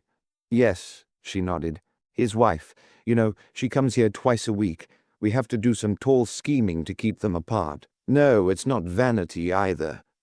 It's, well, you see, she's trying to get him back to look like a sport. Constance thought of the hopeless fight so far which the little woman was waging to keep up with the dashing actress. Then she thought of Warrington, of last night, of how he had sought her, so ready it seemed, to leave even the other woman. Then Floretta's remark repeated itself mechanically. We have to do some tall scheming to keep them apart. Was Stella here after all? Mrs. Warrington was not a bad-looking woman, and in fact it was difficult to see how she expected to be improved by cosmetics that would lighten her complexion, bleaches that would flaxen her hair, tortures for this, that, and the other defect, real or imagined. Now, however, she was a creature of reinforcements, from her puffy masses of light hair to her French heels and embroidered stockings that showed through the slash in the drapery of her gown. Constance felt sorry for her, deeply sorry. The whole thing seemed not in keeping with her. She was a homemaker, not a butterfly. Was Warrington worth it all? Asked Constance of herself. At least she thinks so, flashed over her, as Mrs. Warrington rose and left the room, watchfully guided by Floretta to the next process in her course in beautification. Constance sank back luxuriously on the cushions of her chaise longue. She longed to explore the beauty parlor, to leave the rest-room and go down the narrow corridor, prying into the secrets of the little dressing rooms that opened into it. What did they conceal? Why had Vera seemed so distant? Was it the natural reaction of the morning after, or was Stella really there, and was she keeping her away from Mrs. Warrington to prevent friction between two clients that would have been annoying to all? She could reach no conclusion, except that there was a feeling of luxurious well-being as she lolled back into the deep recesses of the lounge in the corner of the room separated from the next room by a thin board partition. Suddenly her attention was arrested by muffled voices on the other side of the partition. She strained her ears. She could not, of course, see the speakers, or even recognize their voices, but they were a man and a woman. We must get the thing settled right away, she overheard the man's voice. You see how he is? Every new face attracts him. See how he took to that new one last night. Who knows what may happen? By and by someone may come along and spoil all. Couldn't we use her? Asked the woman.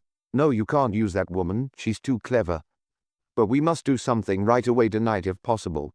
A pause. How then? Another pause and the whispered monosyllable. Dope. What? I have it here. Use a dozen of them. They can be snuffed as a powder, or it can be put in a drink.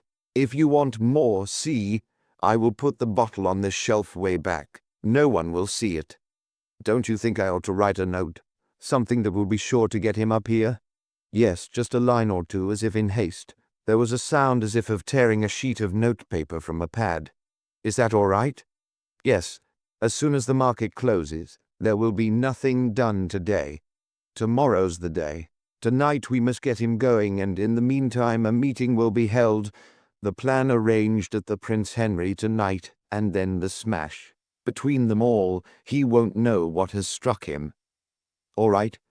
You would better go out as you came in. It's better that no one up here should suspect anything. The voices ceased. What did it mean? Constance rose and sauntered around into the next room.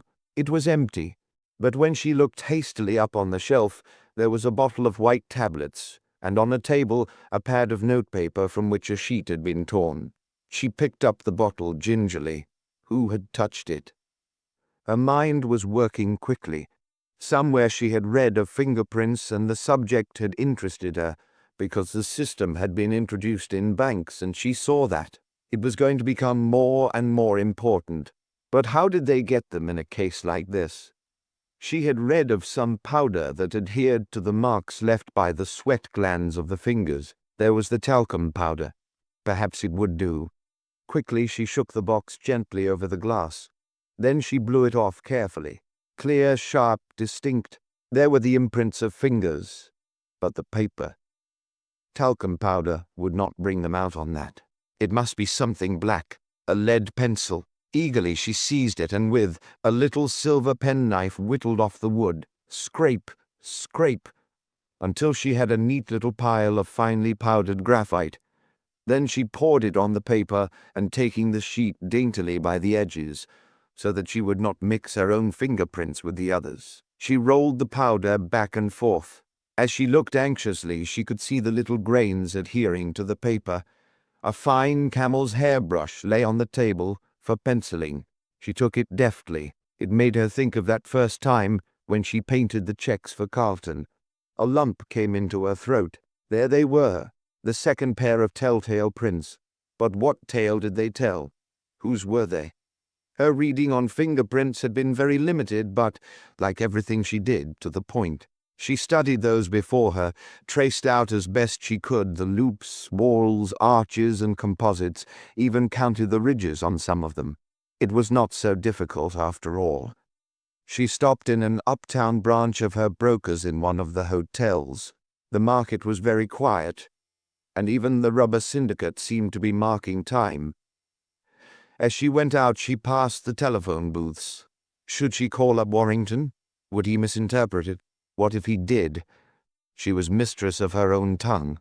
She need not say too much. Besides, if she were going on a fishing expedition, a telephone line was as good as any other, better than a visit. "This is Mrs. Dunlap," she said directly. "Oh, how do you do, Mrs. Dunlap? I've been intending to call you up, but—" He paused and added, "You know we are having a pretty strenuous time down here." There was a genuine ring to the first part of his reply, but the rest of it trailed off into the old blasé tone. "I'm sorry," she replied. "I enjoyed last night so much." "Did you?" came back eagerly. Before he could add anything, she asked, "I suppose you're going to see Stella again this afternoon?" "Why, yes." He hesitated. "I think so." "Where? At Vera's?" she asked, adopting a tone not of curiosity but of chiding him for seeing Stella instead of herself. The moment of hesitation before he said that he didn't know told her the truth. It was as good as a plain yes. For a few moments they chatted. As she hung up the receiver after his deferential goodbye, Constance knew that she had gained a new angle from which to observe Warrington's character. He was intensely human, and he was in wrong. Here was a mess all around. The day wore on, yet brought no indecision as to what she would do, though it brought no solution as to how to do it. The inaction was worse than anything else. The last quotations had come in over the ticker, showing the syndicate stocks still unchanged. She left her brokers and sat for a few moments in the rotunda of the hotel, considering. She could stand it no longer. Whatever happened, she would run around to Charmant's. Some excuse would occur when she got there. As Constance alighted from the private elevator, a delicate scent as of a attar of roses smote lightly on her, and there was, if anything, a greater air of exotic warmth about the place. Everything, from the electric bulbs buried deep in the clusters of amber artificial flowers, to the bright green leaves on the dainty trellises, the little square paned windows and white furniture, bespoke luxury. There was an inviting tone to it all. "I'm glad I've found you," began Constance to Stella, as though nothing had happened.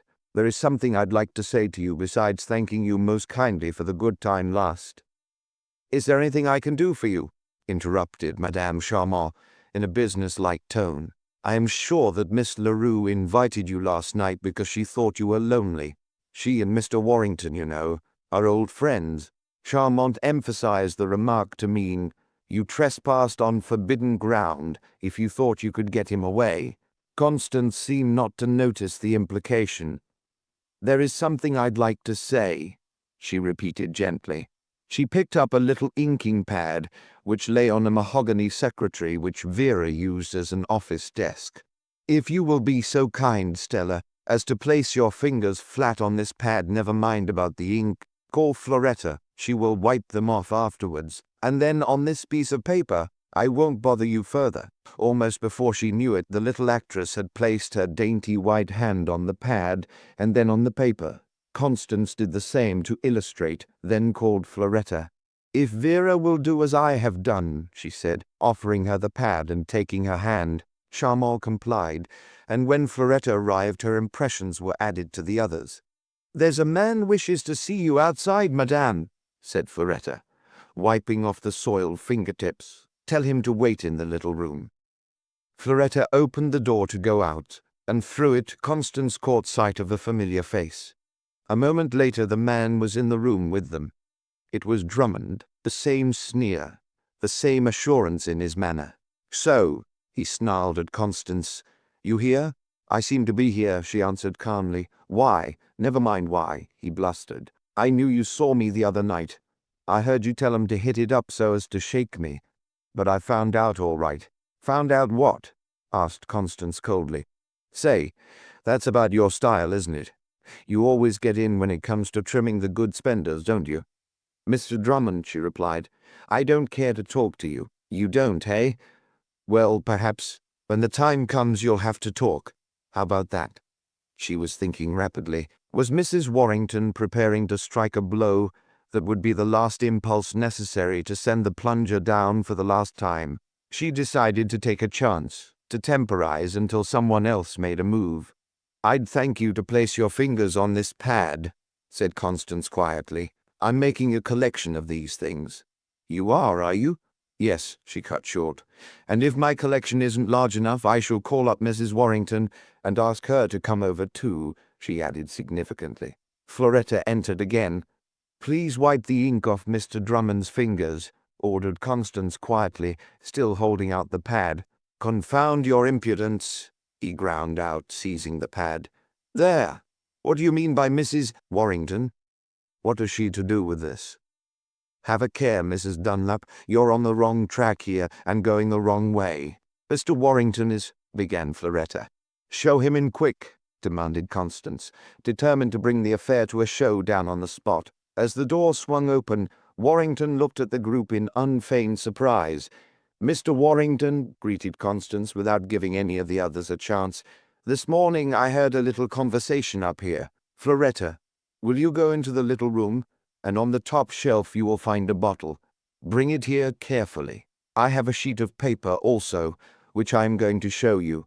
I had already seen the little woman, Mr. Warrington, whom you have treated so unjustly.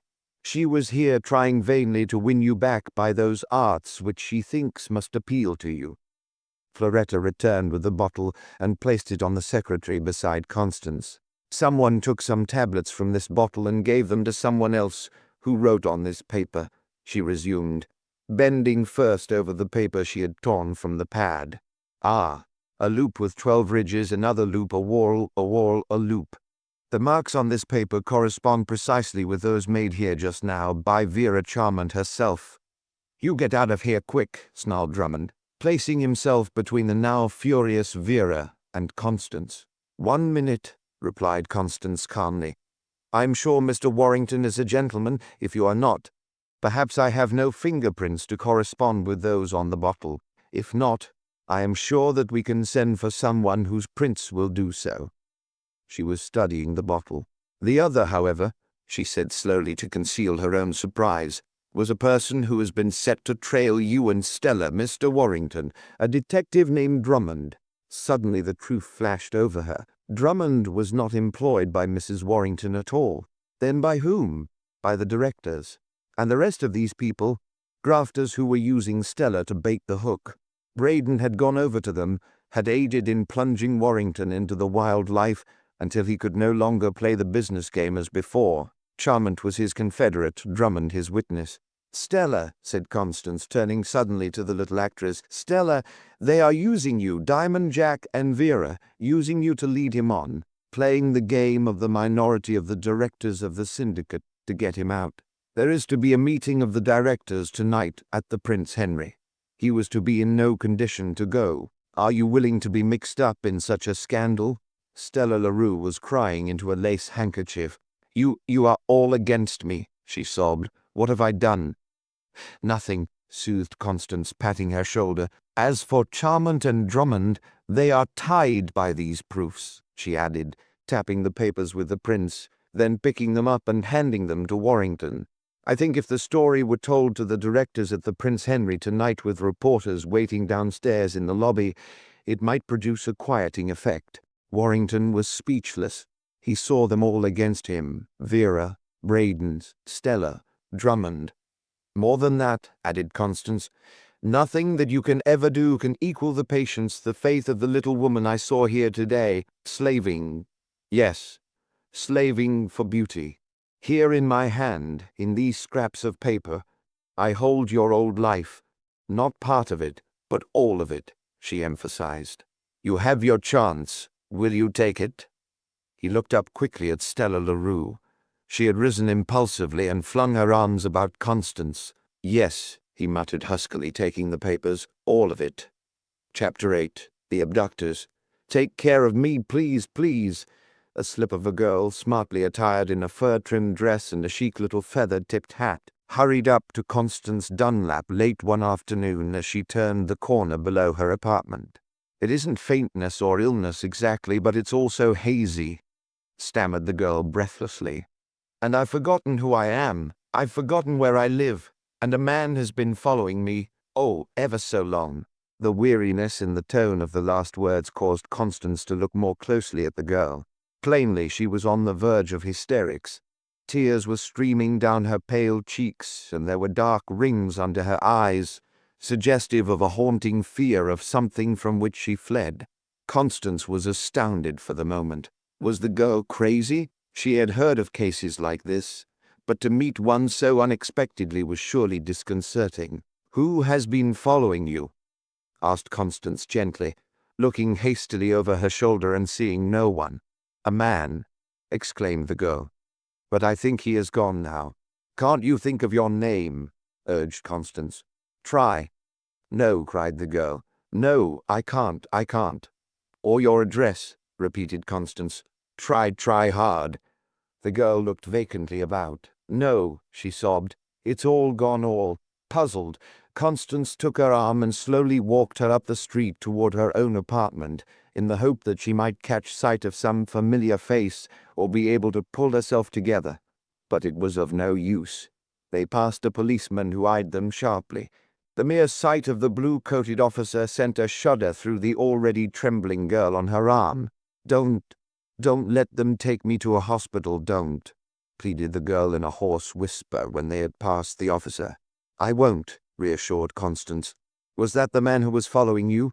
"No, oh no," sobbed the girl, nervously looking back. "Who was he then?" asked Constance eagerly.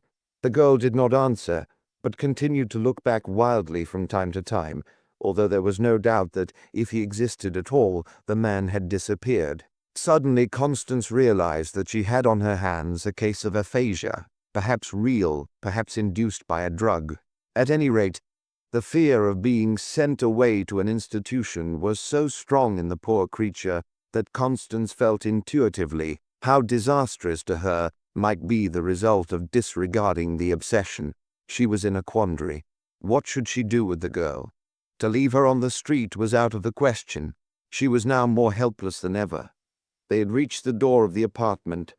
Gently she led the trembling girl into her own home. But now the question of what to do arose with redoubled force. She hesitated to call a physician, at least yet, because his first advice would probably be to send the poor little stranger to the psychopathic ward of some hospital. Constance's eye happened to rest on the dictionary in her bookcase. Perhaps she might recall the girl's name to her, if she were not shamming, by reading over the list of women's names in the back of the book. It meant many minutes, perhaps hours, But then Constance reflected on what might have happened to the girl if she had chanced to appeal to someone who had not felt a true interest in her. It was worth trying. She would do it. Starting with A, she read slowly. Is your name Abigail? Down through Barbara, Camilla, Deborah, Edith, Faith, she read. Flora? She asked. The girl seemed to apprehend something, appear less blank. Florence? Persisted Constance. Oh, yes, she cried. That's it, that's my name. But as for the last name and the address, she was just as hazy as ever. Still, there was now something different about her. Florence. Florence what? Reiterated Constance patiently. There was no answer, but with the continued repetition, it seemed as if some depth in her nature had been stirred. Constance could not help feeling that the girl had really found herself. She had risen and was facing Constance, both hands pressed to her throbbing temples as if to keep her head from bursting. Constance had assisted her off with her coat and hat, and now the sartorial wreck of her masses of blonde hair was apparent. I suppose, she cried incoherently, I'm just one more of the thousands of girls who drop out of sight every year. Constance listened in amazement. As the spell of her influence seemed to calm the overwrought mind of the girl, there succeeded a hardness in her tone that was wholly out of keeping with her youth. There was something that breathed of a past, where there should have been nothing but the thought of a future. Tell me why, soothed Constance with an air that invited confidence. The girl looked up, and again passed her hand over her white forehead with its mass of tangled fallen hair. Somehow Constance felt a tingling sensation of sympathy in her heart. Impulsively she put out her hand and took the cold, moist hand of the girl. Because, she hesitated, struggling now with re-flooding consciousness, because, I don't know. I thought perhaps, she added, dropping her eyes, you could help me. She was speaking rapidly enough now. I think they have employed detectives to trace me. One of them is almost up with me. I'm afraid I can't slip out of the net again. And I won't go back to them. I can't. I won't. Go back to whom? Queried her friend. Detectives employed by whom? My folks, she answered quickly. Constance was surprised. Least of all had she expected that. Why won't you go home? She prompted, as the girl seemed about to lapse into a sort of stolid reticence. Home, she repeated bitterly. Home. No one would believe my story. I couldn't go home now. They have made it impossible for me to go home. I mean, every newspaper has published my picture. There were headlines for days, and only by chance I was not recognized. She was sobbing now convulsively. If they had only let me alone, I might have gone back then. But now, after the newspapers and the search, never. And yet I am going to have revenge someday. When he least expects it, I am going to tell the truth and—" She stopped. "And what?" asked Constance.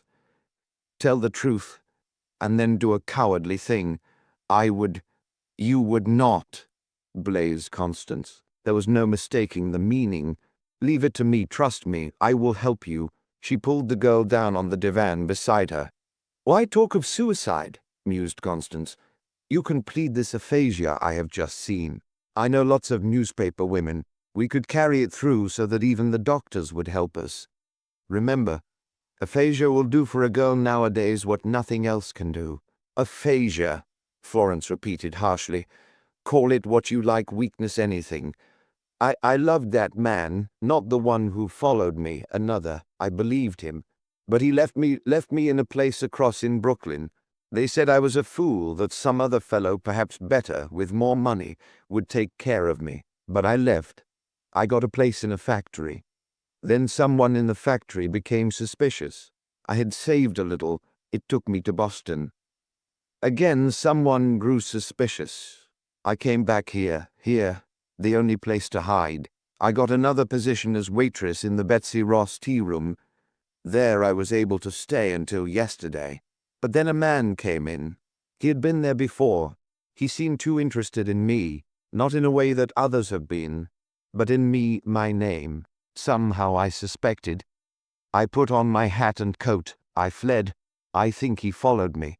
All night I have walked the streets and ridden in cars to get away from him. At last, I appealed to you."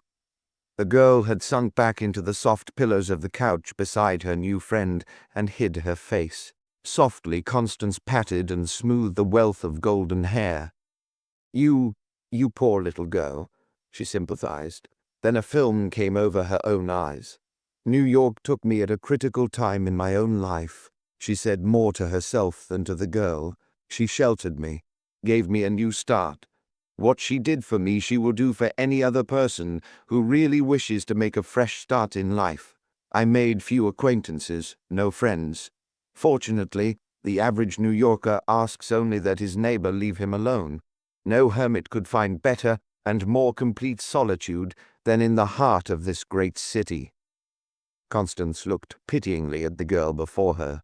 "Why can't you tell them," she suggested, "that you wanted to be independent, that you went away to make your own living, but my father is well off, and they have this detective who follows me.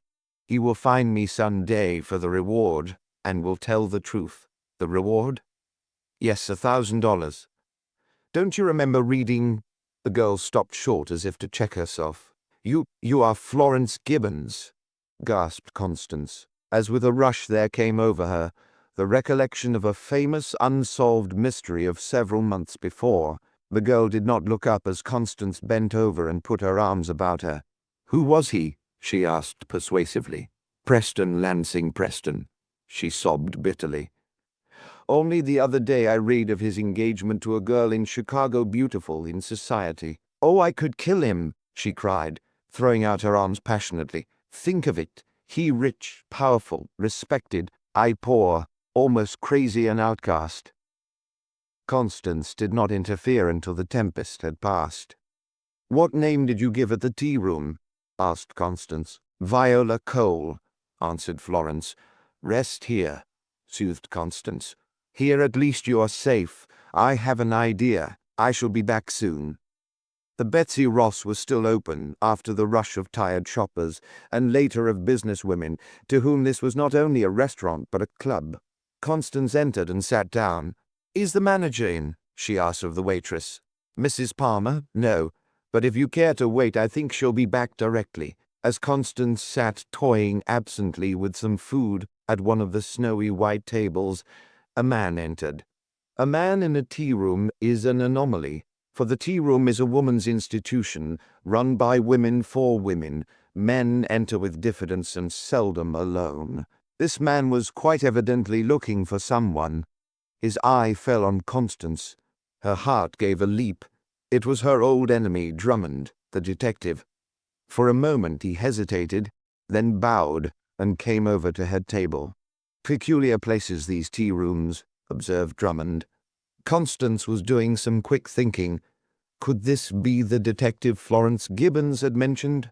"The only thing lacking to make them complete," he rattled on, "is a license. Now, take those places that have a ladies' bar that do openly what tea-rooms do covertly. They don't reckon with the attitude of women. This is New York, not Paris. Such things are years off. I don't say they'll not come or that women won't use them, but not by that name, not yet."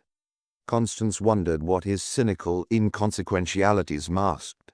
"I think it adds to the interest," she observed, watching him furtively. "This evasion of the laws." Drummond was casting about for something to do, and, naturally, to a mind like his, a drink was the solution. Evidently, however, there were degrees of brazenness even in tea-rooms. The Betsy Ross not only would not produce a labeled bottle and an obvious glass, but stoutly denied their ability to fill such an order, even whispered. "Russian tea," suggested Drummond cryptically. "How will you have it, with scotch or rye?" asked the waitress. "Bourbon," hazarded Drummond. When the Russian tea arrived, it was in a neat little pot with two others, the first containing real tea and the second hot water. It was served virtuously in teacups, so opaquely concealed that no one but the clandestine drinker could know what sort of poison was being served. Mrs. Palmer was evidently later than expected. Drummond fidgeted after the manner of a man out of his accustomed habitat, and yet he did not seem to be interested really in Constance, or even in Mrs. Palmer. for after a few moments he rose and excused himself. How did he come here? Constance asked herself over and over. As far as she could reason it out, there could be only one reason. Drummond was clearly up with Florence. Did he also know that Constance was shielding her? The more she thought of it, the more she shuddered at the tactless way in which the detective would perform the act of charity by discovering the lost girl and pocketing the reward. If her family only knew how eagerly they might let her come back in her own way. She looked up the address of Everett Gibbons while she was waiting, a half-formed plan taking definite shape in her mind. What she did must be done quickly. Here at the tea room at least Florence, or rather Viola, was known. Perhaps the best way, after all, was to let her be discovered here. They could not deny that she had been working for them acceptably for some time. Half an hour later, Mrs. Palmer, a bustling businesswoman, came in, and the waitress pointed her out to Constance. "Did you have a waitress here named Viola Cole?" began Constance, watching keenly the effect of her inquiry. "Yes," replied Mrs. Palmer, in a tone of interest that reassured Constance that, if there were any connection between Drummond's presence and Mrs. Palmer, it was wholly on his seeking. "But she disappeared last night. A most peculiar girl, but a splendid worker." "She has been ill," Constance hastened to explain. "I am a friend of hers. I have a business downtown, and could not come around until tonight to tell you that she will be back tomorrow if you will take her back." "Of course I'll take her back. I'm sorry she's ill." And Mrs. Palmer bustled out into the kitchen, not unfeelingly, but merely because that was her manner. Constance paid her check and left the tea room. So far she had succeeded. The next thing she had planned was a visit to Mr. Gibbons. That need not take long, for she was not going to tell anything. Her idea was merely to pave the way. The Gibbons, she found, lived in a large house on one of the numerous side streets from the park, in a neighborhood that was in fact something more than merely well-to-do. Fortunately, she found Everett Gibbons in, and was ushered into his study, where he sat poring over some papers and enjoying an after-dinner cigar. "Mr. Gibbons," began Constance, "I believe there is a $1,000 reward for news of the whereabouts of your daughter, Florence."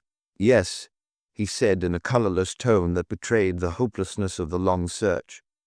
"But we have traced down so many false clues that we have given up hope. Since the day she went away, we have never been able to get the slightest trace of her. Still, we welcome outside aid." "Of detectives?" she asked. "Official and private, paid and volunteer, anybody," he answered. "I myself have come to the belief that she is dead, for that is the only explanation I can think of for her long silence." "She is not dead," replied Constance in a low tone. "Not dead," he repeated eagerly, catching at even such a straw as an unknown woman might cast out. "Then you know—" "No," she interrupted positively. "I cannot tell you any more. You must call off all other searches. I will let you know." "When?" "Tomorrow, perhaps the next day. I will call you on the telephone." She rose and made a hasty adieu before the man who had been prematurely aged might overwhelm her with questions and break down. Her resolution to carry the thing through as she had seen best. Cheerily, Constance turned the key in the lock of her door. There was no light, and somehow the silence smote on her ominously. "Florence," she called. There was no answer. Not a sign indicated her presence. There was the divan with the pillows disarranged as they had been when she left. The furniture was in the same position as before. Hastily she went from one room to another. Florence had disappeared. She went to the door again. All seemed right there. If anyone had entered, it must have been because he was admitted, for there were no marks to indicate that the lock had been forced. She called up the tea room. Mrs. Palmer was very sympathetic, but there had been no trace of Viola Cole there yet. "You will let me know if you get any word?" asked Constance anxiously. "Surely," came back Mrs. Palmer's cordial reply. 100 dire possibilities crowded through her mind. Might Florence be held somewhere as a white slave, not by physical force but by circumstances, ignorant of her rights, afraid to break away again? Or was it suicide, as she had threatened? She could not believe it. Nothing could have happened in such a short time to change her resolution about revenge. The recollection of all the stories she had read recently crossed her mind. Could it be a case of drugs? The girl had given no evidence of being a dope fiend. Perhaps someone had entered after all. She thought of the so-called poison needle cases. Might she not have been spirited off in that way? Constance had doubted the stories. She knew that almost any doctor would say that it was impossible to inject a narcotic by a sudden jab of a hypodermic syringe. That was rather a slow, careful, and deliberate operation to be submitted to with patience. Yet Florence was gone. Suddenly it flashed over Constance that Drummond might not be seeking the reward primarily after all. His first object might be shielding Preston. She recollected that Mr. Gibbons had said nothing about Drummond, either one way or the other, and if he were both shielding Preston and working for the reward, he would care little how much Florence suffered. He might be playing both ends to serve himself. She rang the elevator bell. "Has anybody called at my apartment while I was out?" she asked. "Yes'm. A man came here." "And you let him up?" "I didn't know you were out. You see, I had just come on. He said he was to meet someone at your apartment, and when he pressed the buzzer, the door opened, and I ran the elevator down again. I thought it was all right, ma'am." "And then what?" inquired Constance breathlessly. "Well, in about 5 minutes my bell rang. I ran the elevator up again, and, waiting, was this man with a girl I had never seen before. You understand? I thought it was all right. He told me he was going to meet someone. Yes, I understand. Oh my God, if I had only thought to leave word not to let her go. How did she look?" "Her clothes, you mean, ma'am?" "No, her face, her eyes." "Begging your pardon, I thought she was, acted queer, scared, dazed like. You didn't notice which way they went, I suppose?" "No, ma'am, I didn't." Constance turned back again into her empty apartment, heartsick. In spite of all she had planned and done, she was defeated, worse than defeated. Where was Florence? What might not happen to her? She could have sat down and cried. Instead, she passed a feverishly restless night. All the next day passed, and still not a word. She felt her own helplessness. She could not appeal to the police. That might defeat the very end she sought. She was single-handed.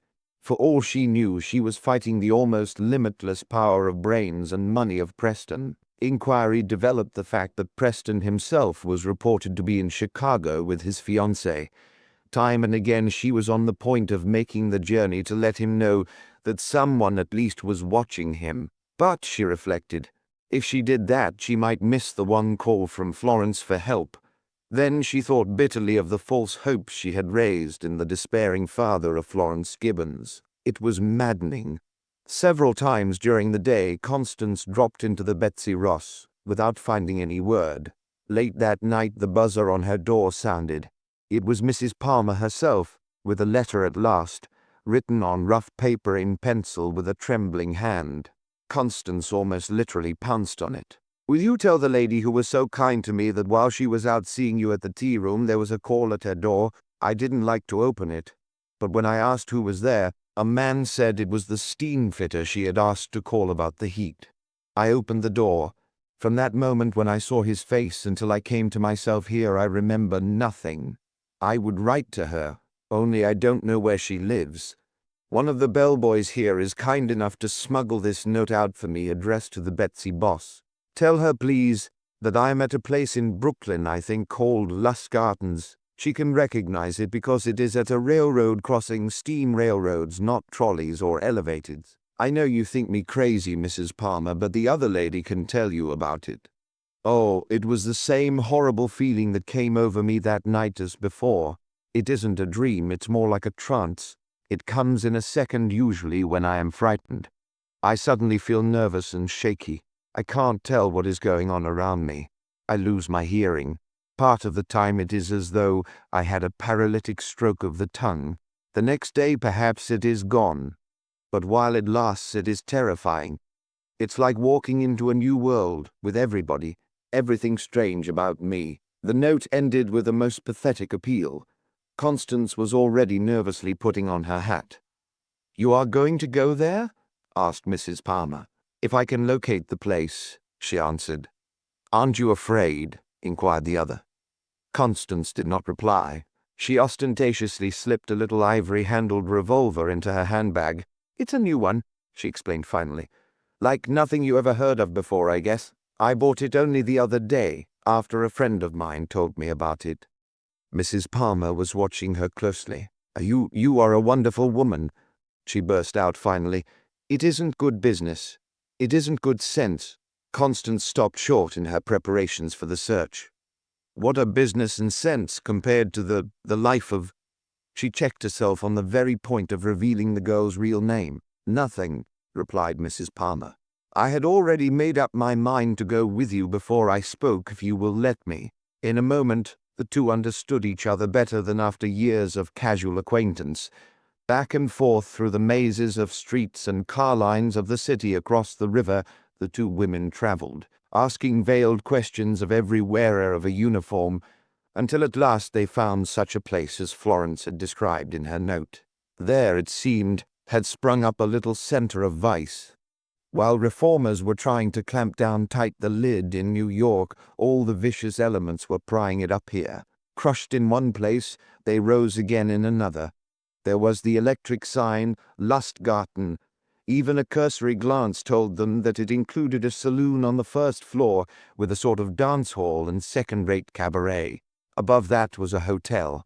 The windows were darkened, with awnings pulled down, even on what must have been in the daytime the shady side. "Shall we go in? Are you game?"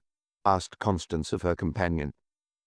"I haven't gone so far without considering that," replied Mrs. Palmer, somewhat reproachfully. Without a word, Constance entered the door down the street, followed by her companion. A black individual of the little cubbyhole of an office pushed out a register at them.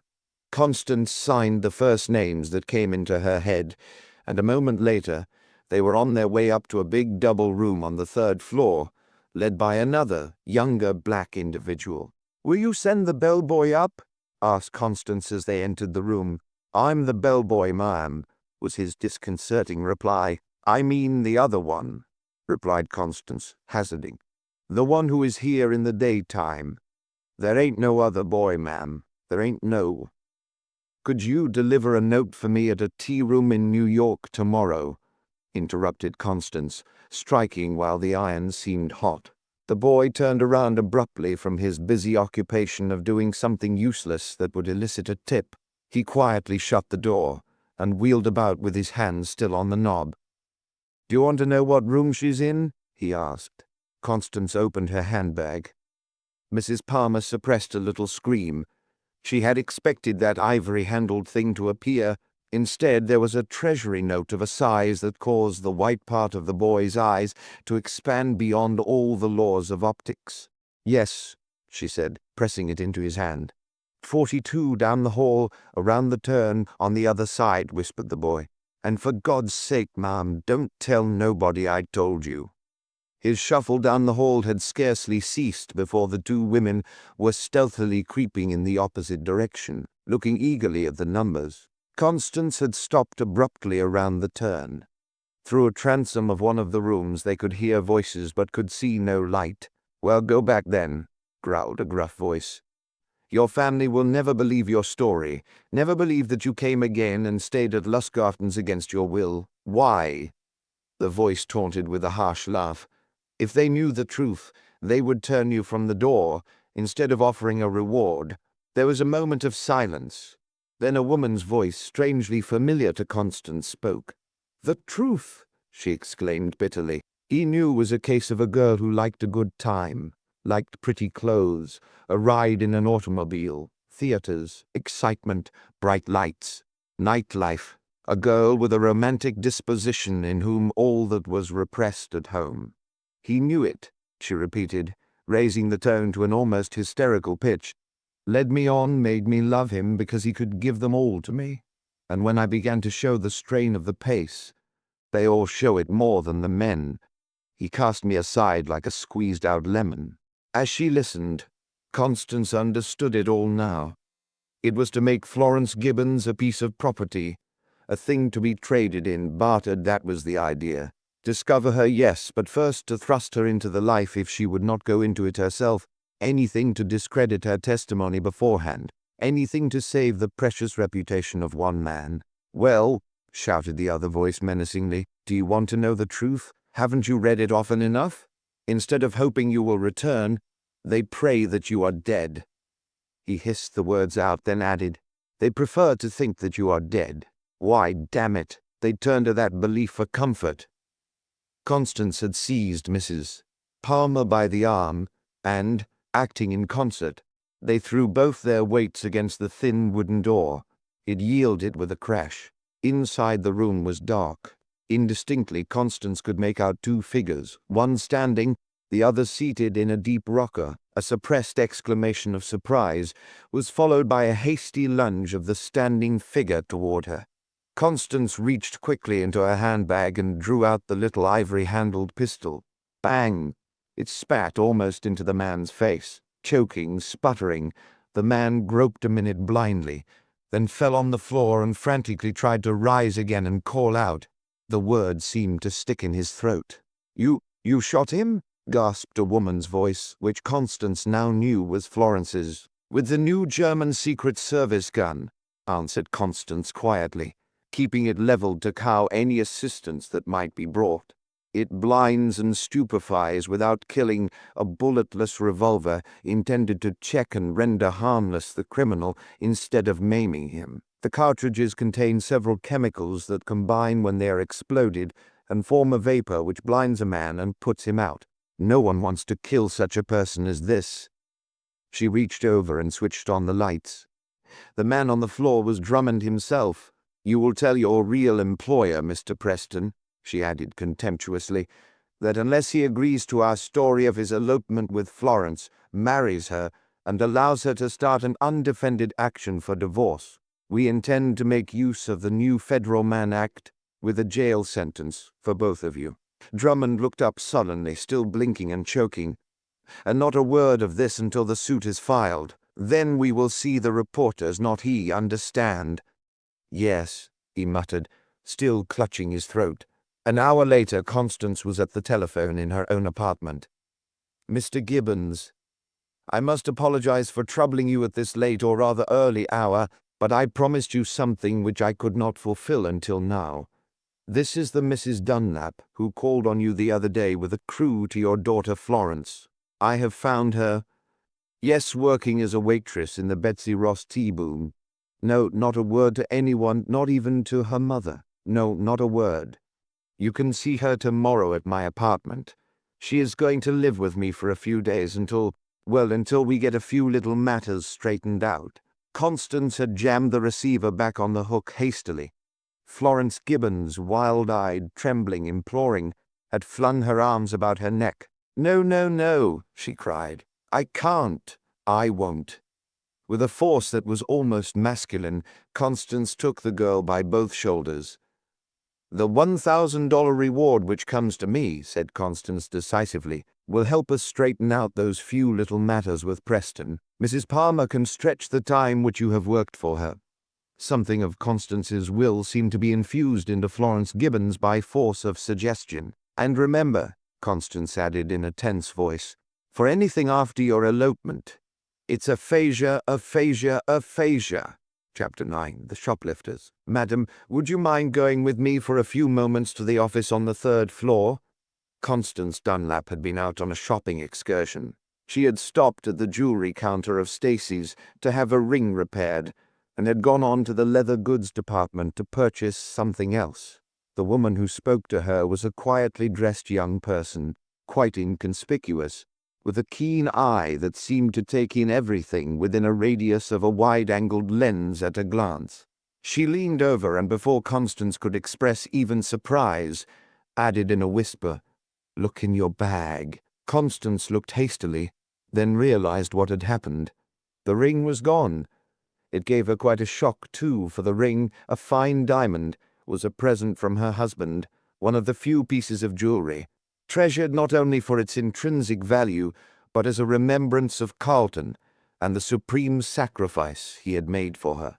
She had noticed nothing in the crowd, nothing more than she had noticed scores of times before.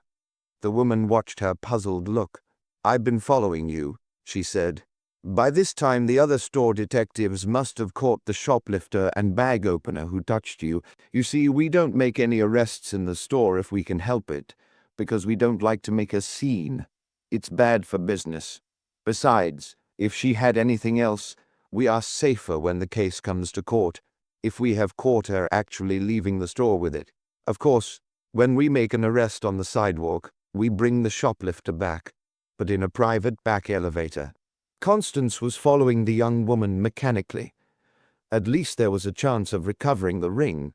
"She was standing next to you at the jewelry counter," she continued, "and if you will help identify her, the store management will appreciate it and make it worth your while. Besides," she urged, "it's really your duty to do it, madam." Constance remembered now the rather simply but richly gowned young woman who had been standing next to her at the counter, seemingly unable to decide which of a number of beautiful rings she really wanted.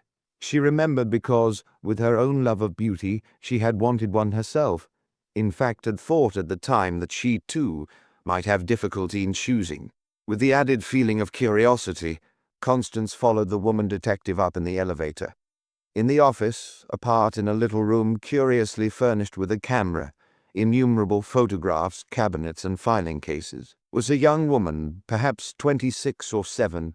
On a table before her lay a pile of laces and small trinkets. There, too, was the beautiful diamond ring which she had hidden in her muff. Constance fairly gasped at the sight. The girl was sitting limply in a chair, crying bitterly. She was not a hardened-looking creature. In fact, her face bore evident traces of refinement, and her long, slender fingers hinted at a nervous, artistic temperament. It was rather a shock to see such a girl under such distressing circumstances. "We've lost so much lately," a small ferret-eyed man was saying, "that we must make an example of someone. It's serious for us detectives, too. We'll lose our jobs unless we can stop you boosters." "Oh, I didn't mean to do it. I just couldn't help it," sobbed the girl over and over again. "Yes," drawled the man, "that's what they all say, but you've been caught with the goods this time, young lady." A woman entered, and the man turned to her quickly. "Carr, Kitty Carr. Did you find anything under that name?" "No, sir," replied the woman's store detective. "We've looked all through the records and the photographs. We don't find her. And yet I don't think it is an alias. At least, if it is, not an alias for anyone we have any record of. I've a good eye for faces, and there isn't one we have on file as good-looking," she added, perhaps with a little touch of wistfulness at her own plainness. "And this beauty gone wrong. This is the woman who lost the ring," put in the other woman detective, motioning to Constance, who had accompanied her and was standing, a silent spectator. The man held up the ring, which Constance had already recognized. "Is that yours?" he asked. For a moment, strangely, she hesitated. If it had been any other ring in the world, she felt sure that she would have said no. But then, she reflected, there was that pile of stuff. There was no use in concealing her ownership of the ring. "Yes," she murmured. "One moment, please," answered the man brusquely. "I must send down for the salesgirl who waited on you to identify you and your check. A mere formality, you know, but necessary to keep things straight." Constance sat down. "I suppose you don't realize it," explained the man, turning to Constance, "but the shoplifters of the city get away with a couple of $1 million worth of stuff every year. It's the price we have to pay for displaying our goods, but it's too high. They are the department store's greatest unsolved problem. Now most of the stores are working together for their common interests, seeing what they can do to root them out. We all keep a sort of private rogues gallery of them. But we don't seem to have anything on this girl, nor have any of the other stores who exchange photographs and information with us anything on her. Evidently, then, it is her first offense," put in Constance, wondering at herself. Strangely, she felt more of sympathy than of anger for the girl. "You mean the first time she has been caught at it," corrected the head of the store detectives. "It is my weakness," sobbed the girl. "Sometimes an irresistible impulse to steal comes over me. I just can't help it." She was sobbing convulsively. As she talked and listened, there seemed to come a complete breakdown. She wept as though her heart would break. "Oh," exclaimed the man, "can it cut out the sob stuff?" "And yet," mused Constance half to herself, watching the girl closely, "when one walks through the shops and sees thousands of dollars worth of goods lying unprotected on the counters, is it any wonder that some poor woman or girl should be tempted and fall? There, before her eyes and within her grasp, lies the very article above all others which she so ardently craves. No one is looking. The salesgirl is busy with another customer. The rest is easy. And then the store detective steps in, and here she is captured." The girl had been listening wildly through her tears. "Oh," she sobbed, "you don't understand, none of you. I don't crave anything. I just can't help it. And then afterwards, I hate the stuff. And I am so afraid. I hurry home and oh, what shall I do? What shall I do?" Constance pitied her deeply. She looked from the wild-eyed, tear-stained face to the miscellaneous pile of material on the table, and the unwinking gaze of the store detectives. True, the girl had taken a very valuable diamond ring, and from herself, but the laces, the trinkets, all were abominably cheap, not worth risking anything for. Constance's attention was recalled by the man who beckoned her aside to talk to the salesgirl who had waited on her. "You remember seeing this lady at the counter?" he asked of the girl. She nodded. "And that woman in there?" he motioned. Again the salesgirl nodded. "Do you remember anything else that happened?" he asked Constance as they faced Kitty Carr, and he handed Constance the ring. Constance looked the detective squarely in the face for a moment. "I have my ring. You have the other stuff," she murmured. "Besides, there is no record against her. She doesn't even look like a professional bad character. No, I'll not appear to press the charge. I'll make it as hard as I can before I'll do it," she added positively. The woman, who had overheard, looked her gratitude. The detectives were preparing to argue. Constance hardly knew what she was saying as she hurried on before anyone else could speak. "No," she added, "but I'll tell you what I will do. If you will let her go, I will look after her. Parole her unofficially with me." Constance drew a card from her case and handed it to the detective. He read it carefully, and a puzzled look came over his face. "Charge account good, customer pays promptly," he muttered under his breath. For a moment he hesitated, then he sat down at a desk. "Mrs. Dunlap," he said, "I'll do it." He pulled a piece of printed paper from the desk, filled in a few blanks, then turned to Kitty Carr, handing her a pen. "Sign here," he said brusquely. Constance bent over and read. It was a form of release. "I, Kitty Carr, residing at East Street, single, age 27 years, in consideration of the sum of $1, hereby admit taking the following property, without having paid therefor and with intent not to pay therefor, and by reason of the withdrawal of the complaint of larceny, of which I am guilty, I hereby release, and forever discharge the said Stacy Company, or its representatives from any claims, action, or causes of action, which I may have against the Stacy Company, or its representatives or agents, by reason of the withdrawal of said charge, of larceny and failure to prosecute. Signed, Kitty Carr." "Now, Kitty," soothed Constance as the trembling signature was blotted and added to a photograph which had quietly been taken, "they are going to let you go this time with me. Come, straighten your hat, wipe your eyes. You must take me home with you where we can have a nice long talk. Remember, I am your friend." On the way uptown and across the city, the girl managed to tell most of her history. She came from a family of means in another city. Her father was dead, but her mother and a brother were living. She herself had a small annuity, sufficient to live on modestly, and had come to New York seeking a career as an artist. Her story, her ambitions appealed to Constance, who had been somewhat of an artist herself, and recognized even in talking to the girl that she was not without some ability. Then, too, she found that Kitty actually lived, as she had said, in a cozy little kitchenette apartment with two friends, a man and his wife, both of whom happened to be out when they arrived. As Constance looked about, she could see clearly that there was indeed no adequate reason why the girl should steal. "How do you feel?" asked Constance, when the girl had sunk half-exhausted on a couch in the living room. "Oh, so nervous," she replied, pressing her hands to the back of her head, "and I have a terrible headache, although it is a little better now." They had talked for perhaps half an hour, as Constance soothed her, when there was the sound of a key in the door. A young woman in black entered. She was well dressed, in fact elegantly dressed in a quiet way, somewhat older than Kitty, but by no means as attractive. "Why, hello, Kitty," she cried. "What's the matter?" "Oh, Annie, I'm so unstrung," replied the girl, then, recollecting Constance, added, "Let me introduce my friend, Mrs. Dunlap. This is Mrs. Annie Grayson, who has taken me in as a lodger and is ever so kind to me." Constance nodded, and the woman held out her hand frankly. "Very glad to meet you," she said.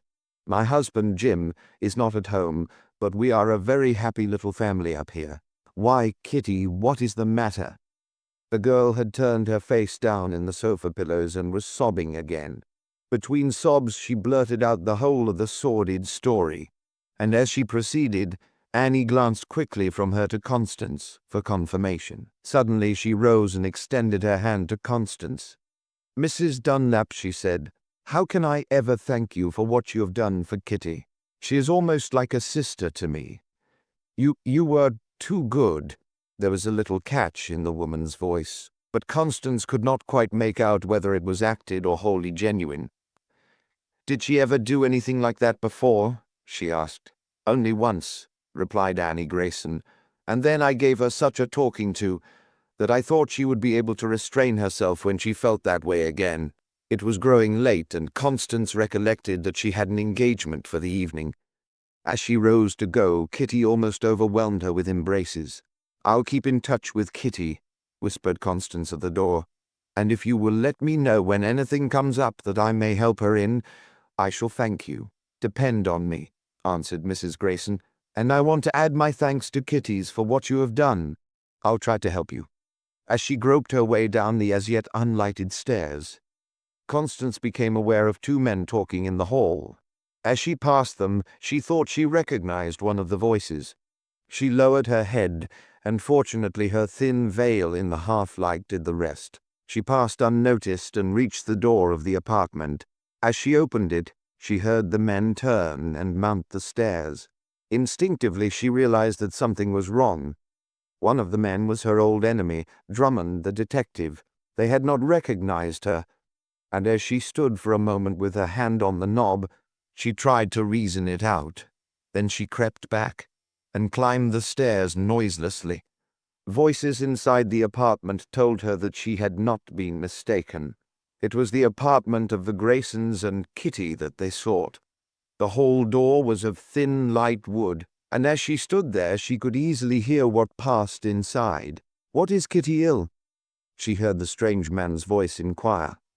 "Yes," replied Mrs. Grayson. Then her voice trailed off into an indistinguishable whisper. "How are you, Kitty?" asked the man. "Oh, I have a splitting headache, Jim. I've had it all day. I could just get up and screech." "I'm sorry. I hope it gets better soon." "Oh, I guess it will. They often go away as suddenly as they come. You know, I've had them before." Drummond's voice then spoke up. "Did you see the Trimble ad tonight?" he asked, evidently of Annie. "They have a lot of new diamonds from Arkansas. They say one of them is a big one, the Arkansas Queen, I believe they call it." "No, I didn't see the papers," replied Annie.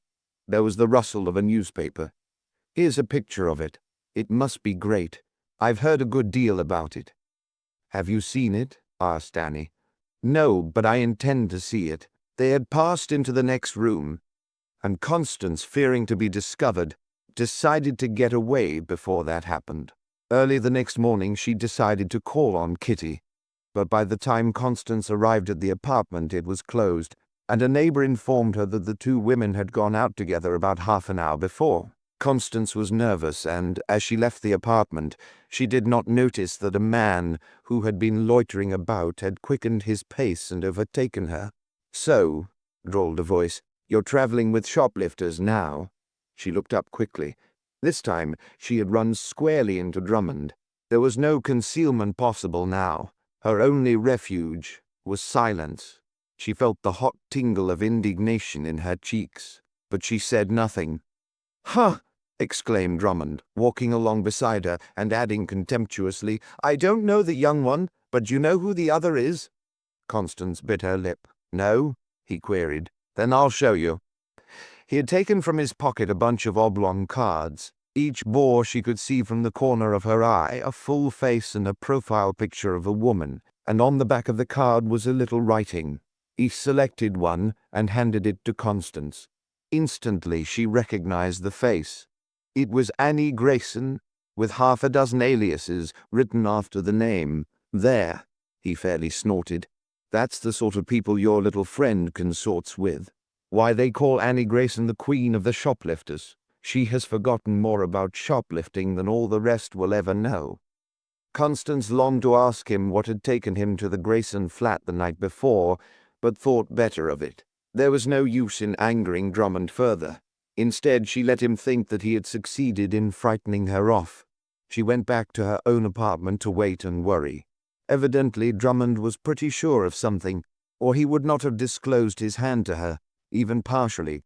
She felt that she must see Kitty before it was too late. Then the thought crossed her mind that perhaps already it was too late. Drummond evidently was working in some way for an alliance of the department stores outside. Constance had had her own ideas about Kitty, and as she waited and watched, she tried to reason how she might carry them out if she had a chance.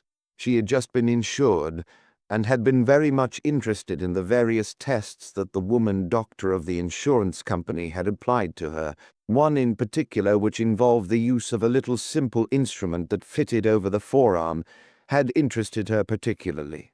She had talked to the doctor about it, and as she talked, an idea had occurred to her that it might have other uses than those which the doctor made of it. She had bought one.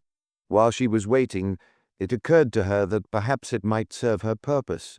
She got the instrument out. It consisted of a little arrangement that fitted over the forearm, and was attached by a tube to a dial that registered in millimeters a column of mercury. Would it really show anything, she wondered. There was a quick call on the telephone, and she answered it, her hand trembling, for she felt sure that it was something about the little woman she had befriended. Somehow or other her voice hardened as she answered the call, and found that it was from Drummond.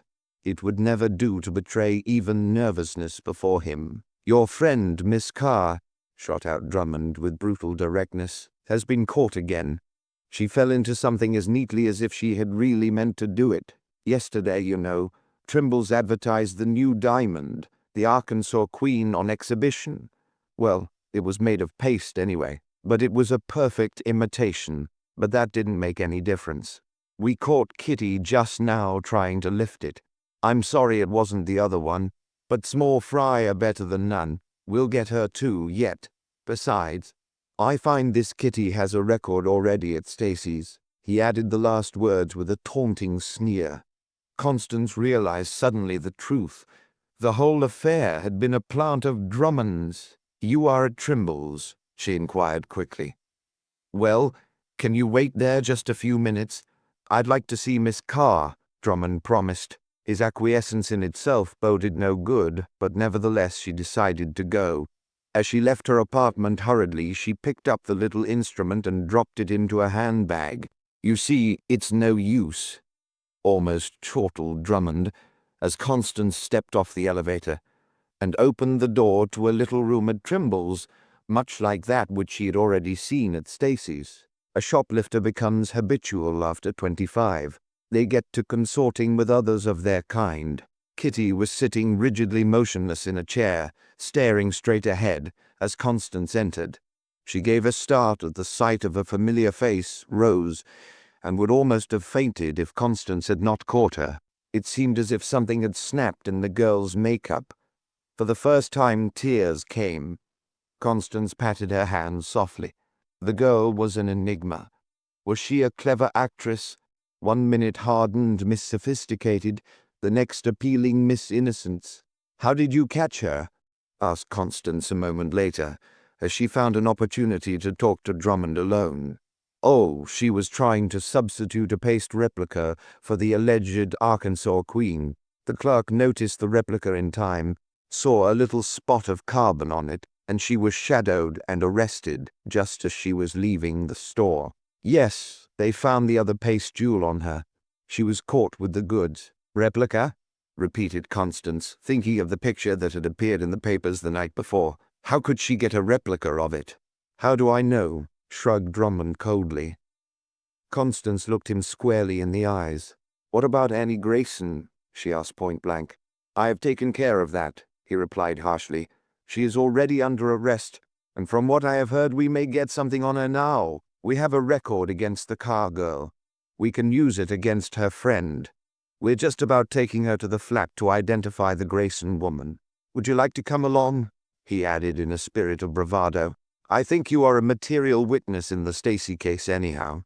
Constance felt bitterly her defeat. Still she went with them. There was always a chance that something might turn up. As they entered the door of the kitchenette, loud voices told them that someone was disputing inside. Drummond strode in. The sight of a huge pile of stuff that two strange men had drawn out of drawers and closets and stacked on the table riveted Constance's eyes. Only dimly she could hear that Annie Grayson was violently threatening Drummond, who stood coolly surveying the scene. The stuff on the table was, in fact, quite enough to dazzle the eyes.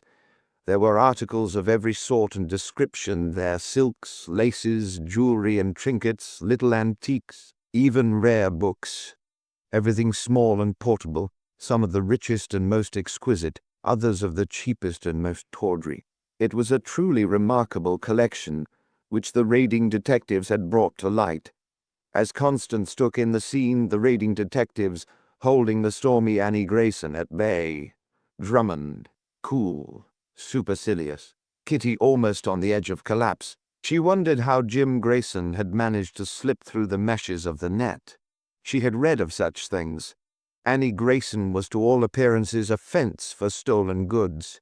This was perhaps a school for shoplifters. In addition to her other accomplishments, the queen of the shoplifters was a Fagin, educating others to the tricks of her trade, taking advantage of their lack of facility in disposing of the stolen goods. Just then, the woman caught sight of Constance standing in the doorway.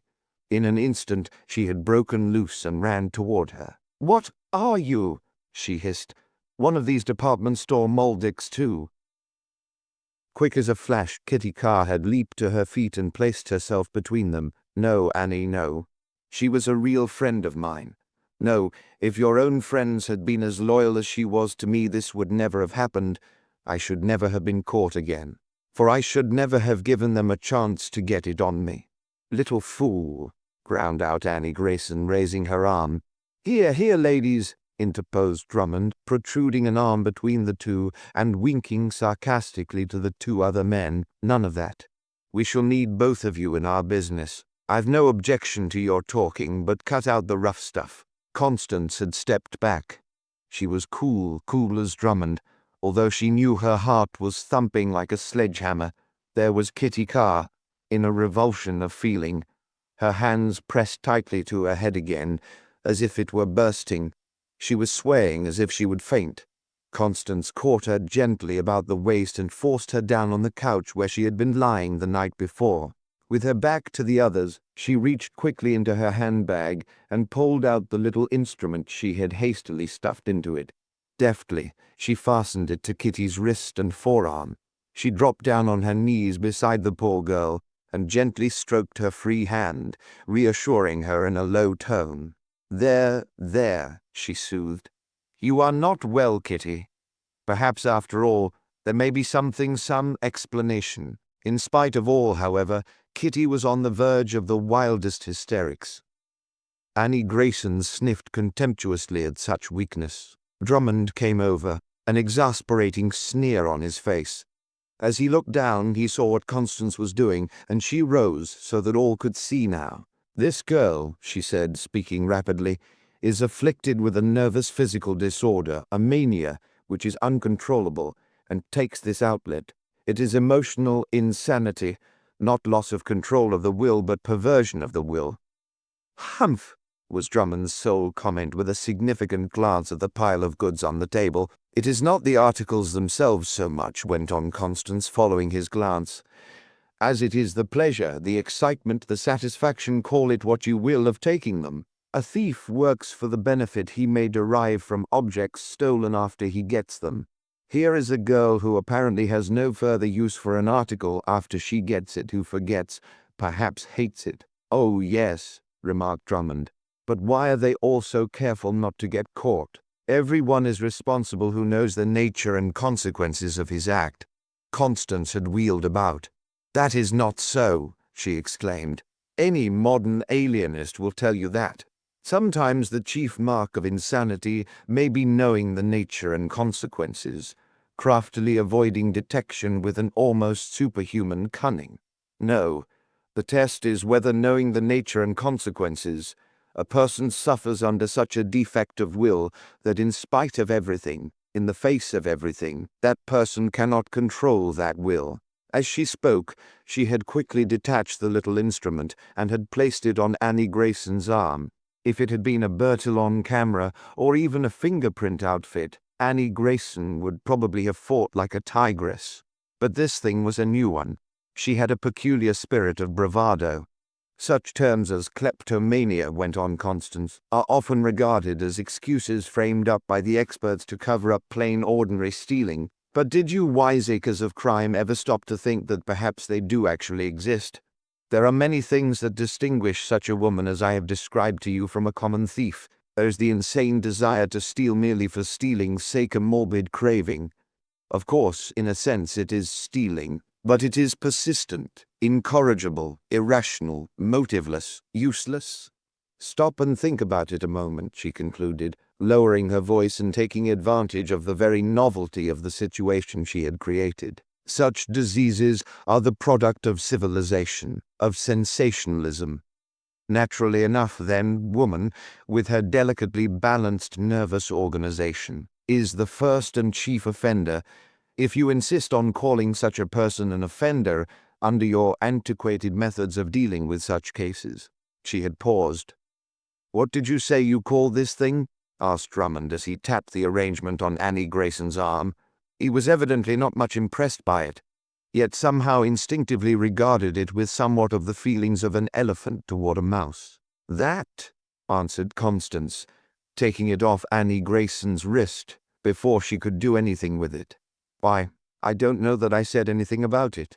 It is really a sphygmomanometer, the little expert witness that never lies, one of the instruments the insurance companies use now to register blood pressure and discover certain diseases. It occurred to me that it might be put to other and equally practical uses, for no one can conceal the emotions from this instrument, not even a person of cast-iron nerves. She'd placed it on Drummond's arm. He appeared fascinated. See how it works, she went on. You see, 125 millimeters is the normal pressure. Kitty Carr is absolutely abnormal.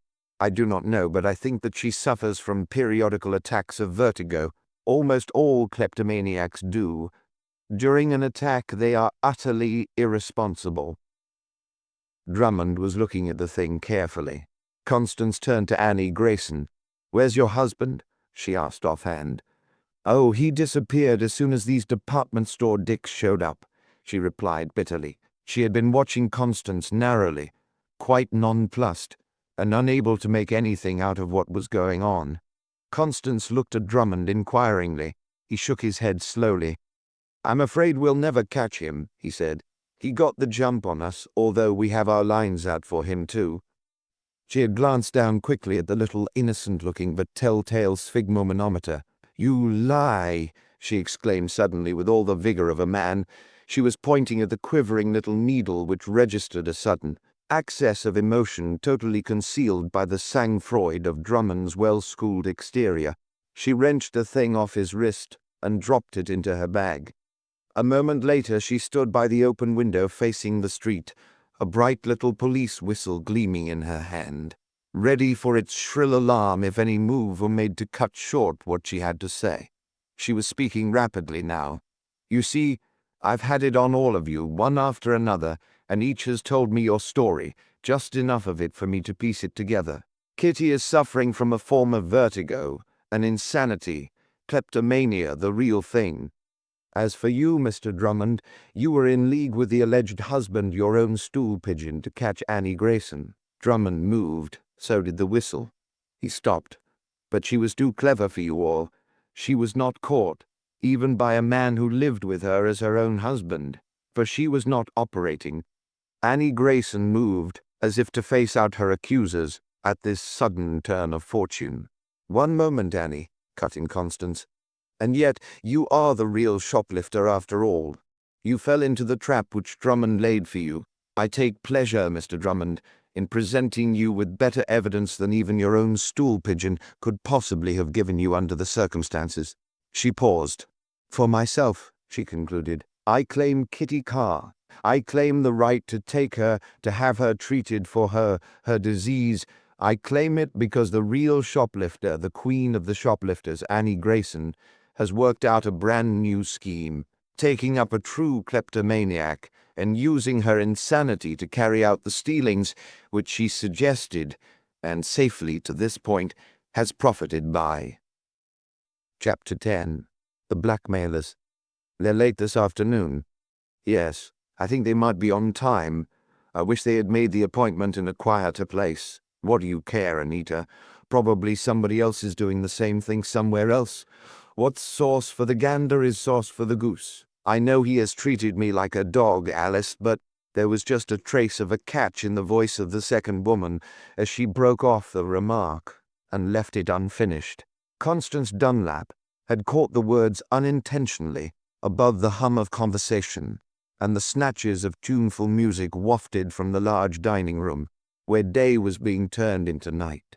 She had dropped into the fashionable New Vanderveer Hotel, not to meet anyone, but because she liked to watch the people in Peacock Alley, as the corridor of the hotel was often popularly called. Somehow, as she sat inconspicuously in a deep chair in an angle, she felt that very few of the gaily chatting couples or of the waiting men and women about her were quite what they seemed on the surface. The conversation from around the angle confirmed her opinion. Here, apparently at least, were two young married women with a grievance, and it was not for those against whom they had the grievance, real or imagined, that they were waiting so anxiously. Constance leaned forward to see them better. The woman nearest her was a trifle the elder of the two, a very attractive-looking woman, tastefully gowned and carefully groomed. The younger, who had been the first speaker, was, perhaps, the more dashing. Certainly she appeared to be the more sophisticated, and as Constance caught her eye, she involuntarily thought of the old proverb, "Never trust a man who doesn't look you in the eye or a woman who does." Two men sauntered down the long corridor on the way from a visit to the bar. As they caught sight of the two ladies, there was a smile of recognition, an exchange of remarks between each pair, and the men hurried in the direction of the corner. They greeted the two ladies in low, bantering, familiar terms: Mr. Smith, Mrs. Jones, Mr. White, and Mrs. Brown. "You got my card?" asked one of the men of the woman nearest Constance. "Sorry we're late, but a business friend ran into us as we were coming in, and I had to shunt him off in the other direction." He nodded toward the opposite end of the corridor with a laugh. "You've been bad boys," pouted the other woman, "but we forgive you this time. Perhaps we may hope to be reinstated after a little tea and a dance," suggested the other man. The four were all moving in the direction of the dining room and the gay music. They had disappeared in the crush about the door before Constance noticed that the woman who had been sitting nearest her had dropped an envelope. She picked it up. It was on the stationery of another fashionable hotel, evidently written by one of those who lounge in, and on the strength of a small bill in the cafe used the writing room. In a man's hand was the name Mrs. Anita Douglas, the Melcombe Apartments, City. Before she realized it, Constance had pulled out the card inside and glanced at it. It read, "My dearest, can you meet us in the Vanderveer tomorrow afternoon at 4? Bring along your little friend. With many yours." Mechanically, Constance crumpled the card and the envelope in her hand and held them as she regarded the passing throng, intending to throw them away when she passed a scrap basket on the way out. Still, it was a fascinating scene, this of the comedy and tragedy of human weaknesses, and she stayed much longer than she had intended. One by one, the people had either gone to dinner in the main dining room or elsewhere, and Constance had nearly decided on going too. She was looking down the corridor toward the desk when she saw something that caused her to change her mind. There was the young lady who had been talking so flippantly to the woman with a grievance, and she was now talking, of all people, to Drummond. Constance shrank back into her wicker chair in the protecting angle. What did it mean? If Drummond had anything to do with it, even remotely, it boded no good, at least. Suddenly a possible explanation crossed her mind. Was it a sidelight upon that peculiar industry of divorce as practiced in no place except New York? It was not only that Constance longed for, lived by excitement. She felt a sense of curiosity as to what the detective was up to now, and somehow she felt a duty in the case. She determined to return the envelope and card and meet the woman, and the more she thought of it, the more imperative became the idea. So it came about that the following forenoon, Constance sought out the Malcolm Apartments, a huge stone and brick affair on a street which the uptown trend of population was transforming. Anita Douglas, she had already found out by an inquiry or two, was the wife of a well-known businessman. Yet, as she entered the little apartment, she noticed that there was no evidence about it of a man's presence. Mrs. Douglas greeted her unexpected visitor with an inquiring look. "I was passing through the corridor of the Vanderveer yesterday afternoon," began Constance, leaping into the middle of her errand, "and I happened to see this envelope lying on the carpet. I thought first of destroying it, then that perhaps you would rather destroy it yourself." Mrs. Douglas almost pounced on the letter as Constance handed it to her. "Thank you," she exclaimed. "It was very thoughtful of you." For a moment or two they chatted of inconsequential things. "Who was your friend?" asked Constance at length. The woman caught her breath and flushed a bit, evidently wondering just how much Constance really knew. "The young lady," added Constance, who had put the question in this form purposely.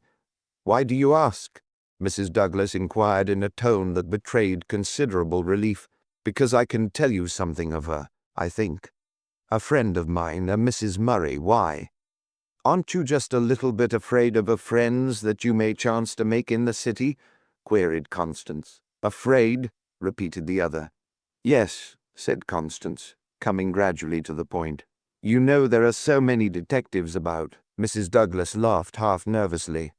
"Oh, I've been shadowed," she replied confidently. "I know how to shake them off. If you can't do anything else, you can always take a taxi. Besides, I think I can uncover almost any shadow. All you have to do, if you think you're being shadowed, is to turn a corner and stop. That uncovers the shadow as soon as he comes up to the corner, and after that he is useless. You know him." "That's all right," nodded Constance. "But you don't know these crooked detectives nowadays as I do. They can fake up evidence to order. That is their business, you know, to manufacture it. You may uncover a $6 operative, Mrs. Douglas, but are you the equal of a $20 a day investigator?" The woman looked genuinely scared. Evidently Constance knew some things she didn't know, at least about detectives. You don't think there is anything like that, do you?" she asked anxiously. "Well," replied Constance slowly to impress her, "I saw your friend, Mrs. Murray, after you had left the Vanderveer, talking to a detective whom I have every reason to fear as one of the most unscrupulous in the game." "Oh, that is impossible," persisted Mrs. Douglas. "Not a bit of it," pursued Constance. "Think it over for a moment. Who would be the last person a man or woman would suspect of being a detective?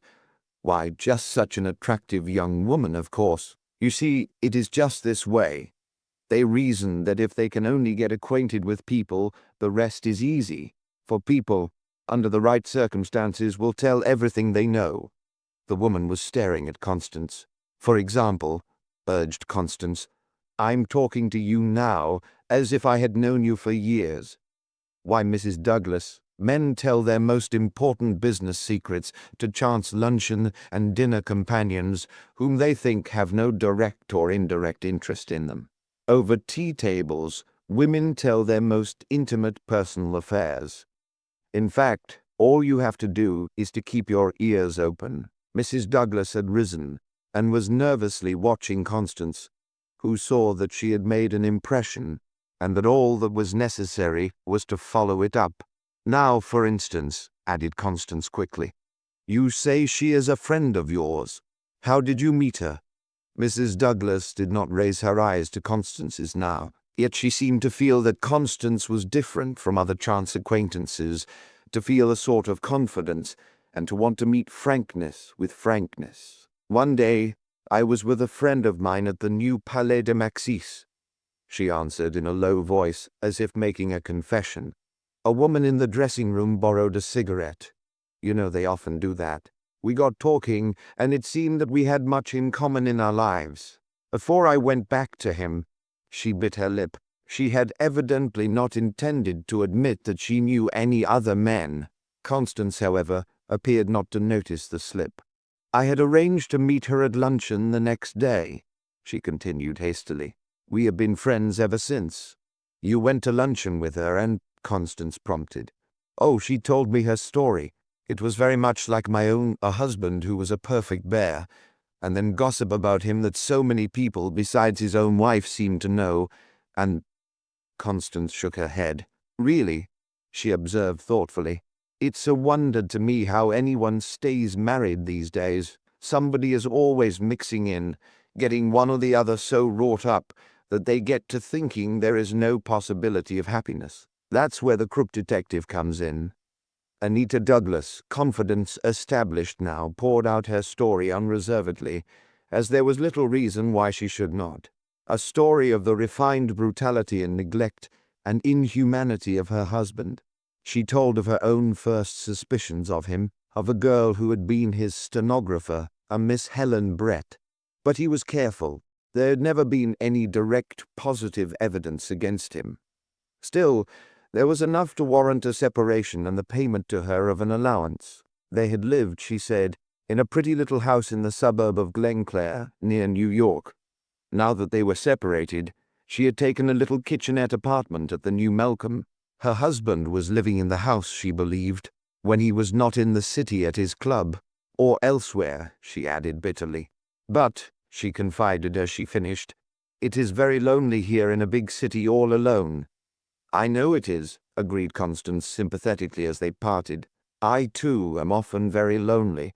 Call on me, especially if you find anything crooked going on. Call on me, anyhow. I shall be glad to see you any time. The words, anything crooked going on, rang in Mrs. Douglas's ears long after the elevator door had clanged shut and her new friend had gone. She was visibly perturbed, and the more she thought about it, the more perturbed she became. She had carried on a mild, then an ardent flirtation with the man who had introduced himself as Mr. White, really Lynn Munro, but she relied on her woman's instinct in her judgment of him. No, she felt sure that he could not be other than she thought. But as for Alice Murray and her friend whom she had met at the Palais de Maxis, well, she was forced to admit that she did not know, that Constance's warning might, after all, be true. Munro had had to run out of town for a few days on a business trip.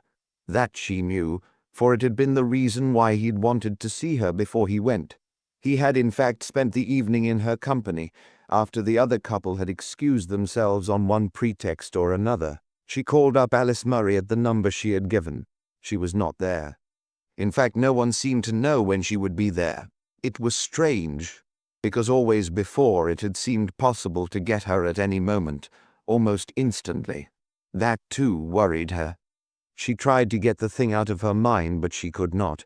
She had a sort of foreboding that her new friend had not spoken without reason, a feeling of insecurity as though something were impending over her. The crisis came sooner than even Constance had anticipated when she called on Anita Douglas. It was early in the afternoon, while Anita was still brooding, that a strange man called on her. Instinctively, she seemed to divine that he was a detective. He at least had the look. "My name," he introduced himself, "is Drummond." Drummond paused and glanced about as if to make sure that he could by no possibility be overheard. "I have called," he continued, "on a rather delicate matter." He paused for effect, then went on. "Some time ago I was employed by Mr. Douglas to watch his wife. He was watching her narrowly to see what effect his sudden remark would have on her. She was speechless. Since then," he added quietly, "I have watched. I have seen what I have seen." Drummond had faced her. Somehow, the effect of his words was more potent on her than if he had not accused her by indirection. Still, she said nothing. "I can suppress it," he insinuated. Her heart was going like a trip hammer. "But it will cost something to do that." Here was a straw. She caught at it eagerly. "Cost something," she repeated, facing him. "How much?" Drummond never took his eyes from her anxious face. "I was to get a fee of $1,000 if I obtained some letters that had passed from her to a man named Lynn Munro. He has gone out of town, has left his rooms unguarded. I have the letters." She felt a sinking sensation. $1,000. Suddenly the truth of the situation flashed over her. He had come with an offer that set her bidding against her husband for the letters, and in a case of dollars her husband would win. $1,000. It was blackmail. I can't afford it," she pleaded weakly. "Can't you make it less?" Drummond shook his head. Already he had learned what he had come to learn. She did not have the money. "No," he replied positively, adding by way of inserting the knife and turning it around, "I shall have to turn the letters over to him today." She drew herself up. At least she could fight back. "But you can't prove anything," she cut in quickly. "Can't I?" he returned.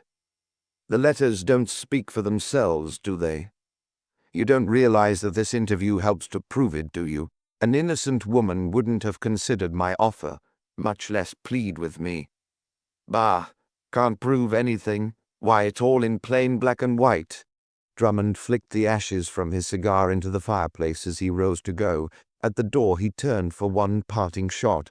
"I have all the evidence I need," he concluded. "I've got the goods on you. Tonight it will be locked in his safe documentary evidence. If you should change your mind, you can reach me at his office. Call under an assumed name, Mrs. Green, perhaps." He was gone, with a mocking smile at the parting shot. Anita Douglas saw it all now. Things had not been going fast enough to suit her new friend, Mrs. Murray.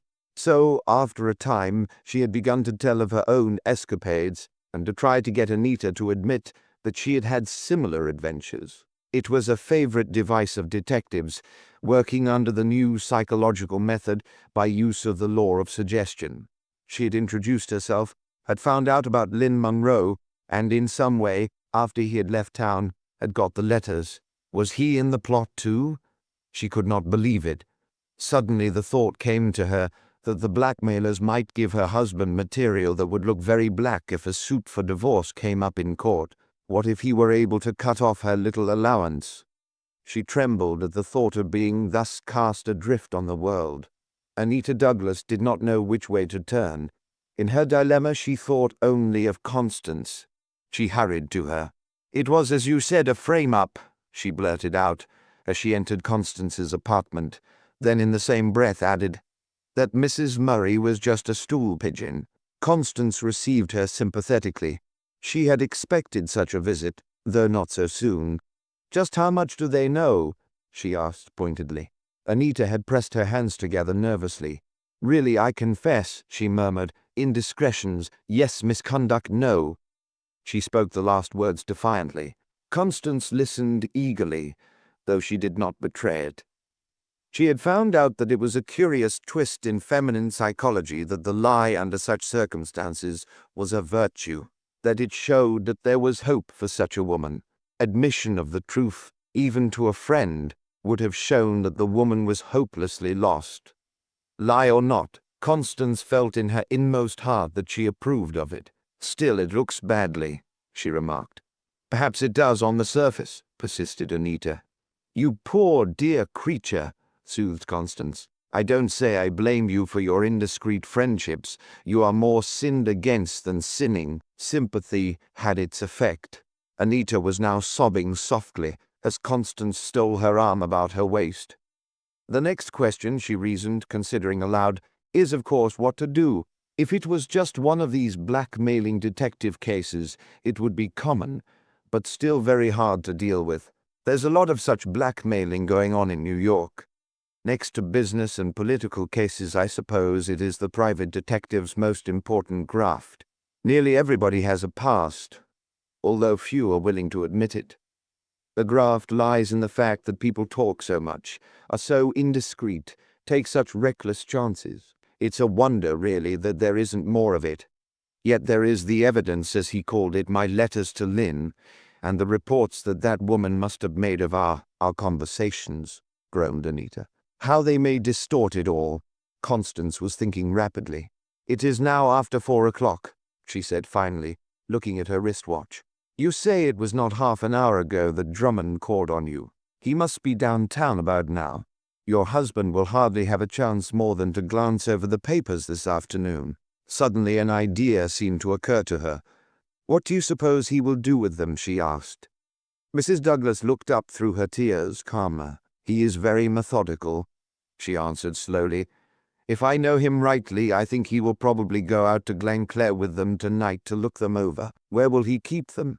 broke in Constance suddenly. "He has a little safe in the library out there where he keeps all such personal papers. I shouldn't be surprised if he looked them over and locked them up there, until he intends to use them at least until morning." "I have a plan," exclaimed Constance excitedly. "Are you game?" Anita Douglas looked at her friend squarely. In her face, Constance read the desperation of a woman battling for life and honor. "Yes," replied Anita in a low, tense tone, "for anything. Then meet me after dinner in the terminal. We'll go out to Glenclair." The two looked deeply into each other's eyes. Nothing was said, but what each read was a sufficient answer to a host of unspoken questions. A moment after Mrs. Douglas had gone, Constance opened a cabinet. From the false back of a drawer, she took 2 little vials of powder and a small bottle with a sponge. Then she added a long steel bar with a peculiar turn at the end to her paraphernalia for the trip. Nothing further occurred until they met at the terminal, or in fact on the journey out.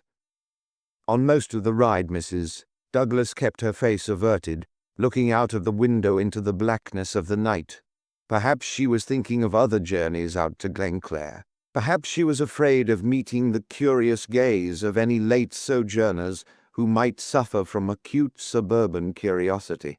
Quietly the two women alighted and quickly made their way from the station up the main street, then diverged to a darker and less frequented avenue. "There's the house," pointed out Mrs. Douglas, halting Constance with a little bitter exclamation. Evidently she had reasoned well. He had gone out there early, and there was a light in the library. "He isn't much of a reader," whispered Mrs. Douglas. "Oh, it's clear to me that he has the stuff all right. He's devouring it, gloating over it." The sound of footsteps approaching down the paved walk came to them. Loitering on the streets of a suburban town always occasions suspicion, and instinctively Constance drew Anita with her into the shadow of a hedge that set off the house from that next to it.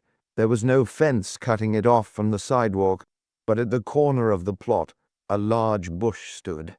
In this bower they were perfectly hidden in the shadow. Hour after hour they waited, watching that light in the library, speculating what it was he was reading, while Anita, half afraid to talk, wondered what it was that Constance had in mind. Finally the light in the library winked out and the house was in darkness. Midnight passed, and with it the last belated suburbanite. At last, when the moon had disappeared under some clouds, Constance pulled Anita gently along up the lawn. There was no sign of life about the house, yet Constance observed all the caution she would have if it had been well guarded. Quickly they advanced over the open space to the cottage, approaching in the shadow as much as possible. Tiptoeing over the porch, Constance tried a window, the window through which had shone the tantalizing light. It was fastened. Without hesitation, she pulled out the long steel bar with the twisted head and began to insert the sharp end between the sashes. "Aren't you afraid?" chattered her companion. "No," she whispered, not looking up from her work. "You know, most persons don't know enough about jimmies. Against them an ordinary door lock or window catch is no protection at all. Why, with this jimmy, even a woman can exert a pressure of a ton or so.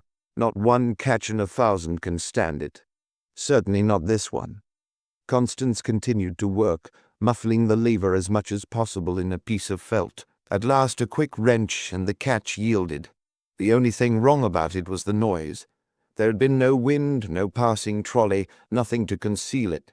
They shrank back into the shadow and waited breathless. Had it been heard? Would a window open presently and an alarm be sounded? There was not a sound save the rustle of the leaves in the night wind.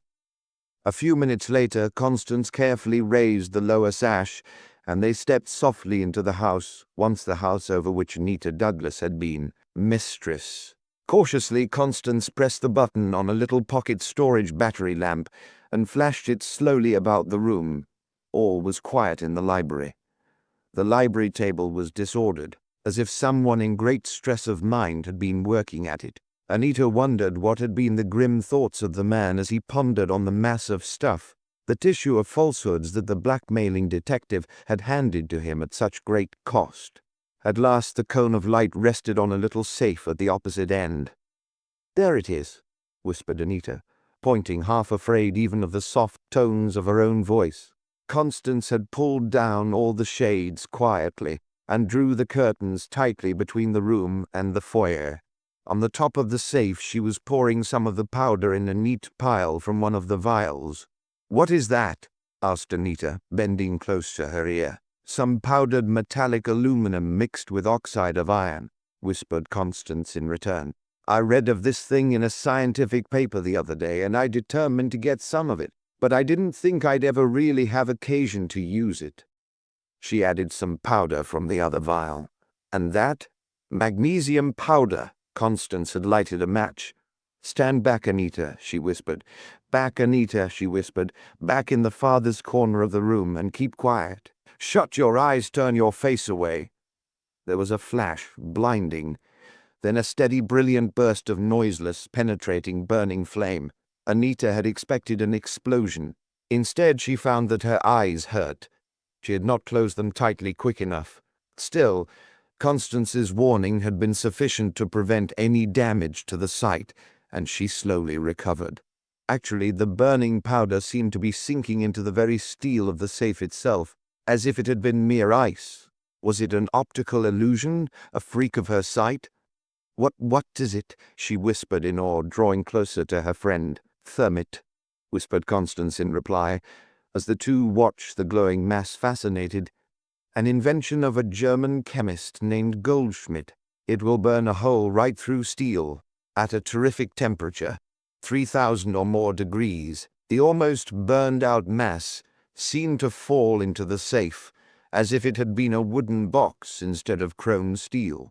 They waited a moment, still blinking, to regain control over their eyes in spite of the care they had used to shield them. Then they tiptoed across the floor. In the top of the safe yawned a hole large enough to stick one's hand and arm through.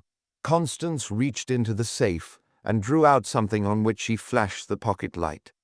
There was bundle after bundle of checks, the personal checks of a methodical businessman, carefully preserved. Hastily, she looked them over. All seemed to be perfectly straight payments to tradesmen, to real estate agents, payments of all sorts, all carefully labeled. "Oh, he'd never let anything like that lie around," remarked Anita, as she began to comprehend what Constance was after. Constance was scrutinizing some of the checks more carefully than others. Suddenly, she held one up to the light. Apparently, it was in payment of legal services. Quickly, she took the little bottle of brownish fluid which she had brought with the sponge. She dipped the sponge in it lightly and brushed it over the check. Then she leaned forward breathlessly. "Eradicating ink is simply a bleaching process," she remarked, "which leaves the iron of the ink as a white oxide instead of a black oxide. The proper reagent will restore the original color, partially and at least for a time. Ah, yes, it is as I thought. There have been erasures in these checks. Other names have been written in on some of them in place of those that were originally there. The sulfide of ammonia ought to bring out anything that is hidden here. There, faintly, was the original writing. It read, "Pay to the order of Helen Brett." Mrs. Douglas with difficulty restrained an exclamation of anger and hatred at the mere sight of the name of the other woman. "He was careful," remarked Constance. "Reckless at first in giving checks. He has tried to cover it up. He didn't want to destroy them, yet he couldn't have such evidence about. So he must have altered the name on the cancelled vouchers after they were returned to him paid by the bank. Very clever. Very." Constance reached into the safe again. There were some personal and some business letters, some old checkbooks, some silver and gold trinkets and table silver. She gave a low exclamation. She had found a packet of letters and a sheaf of typewritten flimsy tissue paper pages. Mrs. Douglas uttered a little cry, quickly suppressed. The letters were those in her own handwriting addressed to Lynn Monroe. "Here are Drummond's reports too," Constance added. She looked them hastily over. The damning facts had been masked in a way that must inevitably have prejudiced any case for the defense that Mrs. Douglas might set up. There's all the evidence against you," whispered Constance hoarsely, handing it over to Anita. "It's all yours again. Destroy it." In her eagerness, with trembling hands, Anita had torn up the whole mass of incriminating papers and had cast them into the fireplace. She was just about to strike a match. Suddenly there came a deep voice from the stairs. "Well, what's all this?" Anita dropped the match from her nerveless hands. Constance felt an arm grasp her tightly. For a moment a chill ran over her at being caught in the nefarious work of breaking and entering a dwelling house at night. The hand was Anita's. The voice was that of a man. Lights flashed all over the house at once, from a sort of electric light system that could be instantly lighted and would act as a burglar expeller. It was Douglas himself. He was staring angrily at his wife and the stranger with her. "Well," he demanded with cold sarcasm, "why this burglary?" Before he could quite take in the situation, with a quick motion, Constance struck a match and touched it to the papers in the fireplace. As they blazed up, he caught sight of what they were and almost leaped across the floor. Constance laid her hand on his arm. "One moment, Mr. Douglas," she said quietly. "Look at that." Who the devil are you?" he gasped. "What's all this?" "I think," remarked Constance slowly and quietly, "that your wife is now in a position to prove that you, well, don't come into court with clean hands if you attempt to do so. Besides, you know, the courts rather frown on detectives that practice collusion and conspiracy and frame up evidence, to say nothing of trying to blackmail the victims. I thought perhaps you'd prefer not to say anything about this a visit tonight after you saw that." Constance had quietly laid one of the erased checks on the library table. Again she dipped the sponge into the brownish liquid. Again the magic touch revealed the telltale name. With her finger she was pointing to the faintly legible Helen Brett on the check, as the sulfide had brought it out. Douglas stared dazed. He rubbed his eyes and stared again as the last of the flickering fire died away. In an instant he realized that it was not a dream, that it was all a fact. He looked from one to the other of the women. He was checkmated. Constance ostentatiously folded up the erased vouchers.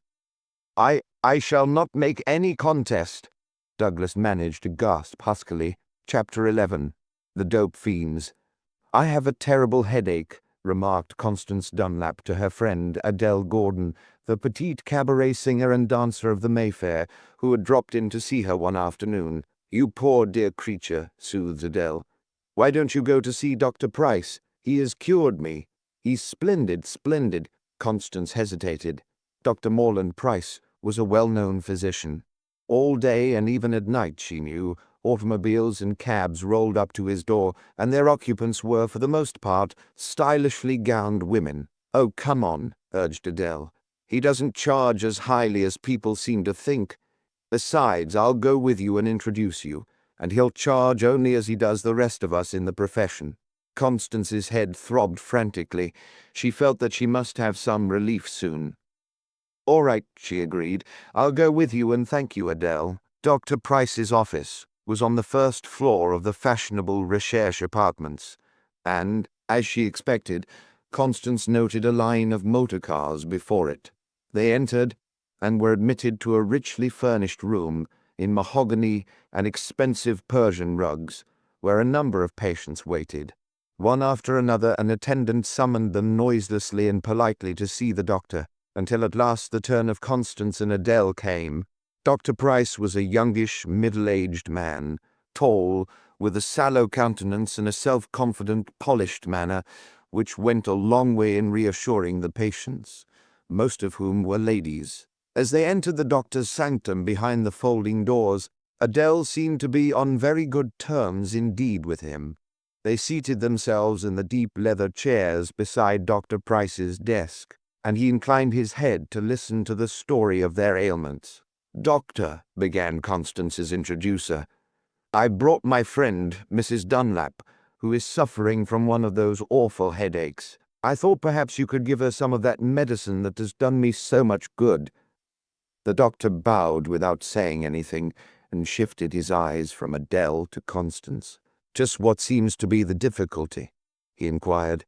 Constance told him how she felt, of her general lassitude and the big throbbing veins in her temples. "Ah, a woman's headaches." He smiled, adding, "Nothing serious, however, in this case. As far as I can see, we can fix this one all right, I think." He wrote out a prescription quickly and handed it to Constance. "Of course," he added, as he pocketed his fee, "it makes no difference to me personally, but I would advise that you have it filled at Muller's. Miss Gordon knows the place. I think Muller's drugs are perhaps fresher than those of most druggists, and that makes a great deal of difference." He had risen and was politely and suavely bowing them out of another door, at the same time by pressing a button signifying to his attendant to admit the next patient. Constance had preceded Adele, and as she passed through the other door, she overheard the doctor whisper to her friend, "I'm going to stop for you tonight to take a ride. I have something important I want to say to you." She did not catch Adele's answer, but as they left the marble and onyx brass-grilled entrance, Adele remarked, "That's his car over there. Oh, but he is a reckless driver, dashes along pell-mell, but always seems to have his eye out for everything.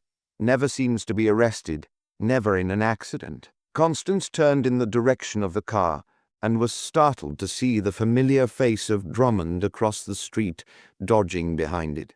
What was it now, she wondered? A divorce case? A scandal? What? The medicine was made up into little powders to be taken until they gave relief, and Constance folded the paper of one, poured it on the back of her tongue, and swallowed a glass of water afterward. Her head continued to throb, but she felt a sense of well-being that she had not before. Adele urged her to take another, and Constance did so. The second powder increased the effect of the first marvelously, but Constance noticed that she now began to feel queer. She was not used to taking medicine. For a moment she felt that she was above, beyond the reach of ordinary rules and laws. She could have done any sort of physical task, she felt, no matter how difficult. She was amazed at herself, as compared to what she had been only a few moments before. "Another one?" asked Adele finally. Constance was by this time genuinely alarmed at the sudden unwanted effect on herself. "No," she replied dubiously. "I don't think I want to take any more just yet." "Not another?" asked Adele in surprise. "I wish they would affect me that way. Sometimes I have to take the whole dozen before they have any effect." They chatted for a few minutes, and finally Adele rose. "Well?" she remarked with a nervous twitching of her body, as if she were eager to be doing something. "I really must be going. I can't say I feel any too well myself." "I think I'll take a walk with you," answered Constance, who did not like the continued effect of the two powders. "I feel the need of exercise and air." Adele hesitated, but Constance already had her hat on. She had seen Drummond watching Dr. Price's door. and it interested her to know whether he could possibly have been following Adele, or someone else. As they walked along, Adele quickened her pace until they came again to the drugstore. "I believe I'll go in and get something," she remarked, pausing. For the first time in several minutes, Constance looked at the face of her friend. She was amazed to discover that Adele looked as if she had had a spell of sickness. Her eyes were large and glassy, her skin cold and sweaty, and she looked positively pallid and thin.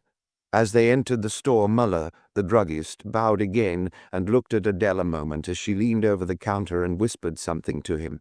Without a word, he went into the arcana behind the partition that cuts off the mysteries of the prescription room in every drugstore from the front of the store. When Muller returned, he handed her a packet, for which she paid, and which she dropped quickly into her pocketbook. Hugging the pocketbook close to herself, Adele turned and was about to hurry from the store with Constance. "Oh, excuse me," she said suddenly, as if she had just recollected something. "I promised a friend of mine I'd telephone this afternoon, and I have forgotten to do it. I see a pay station here." Constance waited. Adele returned much quicker than one would have expected. She could call up a number.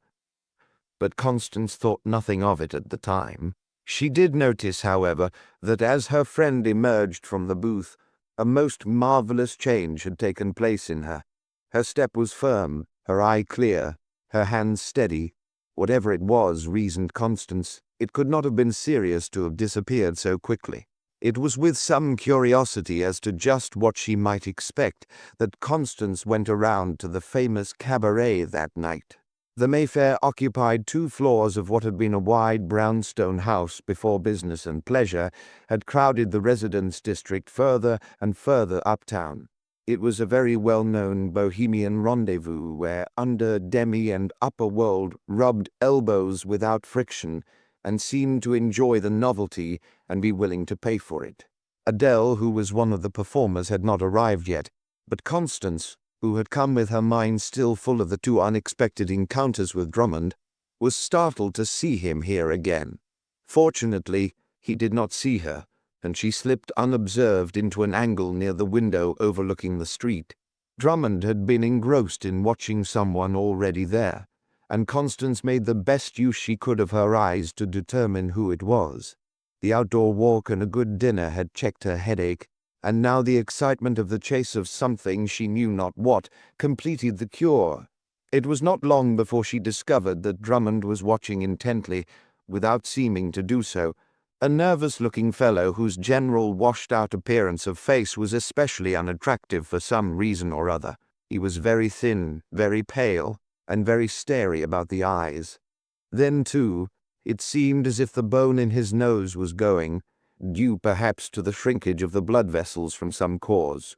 Constance noticed a couple of girls whom she had seen Adele speak to on several other occasions approaching the young man. There came an opportune lull in the music, and from around the corner of her protecting angle, Constance could just catch the greeting of one of the girls. "Hello, sleigh bells. Got any snow?" It was a remark that seemed particularly malapropos to the sultry weather, and Constance half expected a burst of laughter at the unexpected sally. Instead, she was surprised to hear the young man reply in a very serious and matter-of-fact manner. "Sure. Got any money, May?" She craned her neck, carefully avoiding coming into Drummond's line of vision, and as she did so she saw 2 silver quarters gleam momentarily from hand to hand, and the young man passed each girl stealthily a small white paper packet. Others came to him, both men and women. It seemed to be an established thing, and Constance noted that Drummond watched it all covertly. "Who is that?" asked Constance of the waiter, who had served her sometimes when she had been with Adele, and knew her. "Why, they call him Sleigh Bells Charlie," he replied, "a coke fiend." "Which means a cocaine fiend, I suppose?" she queried. "Yes. He's a lobbygow for the grapevine system they have now of selling the dope in spite of this new law." "Where does he get the stuff?" she asked. The waiter shrugged his shoulders. "Nobody knows, I guess. I don't. But he gets it in spite of the law and peddles it.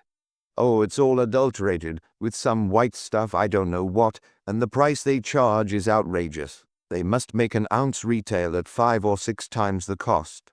Oh, you can bet that someone who is at the top is making a pile of money out of that graft, all right." He said it not with any air of righteous indignation, but with a certain envy. Constance was thinking the thing over in her mind. Where did the coke come from? The grapevine system interested her. Sleighbells seemed to have disposed of all the coke he had brought with him. As the last packet went, he rose slowly and shuffled out.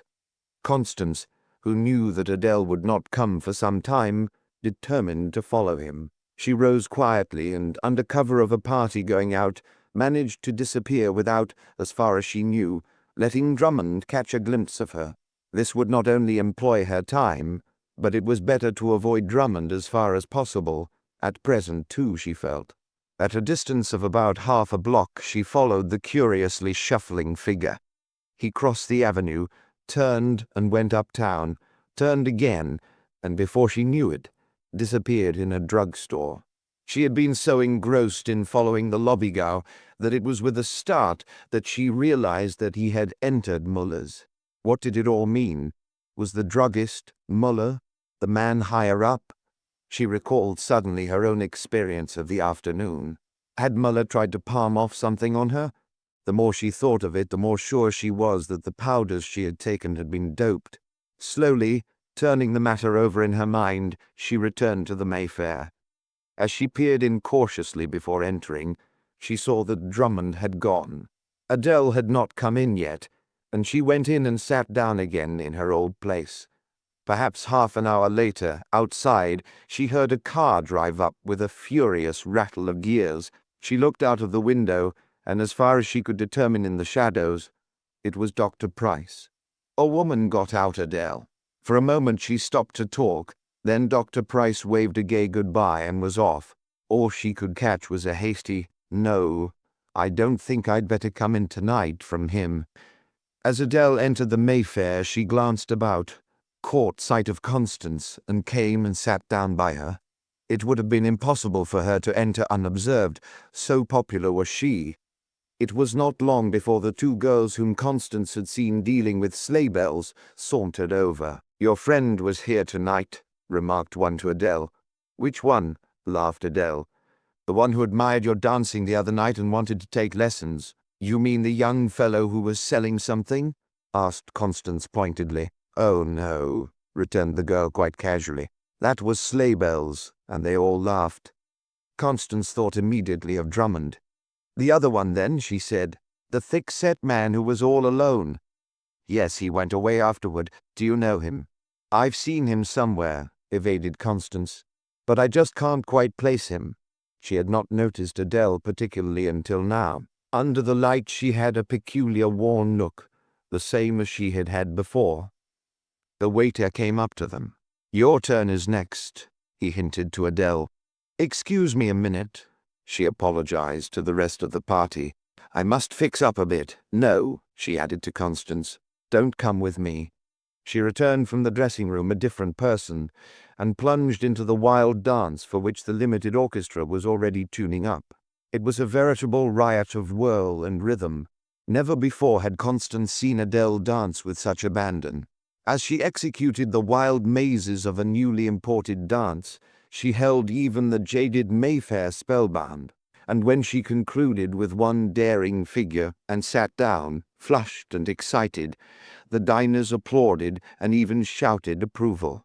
It was an event for even the dance-mad Mayfair. Constance did not share in the applause. At last she understood. Adele was a dope fiend too. She felt it with a sense of pain. Always, she knew, the fiends tried to get away alone somewhere for a few minutes to snuff some of their favorite nepenthe. She had heard before of the cocaine snuffers who took a little of the deadly powder, placed it on the back of the hand, and inhaled it up the nose with a quick intake of breath. Adele was one. It was not Adele who danced, it was the dope. Constance was determined to speak. "You remember that man the girls spoke of?" she began. "Yes." "What of him?" asked Adele with almost a note of defiance. "Well, I really do know him," confessed Constance. "He is a detective." Constance watched her companion curiously.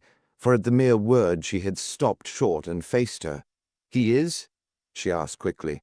"Then that was why Dr. Price—" She managed to suppress the remark and continued her walk home without another word. In Adele's little apartment, Constance was quick to note that the same haggard look had returned to her friend's face.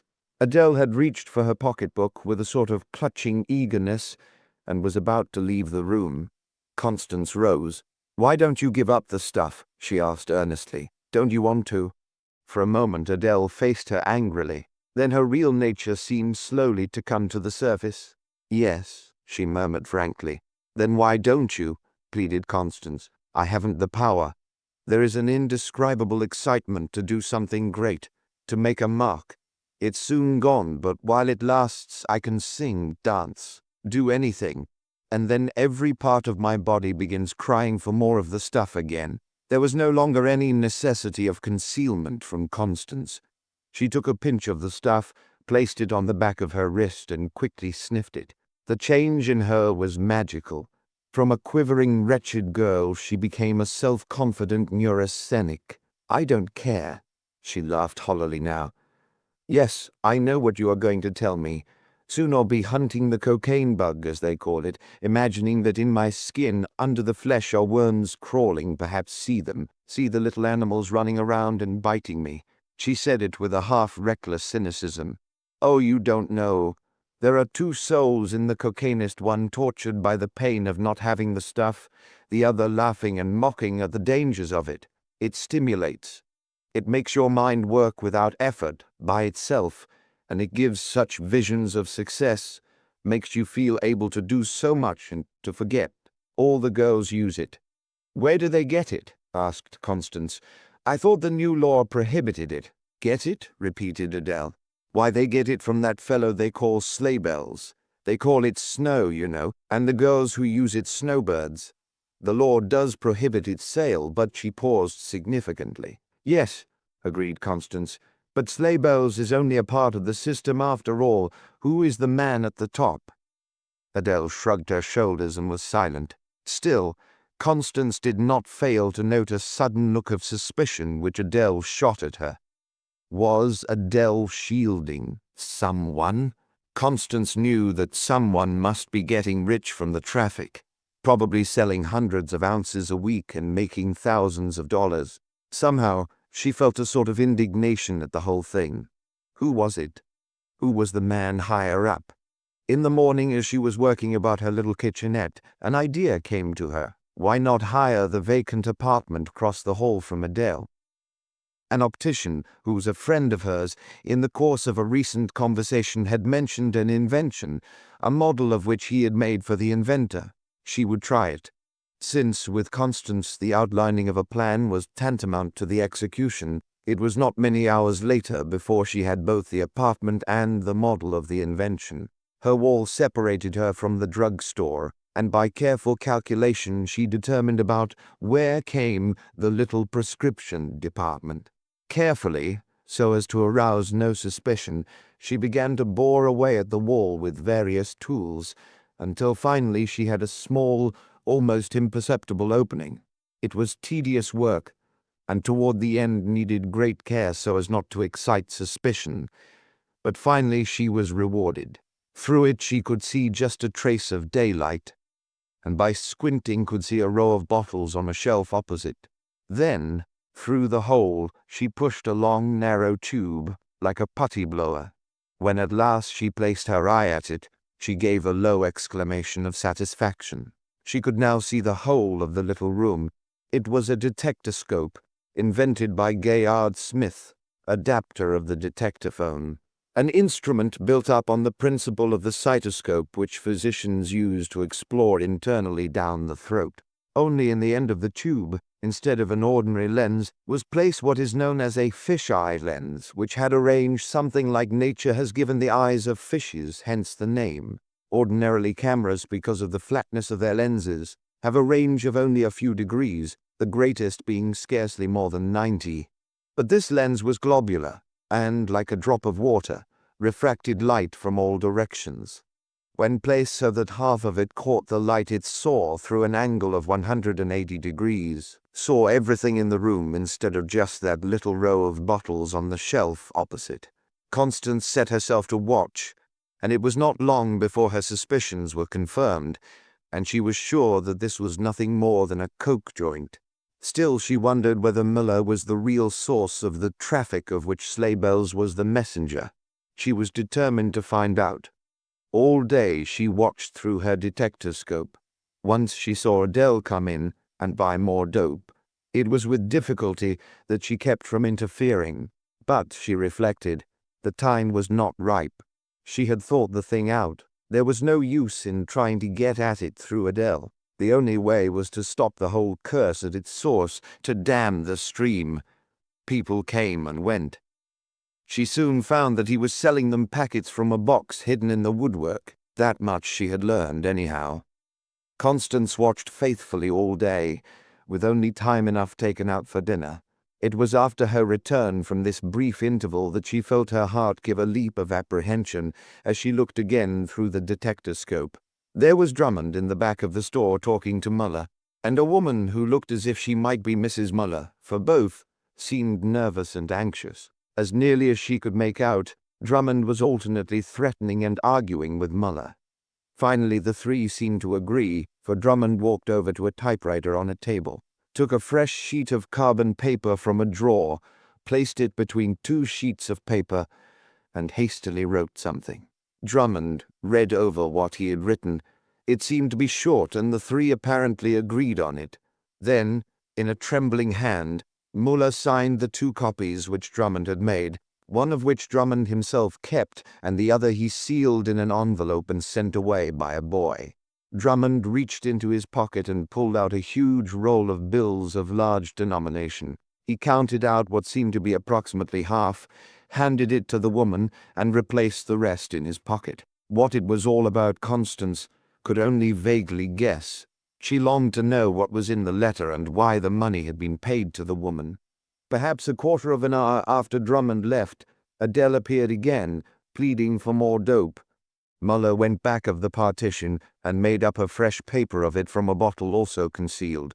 Constance was torn by conflicting impulses. She did not want to miss anything in the perplexing drama that was being enacted before her, yet she wished to interfere with the deadly course of Adele. Still, perhaps the girl would resent interference if she found out that Constance was spying on her. She determined to wait a little while before seeing Adele. It was only after a decided effort that she tore herself away from the detectoscope and knocked on Adele's door as if she had just come in for a visit. Again she knocked, but still there was no answer. Every minute something might be happening next door. She hurried back to her post of observation. One of the worst aspects of the use of cocaine, she knew, was the desire of the user to share his experience with someone else. The passing on of the habit, which seemed to be one of the strongest desires of the drug fiend, made him even more dangerous to society than he would otherwise have been. That thought gave Constance an idea. She recalled also now having heard somewhere that it was a common characteristic of these poor creatures to have a passion for fast automobiling, to go on long rides, perhaps even without having the money to pay for them. That too confirmed the idea which she had. As the night advanced, she determined to stick to her post. What could it have been that Drummond was doing? It was no good, she felt positive. Suddenly before her eye, glued to its eavesdropping aperture, she saw a strange sight. There was a violent commotion in the store.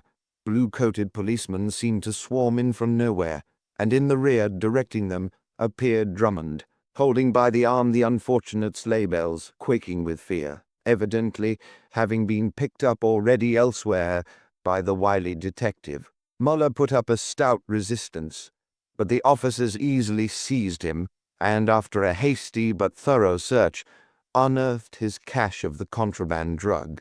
As the scene unfolded, Constance was more and more bewildered after having witnessed that which preceded it, the signing of the letter and the passing of the money.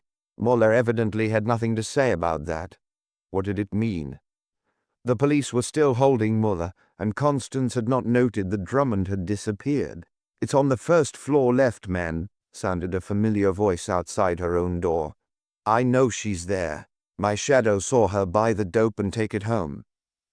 Her heart was thumping wildly. It was Drummond leading his squad of raiders, and they were about to enter the apartment of Adele. They knocked, but there was no answer. A few moments before, Constance would have felt perfectly safe in saying that Adele was out. But if Drummond's man had seen her enter, might she not have been there all the time, be there still, in a stupor? She dreaded to think of what might happen if the poor girl once fell into their hands. It would be the final impulse that would complete her ruin. Constance did not stop to reason it out. Her woman's intuition told her that now was the time to act, that there was no retreat. She opened her own door just as the raiders had forced in the flimsy affair that guarded the apartment of Adele. "So," sneered Drummond, catching sight of her in the dim light of the hallway, "you are mixed up in these violations of the new drug law too?" Constance said nothing. She had determined first to make Drummond display his hand. "Well," he ground out, "I'm going to get these people this time. I represent the Medical Society and the Board of Health. These men have been assigned to me by the Commissioner as a dope squad. We want this girl. We have others who will give evidence, but we want this one too." He said it with a bluster that even exaggerated the theatrical character of the raid itself. Constance did not stop to weigh the value of his words, but through the door she brushed quickly. Adele might need her if she was indeed there. As she entered the little living room, she saw a sight which almost transfixed her. Adele was there lying across a divan, motionless. Constance bent over. Adele was cold. As far as she could determine, there was not a breath or a heartbeat. What did it mean? She did not stop to think. Instantly there flashed over her the recollection of an instrument she had read about at one of the city hospitals. It might save Adele. Before anyone knew what she was doing, she had darted to the telephone in the lower hall of the apartment and had called up the hospital frantically, imploring them to hurry. Adele must be saved. Constance had no very clear idea of what happened next in the hurly-burly of events, until the ambulance pulled up at the door and the white-coated surgeon burst in carrying a heavy suitcase. With one look at the unfortunate girl, he muttered, "Paralysis of the respiratory organs. Too large a dose of the drug. You did perfectly right," and began unpacking the case. Constance, calm now in the crisis, stood by him and helped as deftly as could any nurse. It was a curious arrangement of tubes and valves, with a large rubber bag, and a little pump that the doctor had brought. Quickly he placed a cap, attached to it, over the nose and mouth of the poor girl, and started the machine. What is it?" gasped Drummond as he saw Adele's hitherto motionless breast now rise and fall. "A pulmotor," replied the doctor, working quickly and carefully. "An artificial lung. Sometimes it can revive even the medically dead. It is our last chance with this girl." Constance had picked up the packet which had fallen beside Adele and was looking at the white powder. "Almost pure cocaine," remarked the young surgeon, testing it. "The hydrochloride, large crystals, highest quality. Usually it is adulterated. Was she in the habit of taking it this way?" Constance said nothing. She had seen Muller make up the packet specially now, she recalled. Instead of the adulterated dope, he had given Adele the purest kind. Why? Was there some secret he wished to lock in her breast forever? Mechanically the pulmotor pumped. Would it save her? Constance was living over what she had already seen through the detectoscope. Suddenly she thought of the strange letter, and of the money. She hurried into the drugstore. Muller had already been taken away. But before the officer left in charge could interfere, she picked up the carbon sheet on which the letter had been copied, turned it over, and held it eagerly to the light. She read in amazement. It was a confession.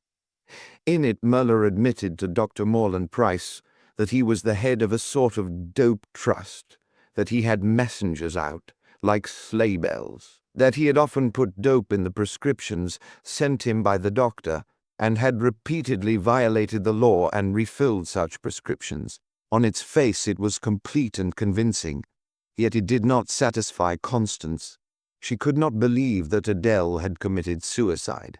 Adele must possess some secret. What was it? Is there any change? She asked anxiously of the young surgeon, now engrossed in his work. For answer he merely nodded to the apparently motionless form on the bed, and for a moment stopped the pulmotor. The mechanical movement of the body ceased, but in its place was a slight tremor about the lips and mouth. Adele moved, was faintly gasping for breath. "Adele!" cried Constance softly in her ear. "Adele!" Something, perhaps a faraway answer of recognition, seemed to flicker over her face. The doctor redoubled his efforts. "Adele, do you know me?" whispered Constance again. "Yes," came back faintly at last. There's something wrong with it. They... How? What do you mean?" urged Constance. "Tell me, Adele." The girl moved uneasily. The doctor administered a stimulant, and she vaguely opened her eyes, began to talk hazily, dreamily. Constance bent over to catch the faint words which would have been lost to the others. "They are going to double-cross the health department," she murmured as if to herself. Then gathering strength she went on. "Muller and Sleighbells will be arrested and take the penalty. They have been caught with the goods anyhow. It has all been arranged so that the detective will get his case. Money will be paid to both of them, to Muller and the detective, to swing the case and protect him. He made me do it. I saw the detective, even danced with him, and he agreed to do it. Oh, I would do anything. I am his willing tool when I have the stuff. But this time it was..." She rambled off incoherently. "Who made you do it? Who told you?" prompted Constance. "For whom would you do anything?" Adele moaned and clutched Constance's hand convulsively. Constance did not pause to consider the ethics of questioning a half-unconscious girl. Her only idea was to get at the truth. "Who was it?" she reiterated. Adele turned weakly. "Dr. Price," she murmured, as Constance bent her ear to catch even the faintest sound. "He told me all about it last night in the car." Instantly Constance understood. Adele was the only one outside who held the secret, who could upset the carefully planned frame-up that was to protect the real head of the dope trust, who had paid liberally to save his own wretched skin. She rose quickly and wheeled about suddenly on Drummond. "You will convict Dr. Price also," she said in a low tone. "This girl must not be dragged down too. You will leave her alone, and both you and Mr. Muller will hand over that money to her for her cure of the habit." Drummond started forward angrily, but fell back as Constance added in a lower but firmer tone, "Or I'll have you all up on a charge of attempting murder." Drummond turned surlily to those of his dope squad who remained. "You can go, boys," he said brusquely. "There's been some mistake here." Chapter 12. The Fugitives. "Newspaper pictures seldom look like the person they represent," asserted Lawrence Macy nonchalantly. Constance Dunlap looked squarely at the man opposite her at the table, oblivious to the surroundings. It was a brilliant sight in the great after-theatre rendezvous, the beautiful faces and gowns, the exquisite music, the bright lights, and the gaiety. She had chosen this time and place for a reason. She had hoped that the contrast with what she had to say would be most marked in its influence on the man. "Nevertheless," she replied keenly, "I recognize the picture as though you were Bertillon's new spoken portrait of this Graham Mackenzie." She deliberately folded up a newspaper clipping and shoved it into her handbag on a chair beside the table. Lawrence Macy met her eye unflinchingly. "Suppose," he drawled, "just for the sake of argument, that you are right. What would you do?" Constance looked at the unruffled exterior of the man. With her keen perception, she knew that it covered just as calm an interior. He would have said the same thing if she had been a real detective, had walked up behind him suddenly in the subway crush, had tapped his shoulder and whispered, "You're wanted." "We are dealing with facts, not suppositions," she replied evasively. Momentarily, a strange look passed over Macy's face. What was she driving at blackmail? He could not think so, even though he had only just come to know Constance. He rejected the thought before it was half-formed. "Put it as you please," he persisted. "I am then this Graham Mackenzie who has decamped from Omaha with $500,000. It is $500,000 in the article, is it not? Of cash and unregistered stocks and bonds. Now what would you do?" Constance felt unconsciously the shift which he had skillfully made in their positions. Instead of being the pursuer, she was now the pursued, at least in their conversation. He had admitted nothing of what her quick intuition told her, yet she felt an admiration for the sang-froid of Macy. She felt a spell thrown over her by the magnetic eyes that seemed to search her own. They were large eyes, the eyes of a dreamer, rather than of a practical man. Eyes of a man who goes far and travels long with the woman on whom he fixes them solely. "You haven't answered my hypothetical question," he reminded her. She brought herself back with a start. "I was only thinking," she murmured. "Then there is doubt in your mind what you would do?" No," she hesitated. He bent over nearer, across the table. "You would at least recall the old adage, 'Do unto others as you would that they should do unto you,'" he urged. It was uncanny, the way this man read her thoughts.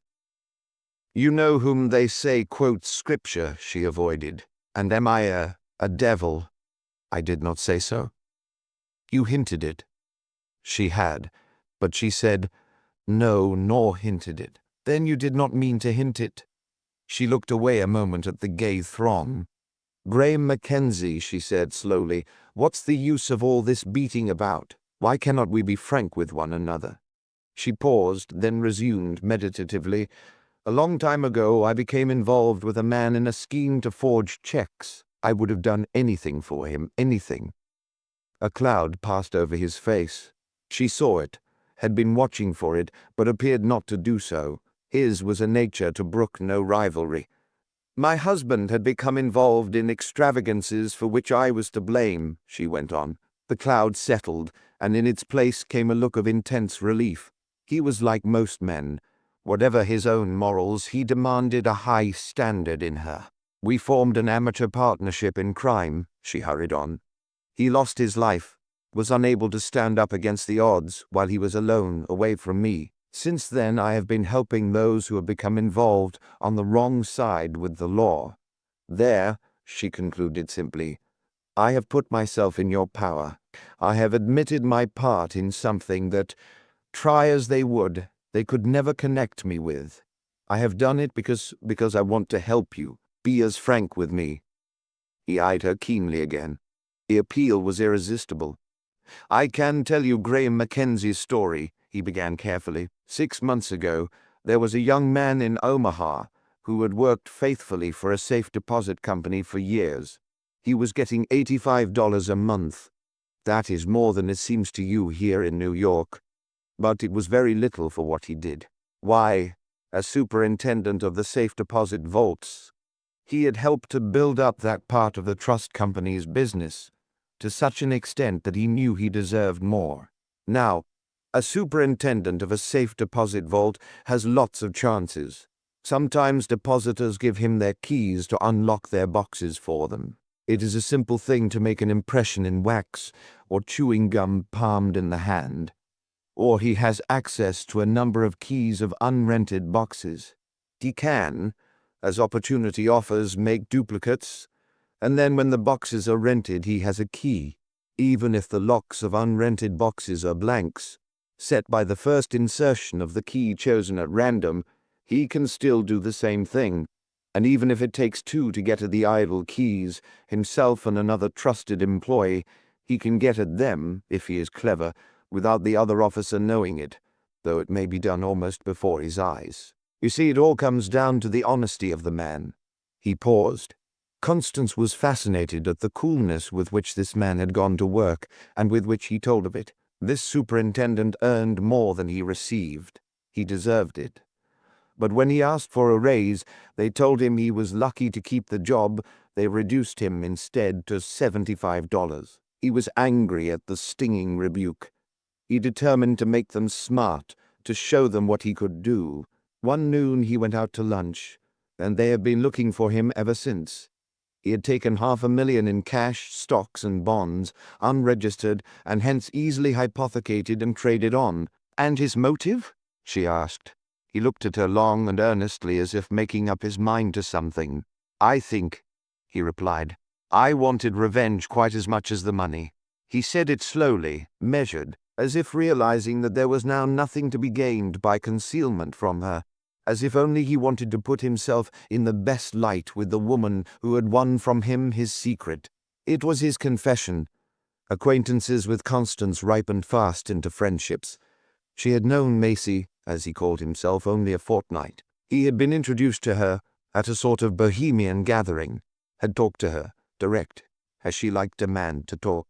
He had seen her home that night, had asked to call, and on the other nights had taken her to the theatre and to supper. Delicately, unconsciously, a bond of friendship had grown up between them. She felt that he was a man vibrating with physical and mental power, long latent, which nothing but a strong will held in check. A man by whom she could be fascinated, yet of whom she was just a little bit afraid. With Macy, it would have been difficult to analyze his feelings. He had found in Constance a woman who had seen the world in all its phases, yet had come through unstained by what would have drowned some in the depths of the underworld, or thrust others into the degradation of the demi-monde at least. He admired and respected her. He, the dreamer, saw in her the practical.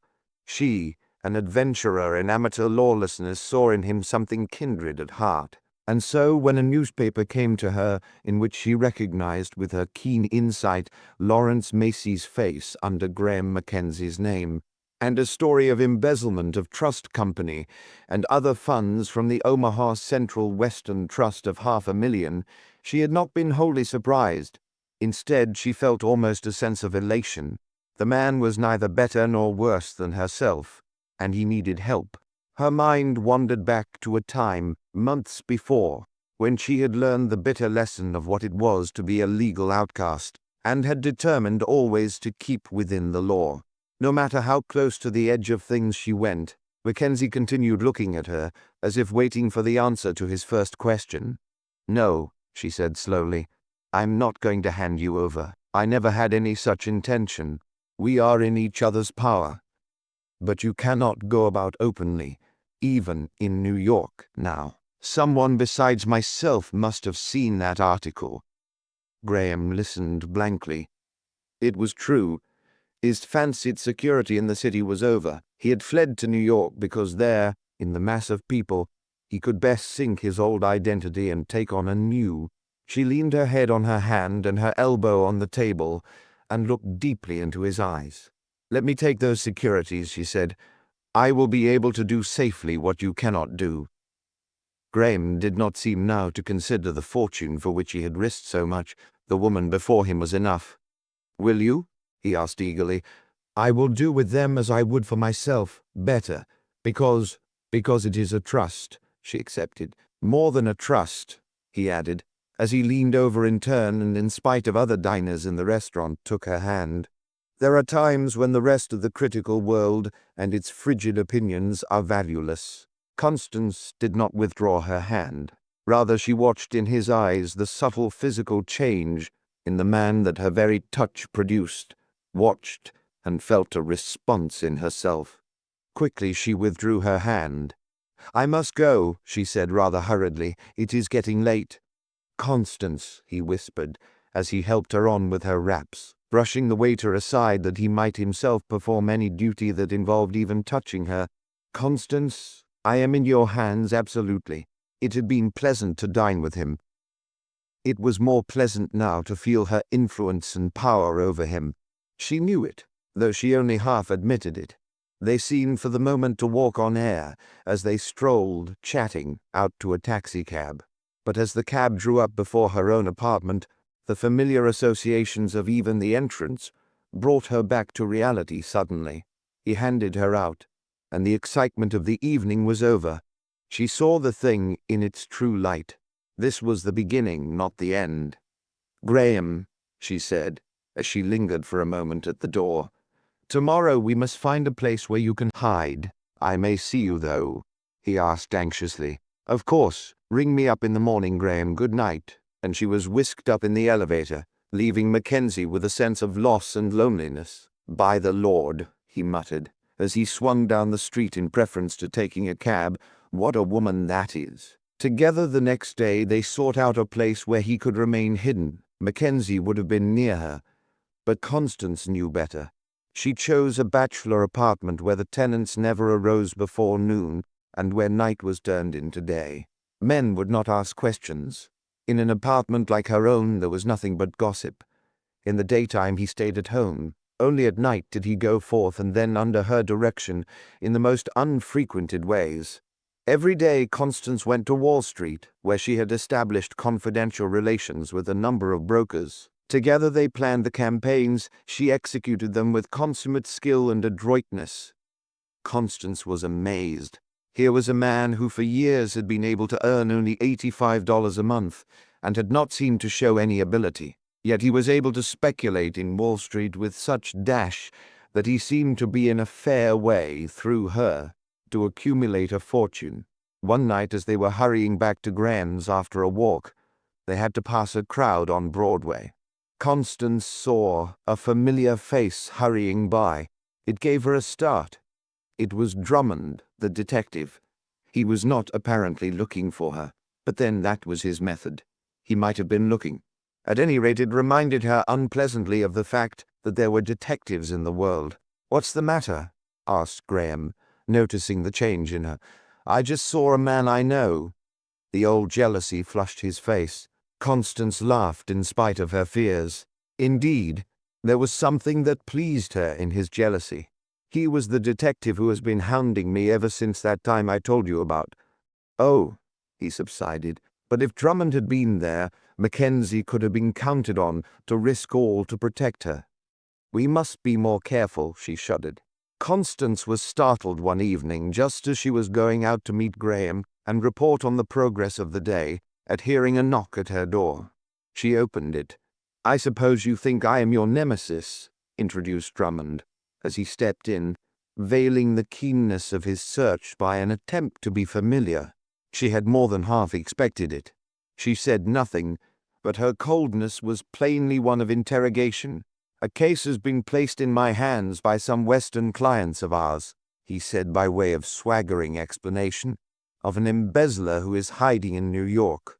It required no great reasoning power to decide that the man's trail would sooner or later cross Wall Street. "I believe it has done so, not directly but indirectly. The trail, I think, has brought me back to the proverbial point of chercher la femme." I am delighted, he dwelt on the word, to see what would be its effect. To see in the Graham Mackenzie case my old friend, Constance Dunlap. "So," she replied quietly, "you suspect me now. I suppose I am Graham Mackenzie." "No," Drummond replied dubiously. "You are not Graham Mackenzie, of course. You may be Mrs. Graham Mackenzie for all I know, but I believe you are the receiver of Graham Mackenzie's stolen goods." "You do?"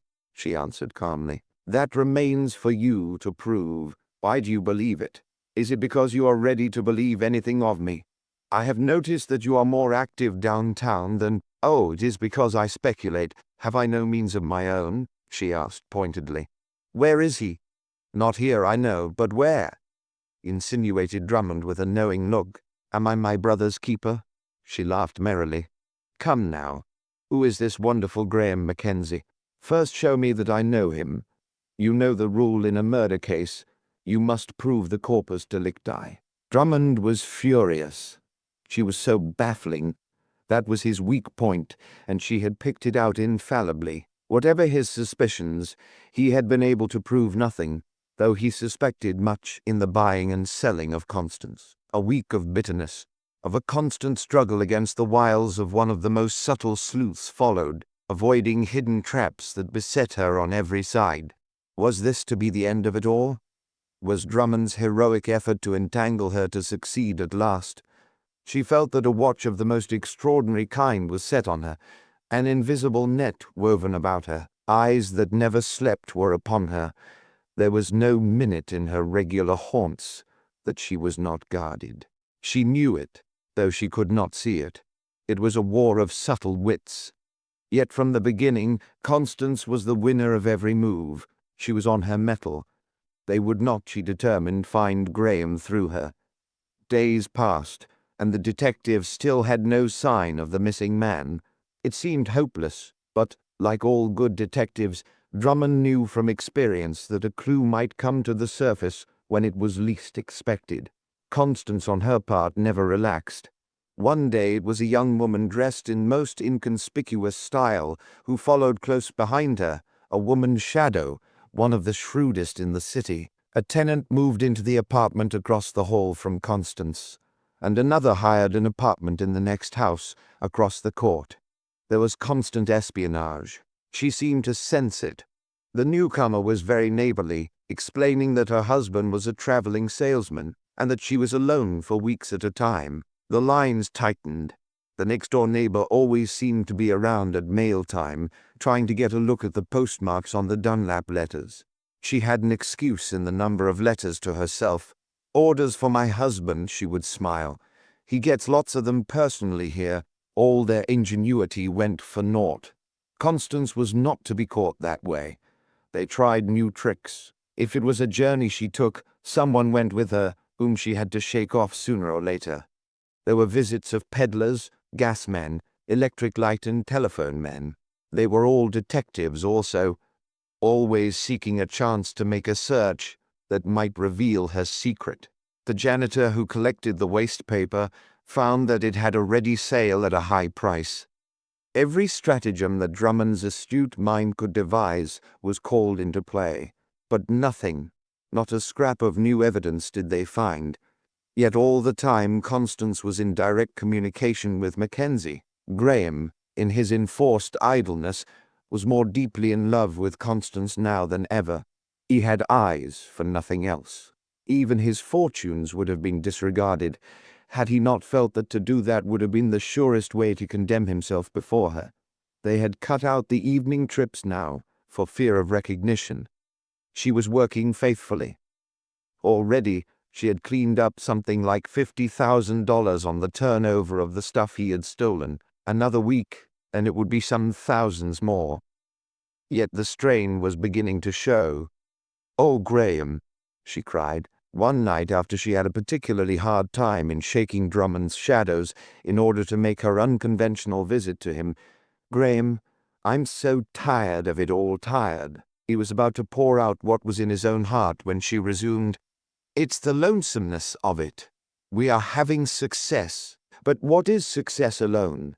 "Yes," he echoed, thinking of his feeling that night when she had left him at the elevator, of the feeling now every moment of the time she was away from him. "Yes, alone."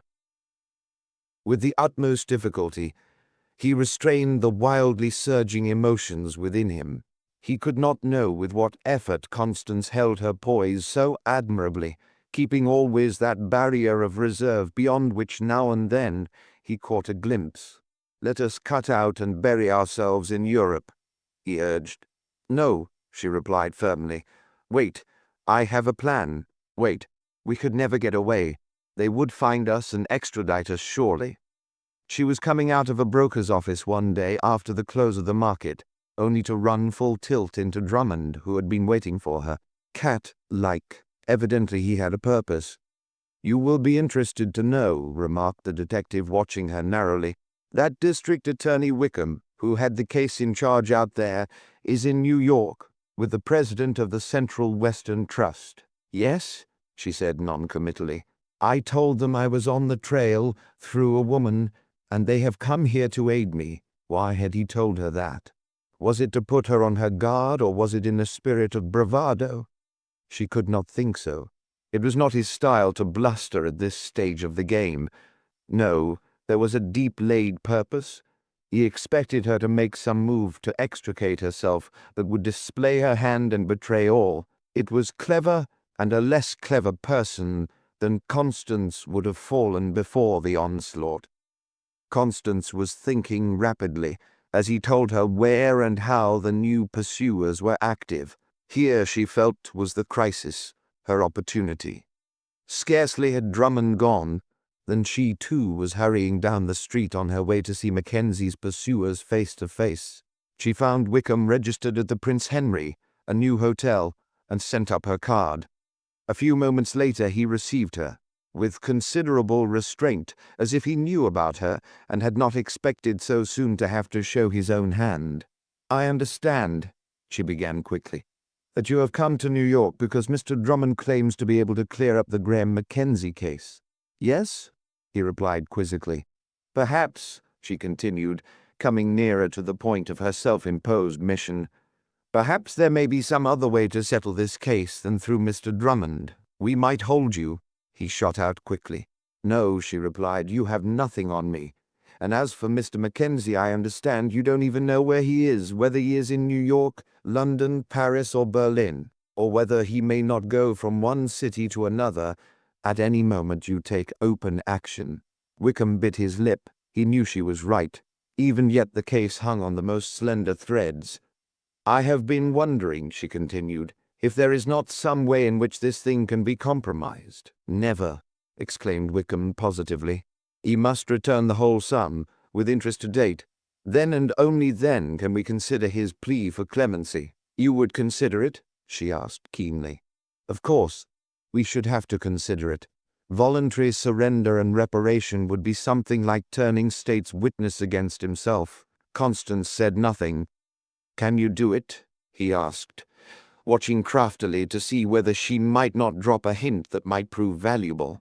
"I know those who might try," she answered, catching the look. Wickham changed. "What if we should get him without your aid?" he blustered. "Try," she shrugged. Arguments and threats were of no avail with her. She would say nothing more definite. She was obdurate. "You must leave it all to me," she repeated. "I would not betray him. You cannot prove anything on me." "Bring the stuff up here yourself, then," he insinuated. "But I don't trust you either," she replied frankly. The two faced each other. Constance knew in her heart that it was going to be a battle royal with this man, that now she had taken a step even so far in the open, it was every one for himself, and the devil take the hindmost. "I can't help it," he concluded. "Those are the terms. It is as far as I can trust a thief. But I will keep my word," she said quietly, "when you prove to me that you are absolutely on the level, that Mackenzie can make restitution in full with interest, and in return be left as free a man as he is at this moment, why, I can have him give up." "Mrs. Dunlap," said Wickham with an air of finality, "I will make one concession.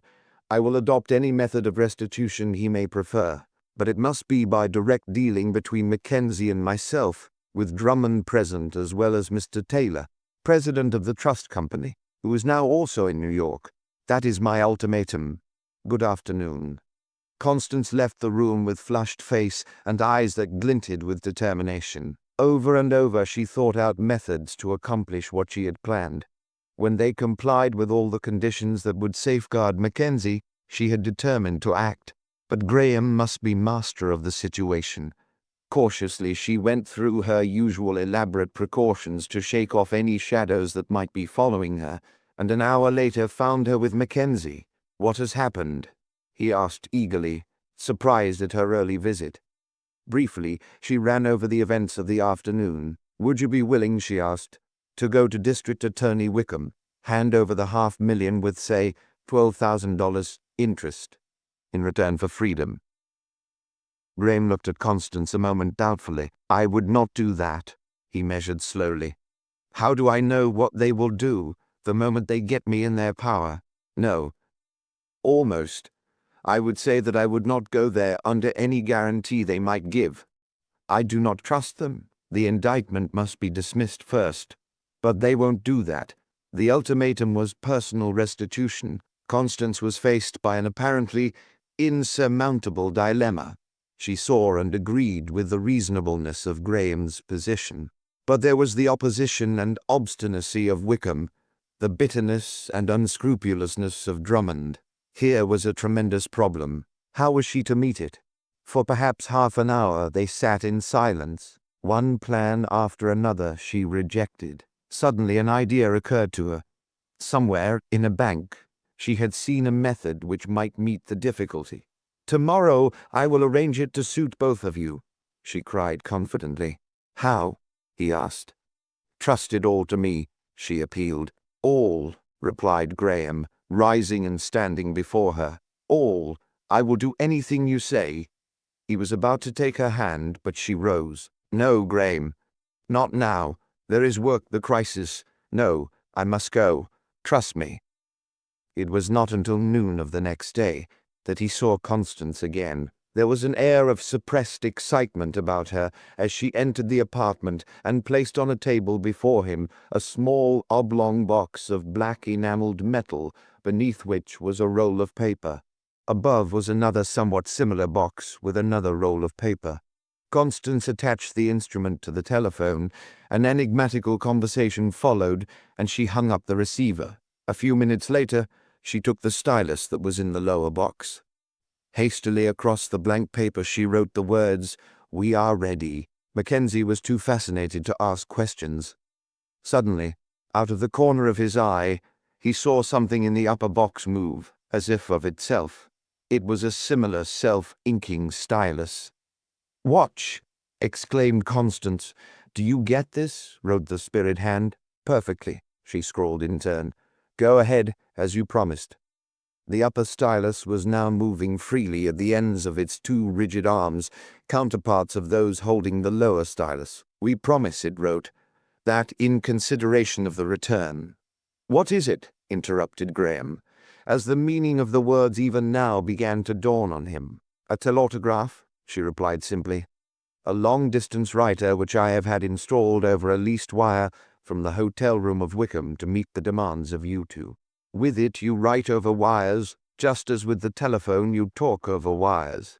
It is as though you took one of the old pantographs, split it in half, and had each half connected only by the telephone wires. While you write on this transmitter, their receiver records for them what you write. Look, of," it continued to write, "in cash, stocks and bonds, with interest to date. All proceedings against Graham Mackenzie will be dropped and the indictment quashed. Marshall Taylor, Pres, Central Western Trust. Maxwell Wickham, District Atty. Riley Drummond, Detective. It is even broader than I had hoped," cried Constance in delight. "Does that satisfy you, Graham?"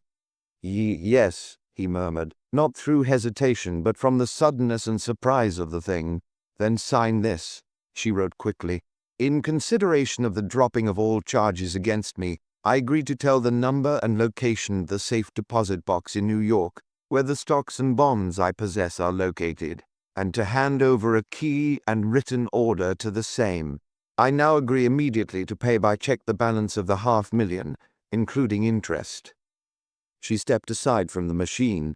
With a tremor of eagerness, he seized the stylus and, underneath what she had written, wrote boldly the name, Graham Mackenzie. Next, Constance herself took the stylus. "Place in the telautograph a blank check," she wrote. "He will write in the name of the bank, the amount and the signature." She did the same. "Now, Graham, sign this check on the Universal Bank as Lawrence Macy," she said, writing in the amount. Mechanically he took the stylus. His fingers trembled as he held it, but with an effort he controlled himself. It was too weird, too uncanny to be true. Here he was, without stirring forth from the security of his hiding place. There were his pursuers in their hotel. With the precautions taken by Constance, neither party knew where the other was. Yet they were in instant touch, not by the ear alone, but by handwriting itself. He placed the stylus on the paper. She had already written in the number of the check, the date, the bank, the amount, and the payee, Marshall Taylor. Hastily Graham signed it, as though in fear that they might rescind their action before he could finish. "Now, the securities," she said. "I have withdrawn already the amount we have made trading. It is a substantial sum. Write out an order to the safe deposit company to deliver the key and the rest of the contents of the box to Taylor. I have fixed it with them after a special interview this morning. They understand." Again Graham wrote feverishly. We are entirely free from prosecution of any kind?" he asked eagerly. "Yes," Constance murmured, with just a catch in her throat, as now that the excitement was over, she realized that he was free, independent of her again. The telautograph had stopped. No, it was starting again. Had there been a slip? Was the dream at last to turn to ashes? They watched anxiously. "Mrs. Dunlap," the words unfolded. I take my hat off to you. You have put it across again. Drummond. Constance read it with a sense of overwhelming relief. It was a magnanimous thing in Drummond. Almost she forgave him for many of the bitter hours he had caused in the discharge of his duty. As they looked at the writing, they realized its import. The detective had abandoned the long search. It was as though he had put his okay on the agreement. "We are no longer fugitives," exclaimed Graham, drawing in a breath that told of the weight lifted from him. For an instant, he looked down into her upturned face and read the conflict that was going on in her. She did not turn away, as she had before. It flashed over him that once, not long ago, she had talked in a moment of confidence of the loneliness she had felt since she had embarked as the rescuer of amateur criminals. Graham bent down and took her hand, as he had the first night when they had entered their strange partnership. "Never, never can I begin to pay you what I owe," he said huskily, his face near hers. He felt her warm breath almost on his cheek, saw the quick color come into her face, her breast rise and fall with suppressed emotion. Their eyes met. "You need not pay," she whispered. "I am yours."